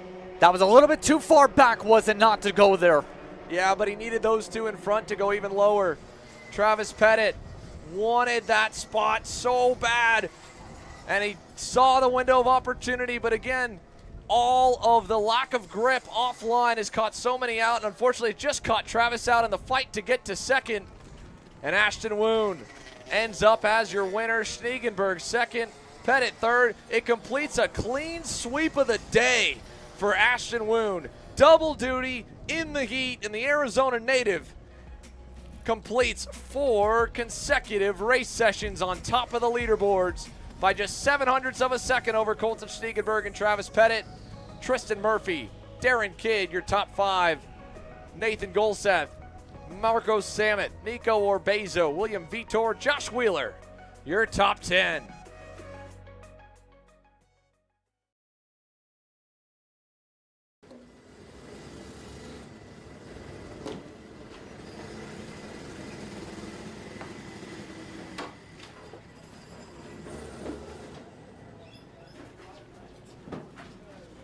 Ashton Woon, we meet once again. Tell me about that final lap. I knew that there was a lot of dust on the inside of the track and I had to really park it in the corner so nobody could overrun me, because if there's so much dust, it will just slide out. And I made sure that I did that right and got the win. And of course, who do you want to thank for this victory today? Like my mom, my dad, my sister for always supporting me, Speed Concepts, all my sponsors, Porsche North Scottsdale, and anybody who supports me. Congrats. Thank you. Ashton Woon, understandably tired after a long day like that. What a race here to end it off. What a charge as well for Travis Pettit. All the way up and onto the podium, and oh so close to even a second or maybe the win in Junior Max. But a smartly played main event, career best, Colton Schneegenberg P2. And joining Colton and Ashton on the podium, Travis Pettit, third. What a race. Travis, what a race for you. Talk to me about it. I mean, yeah, it was great. Didn't get off to the best of a start, but I made my way through the field. You know, I almost got Colton there before coming to the line. But, yeah, kart felt good. Track was pretty greasy, but I got through it. And how do you plan on taking this energy into tomorrow? Well, yeah, definitely. I made a couple mistakes today in qualifying and also in the pre-final. So hopefully I learn from my mistakes and move on. Well, good luck. Thank you. Travis Pettit, third with the dust settled here from Musselman Honda Circuit. 2 main events still to go from Arizona. Junior Max, the biggest class on the weekend, still getting cleared out. And with that, of course, that leaves Masters Max on the grid for an extra couple of moments, and Senior Max to follow it out and back cleanup on the day. What a final here. The drivers with a lot of grip, and as Travis mentioned, a whole lot of slipping and sliding as well. Junior Max all done.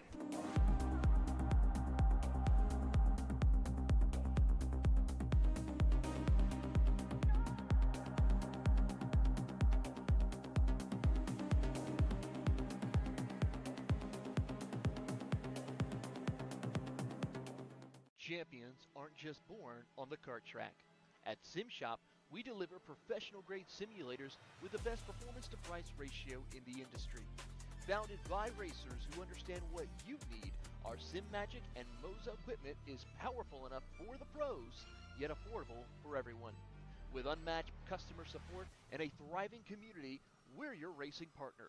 Visit simshop.com today. Hey guys, I'm Chris G. I'm Kart Chaser's driver fitness coach, and today I'm going to give you 3 tips on how to strengthen your shoulders for more endurance and better stability in the kart. Here we go. Okay, so exercise number 1 is the front rope pull-through cable raises. Okay, now this is the upright cable row. What you are doing here is you're picking a straight bar, as you see, and we're working the side areas of our shoulders, the medial.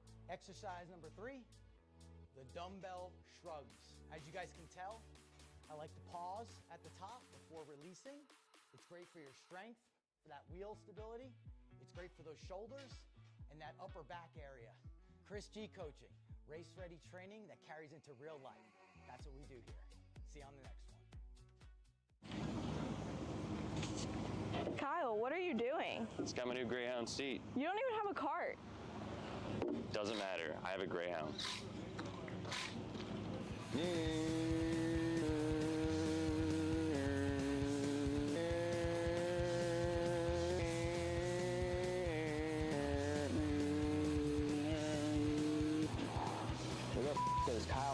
person doesn't even have a go-kart. Doesn't matter.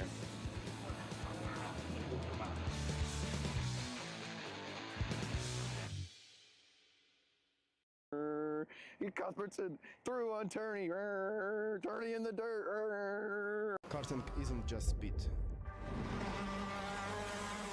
It's control, precision, freedom. At Atlanta Motorsport Park, Kart Freedom isn't just a team. It's where drivers are made. You know, I'm really starting to like this go-karting thing. Yeah, me too. Oh my gosh, can I show you this cute dress I just got? Yes, of course. Oh my goodness, it's so cute. I just love shopping. I love shopping too. Oh my gosh. Wait, do you guys say you like shopping? Of course. Well, dude, I have the perfect place to do that at. ShopPayCara.com. At ShopPayCara.com, you can get free shipping on orders $200 or more. You can get anything you want, like MXC rims, gloves, rib vests, shoes, anything that you need, all at ShopPayCara.com.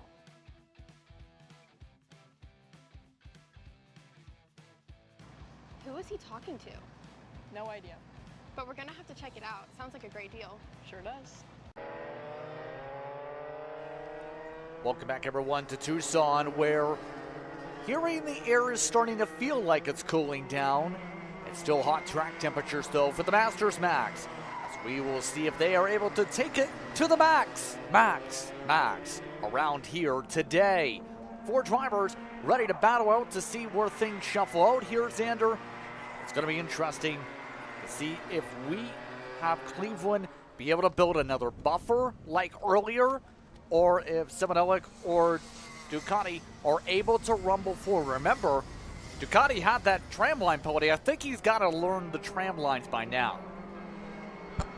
Yeah, I would hope so. I mean, that's definitely a way to learn the lesson. Chapman Ducati will start back on row 2 because of it. It might end up working out better for him. Getting to the inside lane off the start and being able to jump right with Billy Cleveland. We'll see if he's got any kind of pace to hold a candle to Billy. The 68 years young pole sitter starts alongside Ken Simonelli, and Jose De La Garza with the Ralston Performance Group Cosmic had a mechanical issue in the pre-final. Saves his tires incidentally. We'll see if that pays off here in this 20-lap main for Masters Max. Yeah, and remember, Cleveland looking to build upon what has been some good speed for the wintertime. Won in one of the Winter Trophy races. Looking to try and secure a final here this afternoon to lead into tomorrow. Try and build some points. Is REM.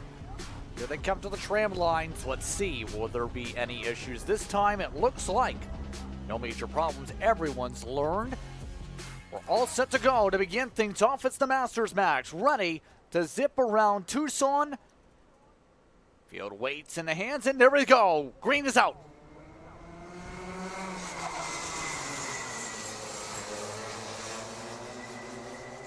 Good start off the rip there for Ken Simonelli to hang on to second over Ducati.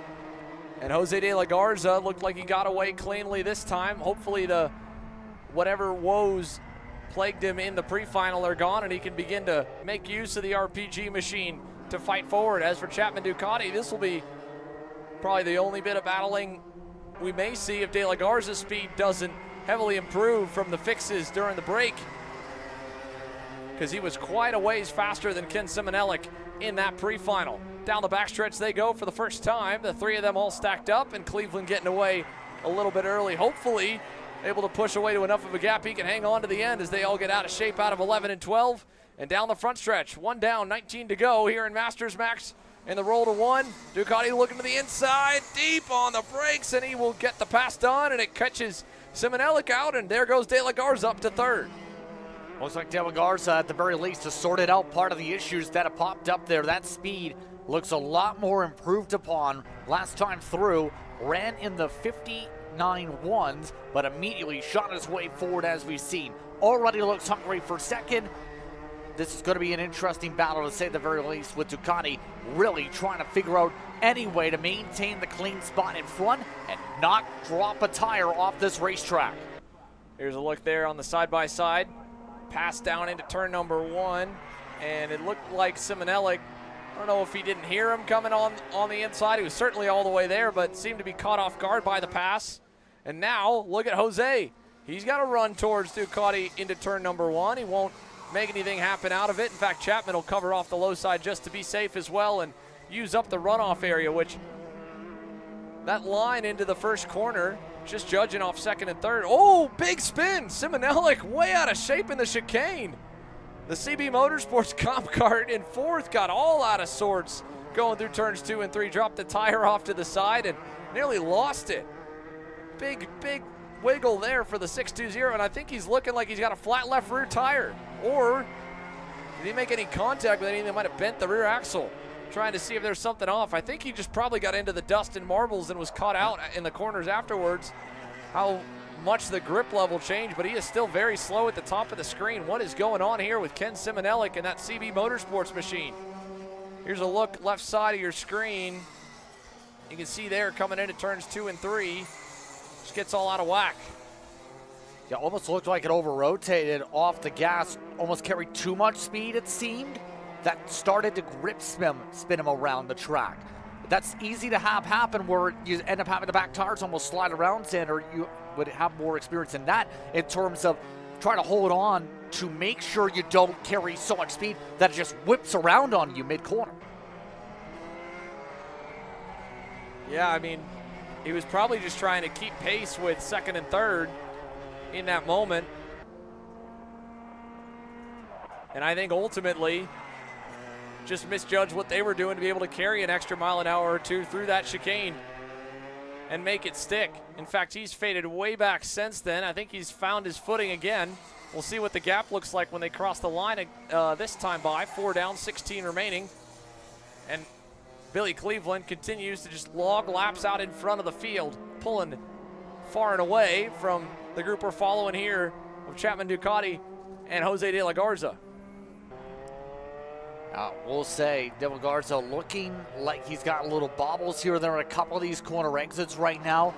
You see him right there having to really hold on because these bumps are really shaking the cart loose, making it snap a little bit on the steering angle. Compare that to what you see with Ducati, where he looks a little bit more smoother, a little bit more rigid over those same sections, or isn't shaking the wheel out of his hands. You almost have to death grip the wheel with how much these carts are wanting to bounce around in a couple of these areas here. Better lap that time for Jose De La Garza, closing back up to the back of Chapman Ducati. The lap times, I mean, they are not even in the same zip code right now as Billy Cleveland. More than a second faster than P2 and P3 on the circuit.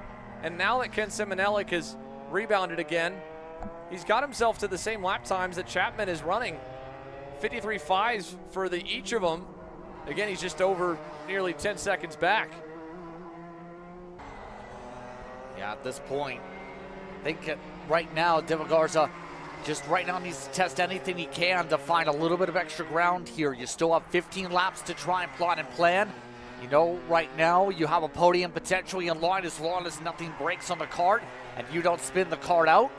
So really, why not try and see if you can throw the kitchen sink at it and see if it sinks or floats in terms of what sticks for some of these pass opportunities. Staying within 2-3 cart lengths, not really enough to send it from that deep. If he can get even a little bit, a couple hundreds quicker a lap, he might be able to chip away this deficit bit by bit to then pressurize for the spot by the end of this one.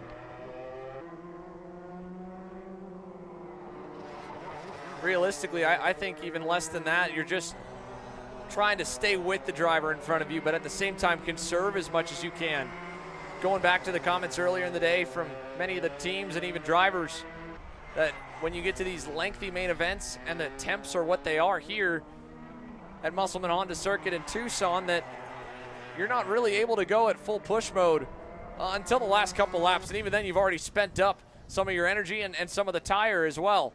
So you're trying to manage. I mean, in Billy Cleveland's case, obviously, he's just cruising out in front, logging consistent laps in the mid-52s, but for the Senior Max drivers, it'll certainly be a challenge. 20 laps for them out on the racetrack. It is starting to cool down a little bit. You can see there with the Rotax Max Challenge flags, the breeze has picked up equally. But to the same point, we are certainly a long ways away from the cooler temperatures that'll greet us towards sunset.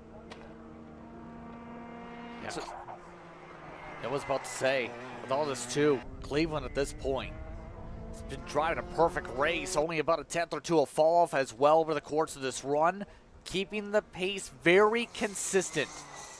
That's the key when you want to drive well in any type of car or karts for that matter.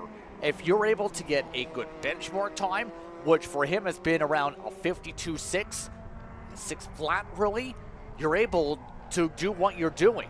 It helps you also save a bit of tire and help yourself as a driver if you're able to hit the same lap 5, 6, 7 times in a row compared to if you go from a 3 to a 5 to a 7 to a 5 to a 3 and back and forth all over the map. All of this probably equally ringing through the drivers' heads down on the grid. Let's talk to someone who's got quite a bit of experience with his team based in the home state as well. Grace, down to you. Yeah, I'm down here with Griffin. Just tell me a little bit how your weekend's been going so far. Well, it's been a lot of ups and downs. Thursday we had great pace, and then Friday we made a couple changes, went backwards, and it's kind of been a slow crawl since then. But we're kind of in the fight now, and things are looking up so far. What are your plans for this final today? What was that, sorry? What was your plans for this final today? Just finish. Yeah, no, obviously just race a clean race. I've raced against all these guys all my life, and vice versa, and raced them literally all over the world. So it's a mutual respect kind of across the grid. And yeah, it's just cool to do it again. Well, let's see what you can do today. Good luck. Thank you. Good comments from Griffin Dowler, and really emphasizes the need to make the right adjustments, which I think is easier said than done, obviously, because you think a track might go one way, your handling might go a certain direction, your preferences at that certain time can come into play for changes. But if the track progresses to be much hotter, if the wind blows the wrong way, if the way the track itself goes the opposite way, if the other teams adapt in a different way where they pick up speed and you don't have a similar progression, that's a major thing that can put you behind the 8 ball, and that's what was just discussed there when it comes to Dowler's case that he'll be looking to try and improve upon for this final and try and get himself a good finish on the day here, Xander. Yeah, hopefully for Griffin Dowler, as mentioned, he ends up as one of the majority of the pack that would end up lucky based on the pre-final, or maybe a minority that ended up lucky without any carnage or any contact that sends them off into the runoff area.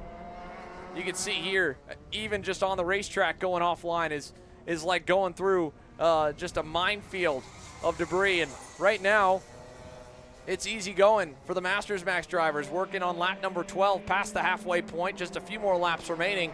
Jose De La Garza putting the pressure on Chapman Ducati to try and keep him honest and keep him in his distance here and hope that maybe he'll fade off quicker than Jose's kart or Jose himself will. They've already begun to fall off a little bit from their best times, but not too much, a couple of tenths apiece. Billy Cleveland, on the other hand, he's within a tenth of his best lap on the session still on lap number 11.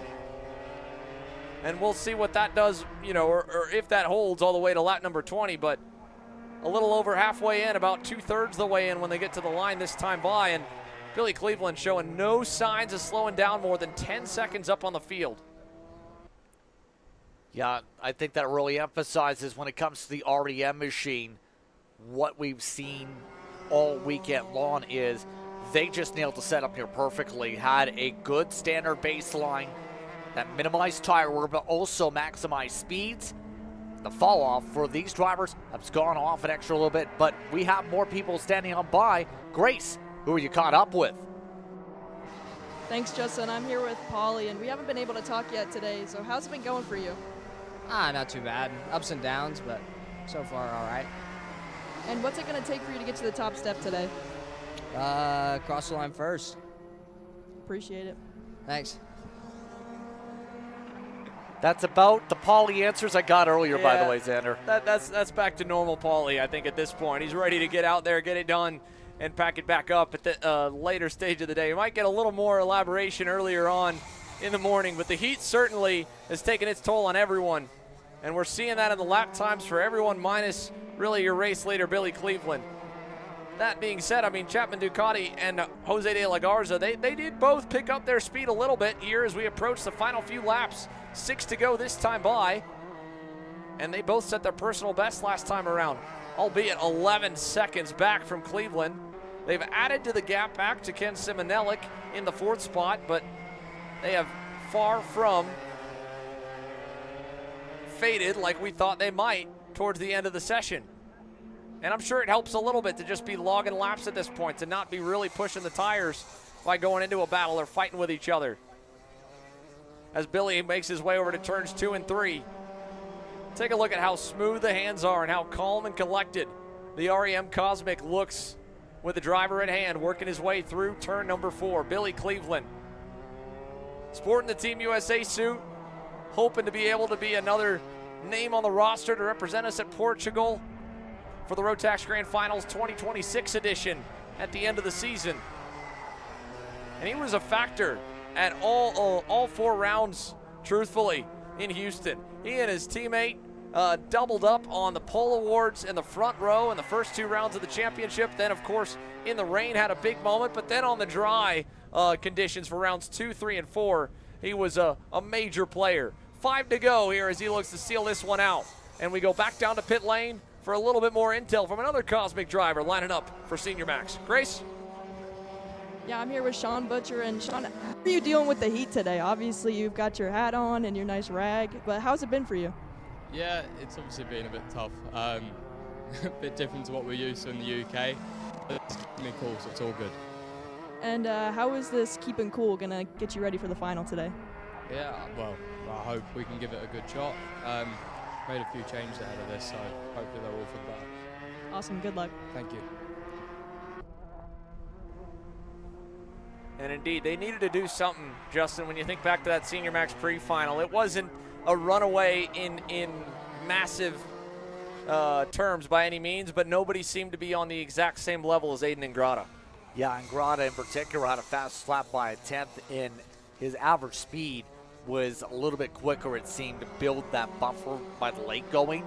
I think it's going to be difficult to beat Ingrata, but you have to figure out a way to get that long run pace down while also having the fire off to contend here.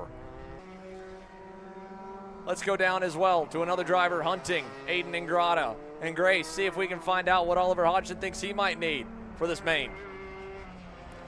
Yeah, I'm here with Ollie, and just to repeat what Xander's question was, what is it do you think you need for this main to get onto the top step today? We've made a few changes, so I think a kart balance change and a gearing change, and then some good driving. That's what it'll take. So I can assume you're feeling good getting into this race today?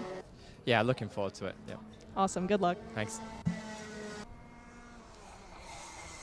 And indeed, Oliver Hodgson, all smiles there. He seems to be well in his element. The transplant from the United Kingdom has lived out in Arizona for the last handful of years. He's more than accustomed to the heat here. Maybe not so much with the record temps this early in the year in March, but he's trained for it. He has certainly shown the speed today to be one of the contenders that could bring the fight to Aiden Ingrata. He's got a pretty good place to fight from along with Sean Butcher as they try to contend for the race win. 2 laps to go this time by for Cleveland. The gap is up to 13 seconds now. Just an incredible display here in the Masters Max class. And again, the numbers aren't necessarily large, but you think back to how Jose de la Garza was a major player at the Speed Sports Racing Park in Houston. And I believe out of the 4, Billy Cleveland might have the most laps here at Musselman Honda Circuit, at least on major event weekends. A regular from the Challenge of the Americas series that had a 25-year run. And of course, far from out, Andy Saisman unfortunately putting the season on hold. But Billy has been a part of many major finishes, even in recent years in the Masters category in that championship. Knows this place inside and out.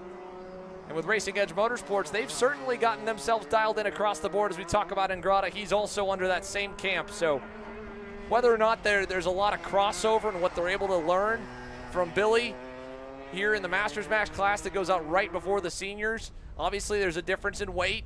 That changes the kart setup a little bit. You got 2 different driving styles. Ingrata, known for one of the more unique postures and overall styles wheeling a race kart. But I'm sure it doesn't hurt to have another driver in a full-size package, a couple pounds heavier, the same tire compound to compare data with, or at least compare some intel too. Exactly, especially with the white flag now out on the racetrack. Data is going to be good to input in and be able to help focus forward. But for Cleveland in this case, I think on top of that, his focus is simple. You've got yourself a dominating race win. You've got a hot rod of a kart for this weekend. Now you just have to drive it on home with a gap of more than 14 seconds to stand on the top step of the podium today. And again, the battle further back. It's not over. It might be close towards the end for second. We'll see if we can't keep an eye on it as well. Billy Cleveland down the back straightaway for the final time, making his way down to turns 11 and 12. He'll get ready to head to the finish line to close it out in Masters Max. Round 1 of the America's Trophy and Masters goes the way of Billy Cleveland and Racing Edge Motorsports. And beyond, here we go down the backstretch for Chapman Ducati and Jose De La Garza, separated by about 7 car lengths through turns 11 and 12, and it won't be nearly as close. In fact, it pulls out to an even bigger gap at the stripe. Over a second, Ducati really lets it loose at the very end. And Ken Semenelic, a spin takes him out of contention, but the speed looked to be mostly there once he got himself back going and got his bearings again. 4th for him. When Masters Max is completed, track will be cleared at any moment, and the Senior Max drivers will be ready to go green for our final session from day number 1 here at Musselman Honda Circuit for the RMC America's Trophy. First ever Senior Max main for this new championship. 4 rounds, 3 out of 4 count towards your championship points total. Starting off on a good foot for round 1 certainly makes that fight to a title and a ticket to Portimao to represent your home country at the Rotax Grand Finals on tap as well. While we've got our camera here with a couple of great angles at the front of the grid, there's certainly some notables as well starting further back that we'll get to and mention later on. But this weekend, this story so far today, it is centered around one driver who we just cannot seem to stop mentioning. Aiden Ingrata and Racing Edge Motorsports, already a win in 2026. They're ready to add another one as he starts on the pole here for your Senior Max Final. Let's take a look at how he has mastered this 12-turn, 0.8 of a mile circuit with your kart class official track preview. Yes, indeed. It starts off with a run up to Spoon. Remember, a kink leads things off into turn number 1. Then, a lot of drivers will hug the inside to defend. Others will set things up at the crossover by 2 and 3 for the chicane before you rumble up to turn 4 for Helen's Corner. By turn 5, you get to the G-curve carousel where it's a fast-flowing section up through the Lowe's S all the way up to the Vibroni complex of 9 and 10. Musselman Corner, turn 11, where a lot of passes have come through today. A lot of drivers also committed that have cost them for the Anderson Apex and have cost them speed for said Apex for that run up to the start and finish. So there you have it. A quick look at the circuit that awaits these 20-plus Senior Max drivers for the first of 4 rounds in the RMC America's Trophy. Aiden Ingrata on the inside of row 1 alongside Sean Butcher, and 2 teams here sporting the Cosmic chassis. You can point out the REM machines with the white, purple, and pink colors. The blue and pink Rawlson Performance Group camp with, again, Sean Butcher, the leading gun in the division. William Botillier, a very quiet run up the board to 3rd in that pre-final, and then it's the red and black machine, the vice champ for the Winter Trophy, Oliver Hodgson. Massimino on the inside of row 3 alongside Lucas Hernandez. That's 3, count 'em, REM Cosmics in your first 3 rows. Griffin Dowler, James Overbeck back on row number 4. Jose Halpin will start in the 9th position. Then it's Malatesta who will start down to the 10th position here today.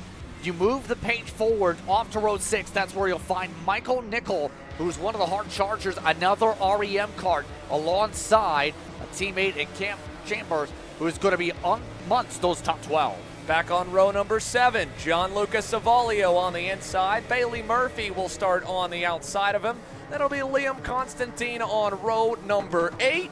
And row number 9 with Jacob Kappel on the outside, Joshua Sumvalis and Theo Silvera starting there in 17th and 18th. Macy Williams, long road ahead for her, and Isaac Malkin, little sizzle back on row number 10, starting P19 and P20, 2 drivers that had some major woes in the pre-final. That's Chris Harrower. Cooper O'Clair, a surprise early exit on the outlap of the pre-final. I don't know if that was mechanical or if, again, that was strategic, but either way, the factory car driver has 0 laps on his tires from that session of a 10-lap race. And of course, only qualifying on the set means it's not exactly new, but it's certainly less used scuffs than before. Behind him, the tail end of the field will be rookie Alexis Bayerjan on the Premier Karting Tony Kart. The 396 with speed early, but a DNF in the pre-final equally as him starting at the tail. It's going to be a long road ahead for Eau Claire in particular today. And a lot of these drivers making sure those temperatures and the tires are just right. With how sensitive the line is, you see a couple of the drivers already flirting with all those pebbles, all those marbles, those shreds of rubber, those globs that are coming off these tires today. But now, as they double up, a chance for REM to add on to what's been a very successful weekend so far for them. They have 1, 3, 6 amongst some of your front starters here. Can they hold back the pack as we get ready to double up? Ready to go for this Senior Max final. The REM machine of Aiden Ingrata on the inside. RPG's Sean Butcher on the outside. Canada on the bottom. The United Kingdom on the outside lane. Then Canada and the U.S. now for Factory Karts driver Oliver Hodgson on row number 2. Paulie Massimino completes the top 5. There's heavy hitters everywhere you look. And Senior Max, round 1 of the America's Trophy is green from Tucson.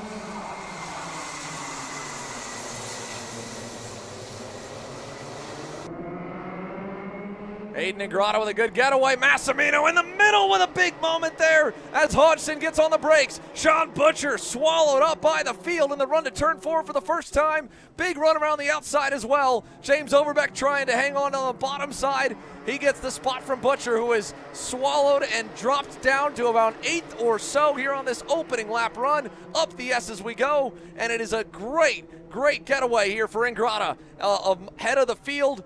And up to 2nd for Paulie Massimino off the jump. Yeah, I was about to say Butcher did not get it timed up well at all. It seemed bogged down heavily through the tram lines. Now all the way to the back end of the top 10 just about here. We know one thing's for certain though, in the case of Massimino, his team is hungry to win.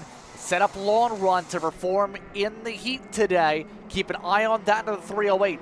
Oh, by the way, he did take a lighthearted approach to his off-track of the battles earlier. He immediately responded on Facebook saying, oops, on terms of what he did earlier. No oopsies today, hopefully for his final. Yeah, it's certainly a heart in your stomach kind of moment when you have a move like that, and then all of a sudden the grip just is not there on the inside of the racetrack for Paulie. Meanwhile, the middle of the top 10 rolling their way out of turns 9 and 10 and down the backstretch. William Botillier with a great start, holding station in 3rd. Luis Hernandez in 5th behind Hodgson. Move further back, that's Savalio bringing the work to the inside of Sean Butcher. Horrific start here early on for the 357. He's down to the 8th spot. Griffin Dowler drops back a couple as well here in the opening going, and Butcher's going to lose another. That was a nice move down the inside by his teammate, it looked like. Jose Alejandro Halfin trying to close his way up towards the top 5, but early going, Paulie holding station here to Aiden out front. They are matching lap times back and forth, and his teammate James Overbeck on the charge now, putting the pressure on Luis Hernandez for 5th, with Hernandez's teammate John Lucas Savalio closing in back in the 7th spot. Yeah, right now everyone's starting to spread out a little bit. If anything, no major packs have grouped together. There's Overbeck looking, and he's got it down into turn number 11. If he can hold it down at 12, contact there as they come onto the front straightaway. James Overbeck colliding with the REM machine. The 303 or 345 of Luis Hernandez did not want to give up the spot. They're both now well down the box to the back half of the top 10. Overbeck sent it deep there to make that move in 11, and even that looked like a textbook style pass, but the grip off line was treacherous. Now he's got to be careful here in 4 to not send it off the racetrack. He does, holds it even, and he's got Jose Alejandro Halfin even in the dirt there into 5. He'll get crossed up. Here comes Jose, wheel to wheel into the S's. Overbeck trying to hang on, and Butcher trapped behind both of them. A little bit of contact there initially on the slide through the Lolo's S's as well as they rumble their way to the back straightaway. Look at the major blocks as they try and hold back drivers like Williams. Williams covered off by 2 different teammates to prevent a run right there. All of this as well We're only a few laps into the run, still 16 laps to go. Look at the sends that we're seeing from that 314. Another pass made from Macy Williams. She's up 10. Incredible start for the CB Motorsports driver. Macy Williams is on the gas right now. 4 laps in, now knocking on the door of Halphin, it looks like, as Butcher has already faded outside the top 10. And the rough start, again, for Sean Butcher, compounded by getting passed and going offline, has sent him well down from the outside of your front row. He's got a long road ahead to try and track back up to the leader. More than 5 seconds away now as Ingrata and Massimino continue to hold station up front. And Butcher's got a problem. Off on the inside at the backstretch as Macy Williams goes past on Helfin. And there is an issue for the 357 slowing down the long back straightaway. Sean Butcher, one of the championship favorites once he joined the grid, is now all the way to the bottom of the pylon. And I don't know, but he might be headed to the scale lines here any minute as we check back in. Oliver Hodgson working his way towards William Botillier. Heartbreak for Butcher. One of the drivers double duty over the course of the next couple weeks with some of the races coming out next weekend. Also now plummeting down with the goal to try and get some tickets built up for World Tex Racing. Now, all of this as well, Hodgson at this point, a part of a 4-car breakaway with everything breaking down behind them with some of the REM machines. Look at this, it is to the scale lines for Butcher.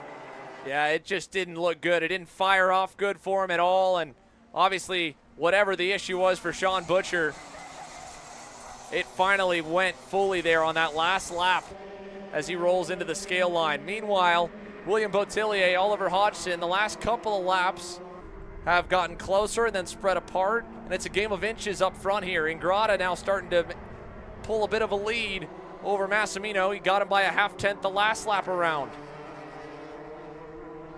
Yeah, at this point, it's going to take for drivers like Hodgson a little bit of conserving on the tires to make the late race charge at this point. There is a ton of dirt at this point right in the middle of the Vibrani complex, though. That's causing a lot of sliding, which will cause more tire wear potentially because you're going through basically a dirt road almost with how much is built up on the racing surface with a couple of the off tracks coming through 8, 9, 10 onward. Here we are into the run down to turn 1. You can see a variance of lines, how to approach the opening corner. Last time by, Massimino able to pick up a little bit of speed back towards Ingrata. As we approach halfway, he made a 10th back in the right direction, but already we're 4 to 5 tenths slower than what we were earlier in the race. So this early on, to have the speed beginning to fade means this is really going to be a conservation kind of main event, at least for some. Macy Williams, on the other hand, charging through the pack. Fast lap, and it wasn't even close that time by, head-to-head with the rest of the field. 51 flat. The leaders were doing 51.5s. She is hauling the mail as she now rolls up to the back of Lucas Hernandez. That's going to be for 6th. Incredible charge if it stops here, and I don't think it will. Looking to get to the top 5. Next up will be Savalio. Yeah, right now it all will take a little bit more in terms of digging. Right now, 51 flats, continuing to get faster and faster than the previous laps. The interval, 6 tenths closed up in the first place last time by.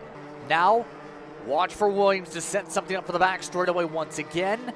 Waiting for the chance for Hernandez to open up the door. Not in a passing section yet as they move their way up through Lowell's S and up through to the Vibrani complex. Looks like most of the dirt has been knocked away by the tires, but the leaders zipped the way forward still. So there's your leaders, and on the left coming in right now, here's Williams. That'll be the move for P6. Macy Williams continues to hunt on forward as Aiden Ingrata maintains the distance back to Massimino and swings it back in his direction, going purple that time by to reclaim the fast lap honors. Mind you, there's a 10-point bonus for the fastest lap of the main event, 10-point bonus for qualifying on the pole. So for it to be a perfect day for Aiden Ingrata, he needs that fast lap of this session to maximize it, make it really difficult for anyone to bring the fight to him in the championship. And those 10 points, I mean, those are vital.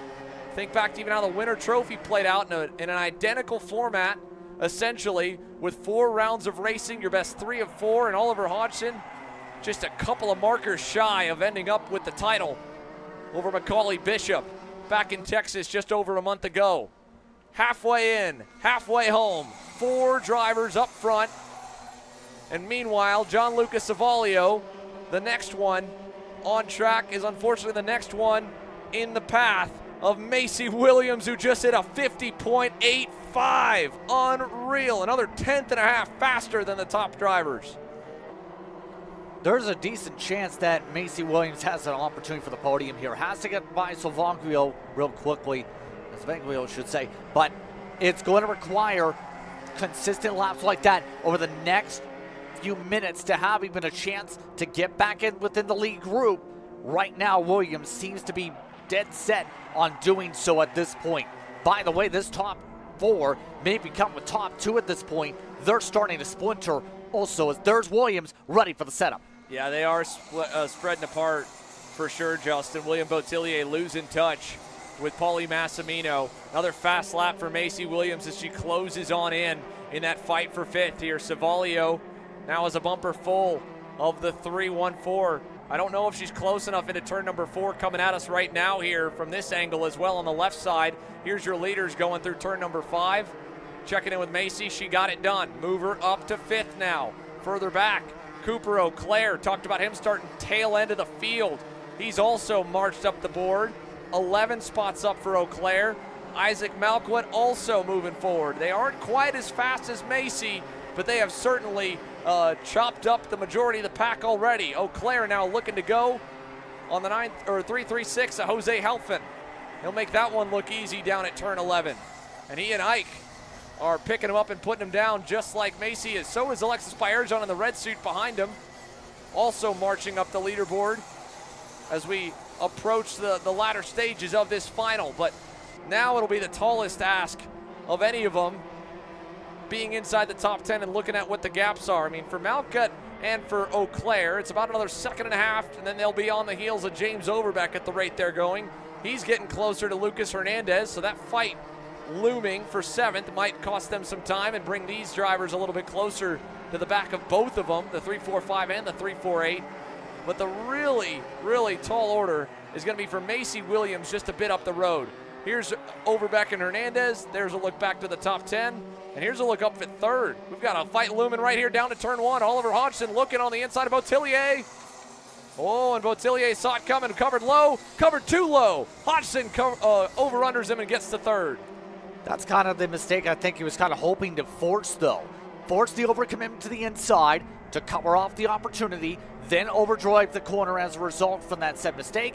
Now you take the opportunity to take away a podium position.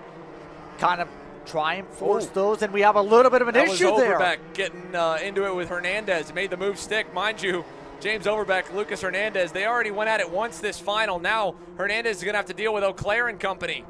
So up front, Massimino still closing and pressuring Ingrata.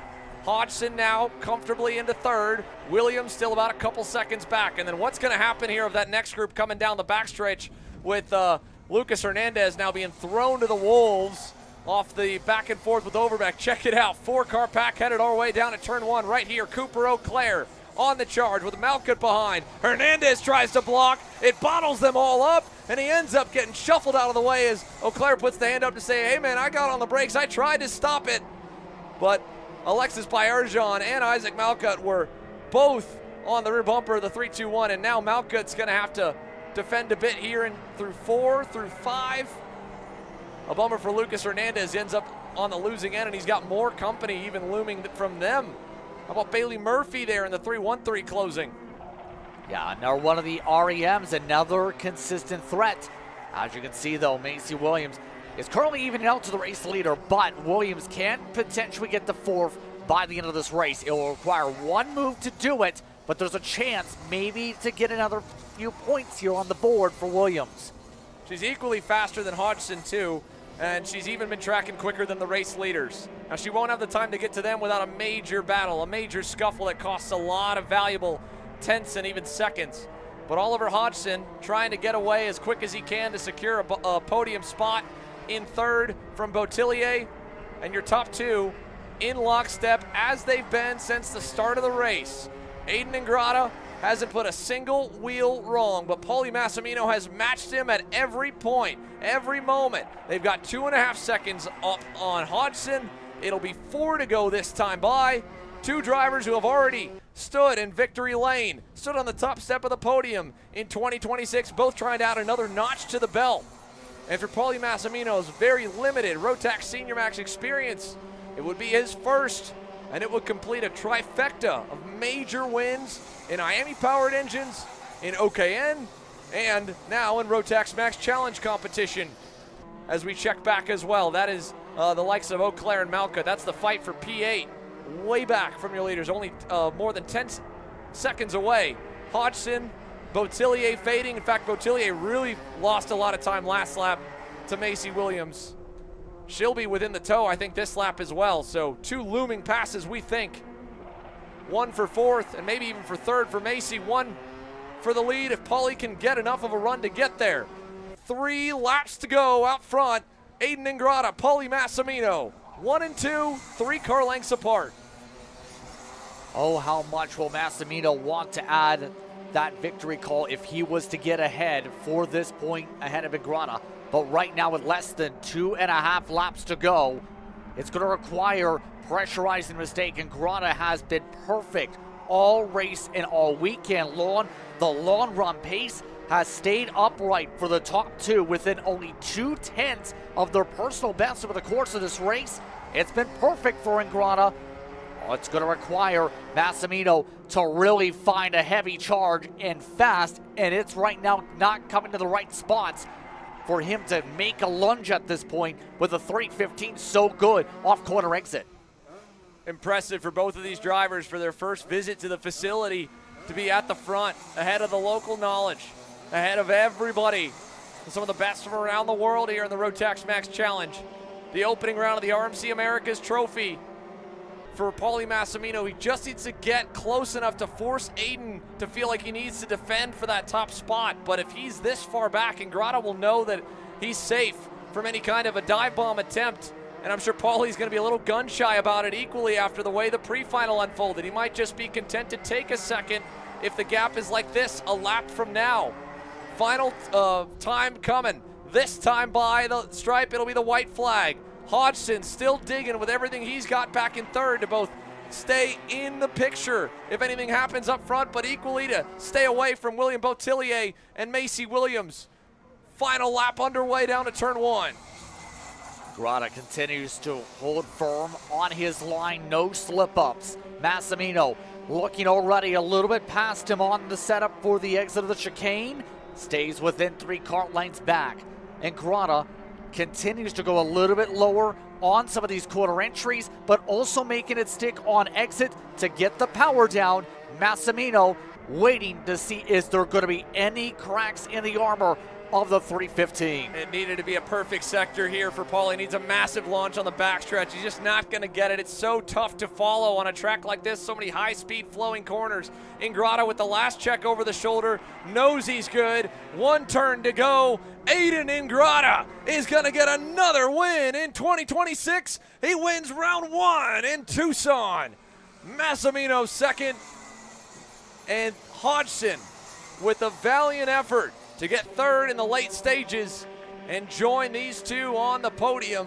William Bottillier 4th and Macy Williams. Fast lap bonus of the race and an incredible drive after a heartbreaking end with contact with the wall in the pre-final to drive from way back, 19th on the grid to 5th at the very end for the CB Motorsports crew. John Lucas Savalio ended up 6th, James Overbeck 7th, Cooper Eau Claire in 8th, Isaac Malkett 9th, and Alexis Bayerjan completes a trio that equally started back there with Williams to run to the top 10. And look at everybody taking advantage of all the debris off the line of the circuit to make sure they make weight, because certainly you're losing a whole lot of water weight with a 20-lap main in triple-digit temperatures and a surface temp that peaked today at 140 degrees Fahrenheit.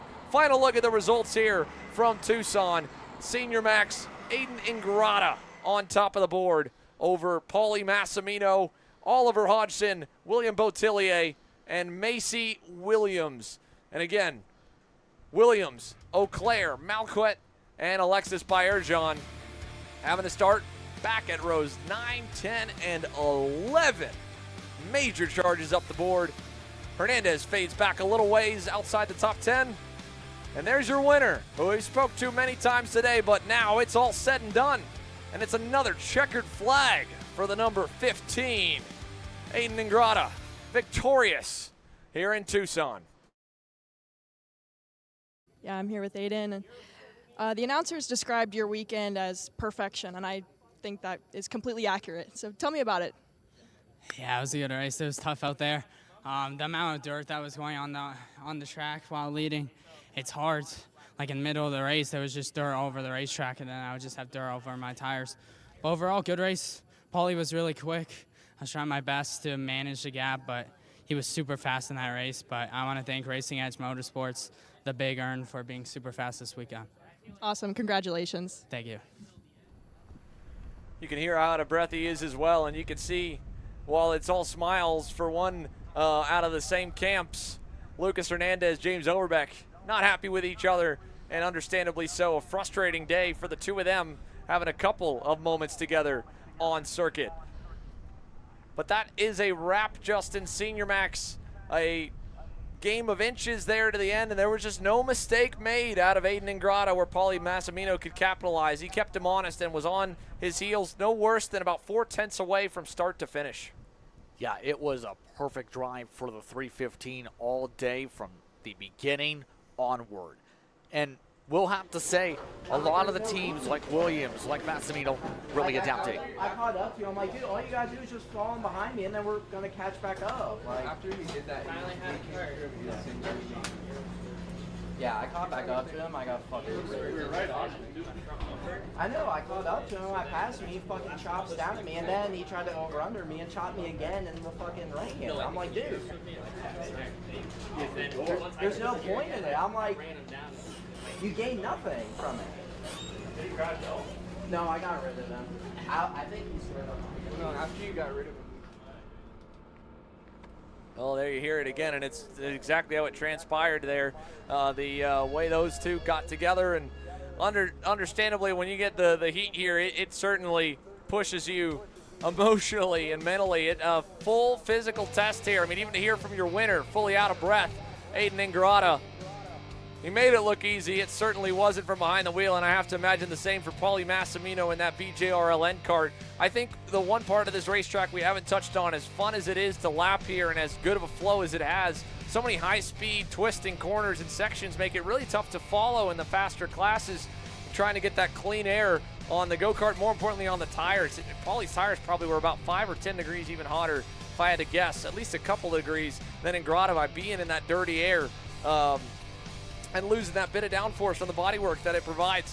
That little bit keeps that bubble the way that it was. But overall, a great day here. No red flags. Clean racing from Musselman Honda Circuit in Tucson, Arizona for the opening weekend of the RMC Americas Trophy. Justin, 5 main events, pair of heat races for the FC classes, and boy, were we treated to some action. Some intense drag races, some intense shuffling, especially up at the front of the field. We've seen in particular with some of the juniors, they had to put the elbows out, especially with Snegenberg trying to battle with Ashton Woon. Back and forth, they fought for their respective fight in some of the hardest fought battles of the day, all leading up to a wild end of said day. We'll have the podium coverage here shortly, folks. For now, that concludes the on-track activity from the RMC Americas RMC Americas Trophy, and the 2026 American regular season is officially underway.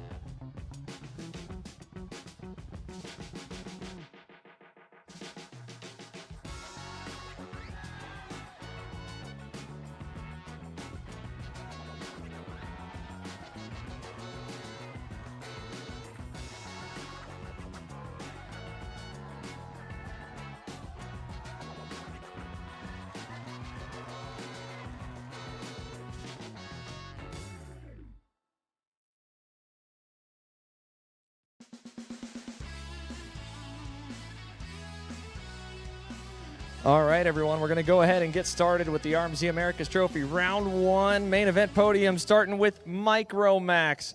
Third place today, Dusty Strayer.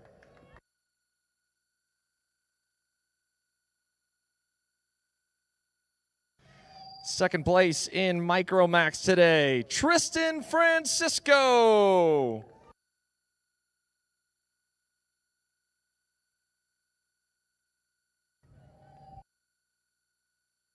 And your main event winner in Micromax, Alessio Tosti.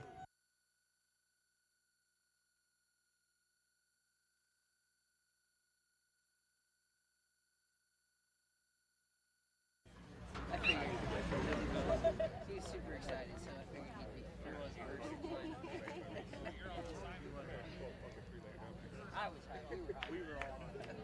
All right, everyone, give it up for your Micromax Round 1 podium.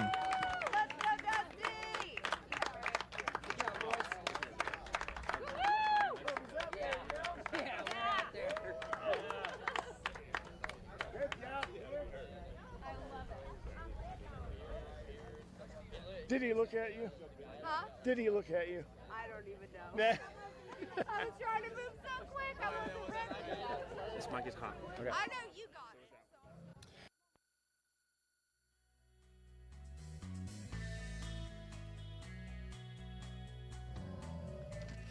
Next up, Mini Max. Can't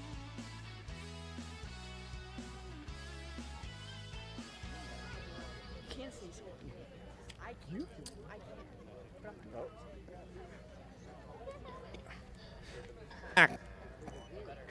And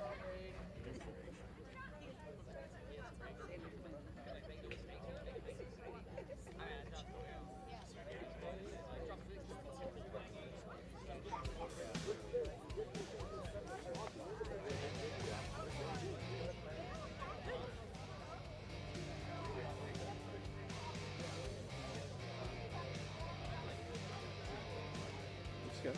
Yeah. I think it's all right. Yep. All right, third place in Mini Max today for Ryan Perry Motorsport, Mason Brody.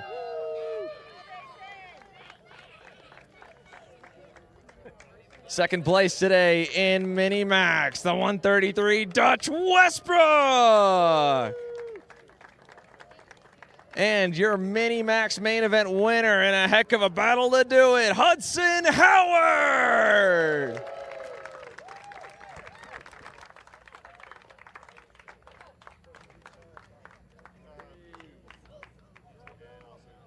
Dutch.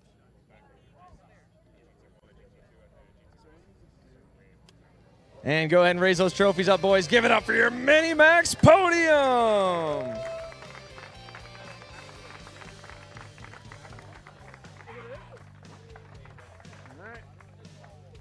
Next up, Junior Max.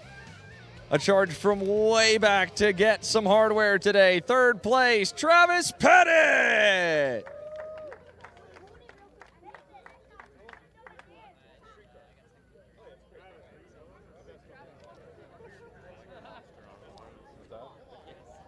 Second place today in Junior Max, Colton Schniegenberg.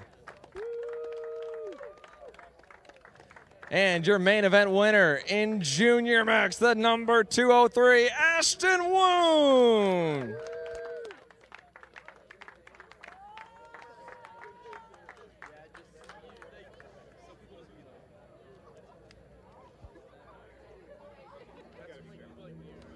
And give it up, raise the trophies up, boys. Give it up for your Junior Max podium.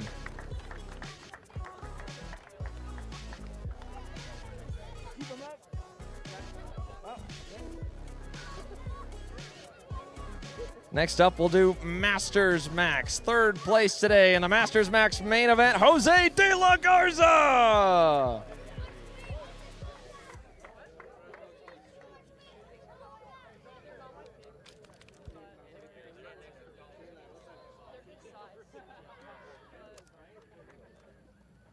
Second place today in Masters Max, Chapman Ducote. And your main event winner in Masters Max, Billy Cleveland. We'll have to step out early, so we have our second and third. Give it up here one more time for your Masters Max.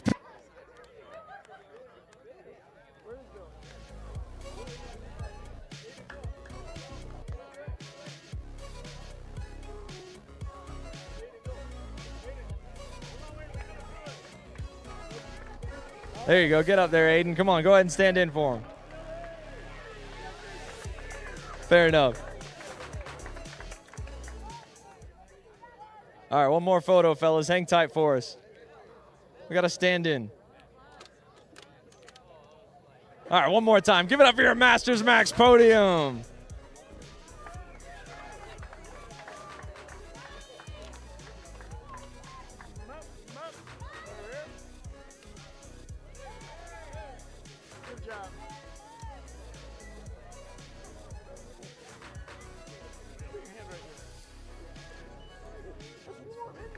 And finally, your Senior Max podium, third place today, William Bottillier.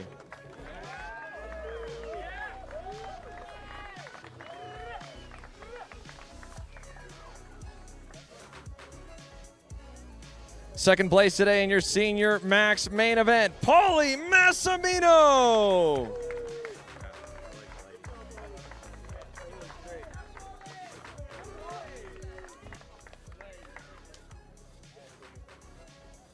And your main event winner in Senior Max, Aiden Ingrata.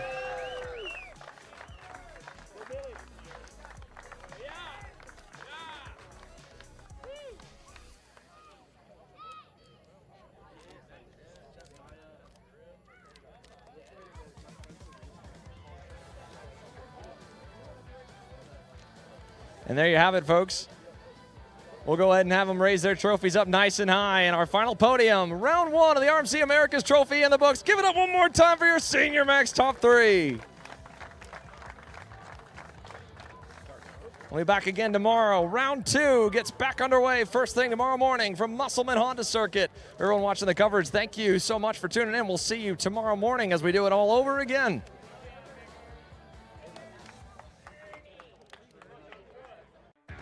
This broadcast is the sole property of Kart Chaser Group, LLC. Any rebroadcast, reproduction, or other use of the images, audio, or accounts of this event, in whole or in part, without the expressed written consent of Kart Chaser Group, LLC is strictly prohibited. Thanks for watching.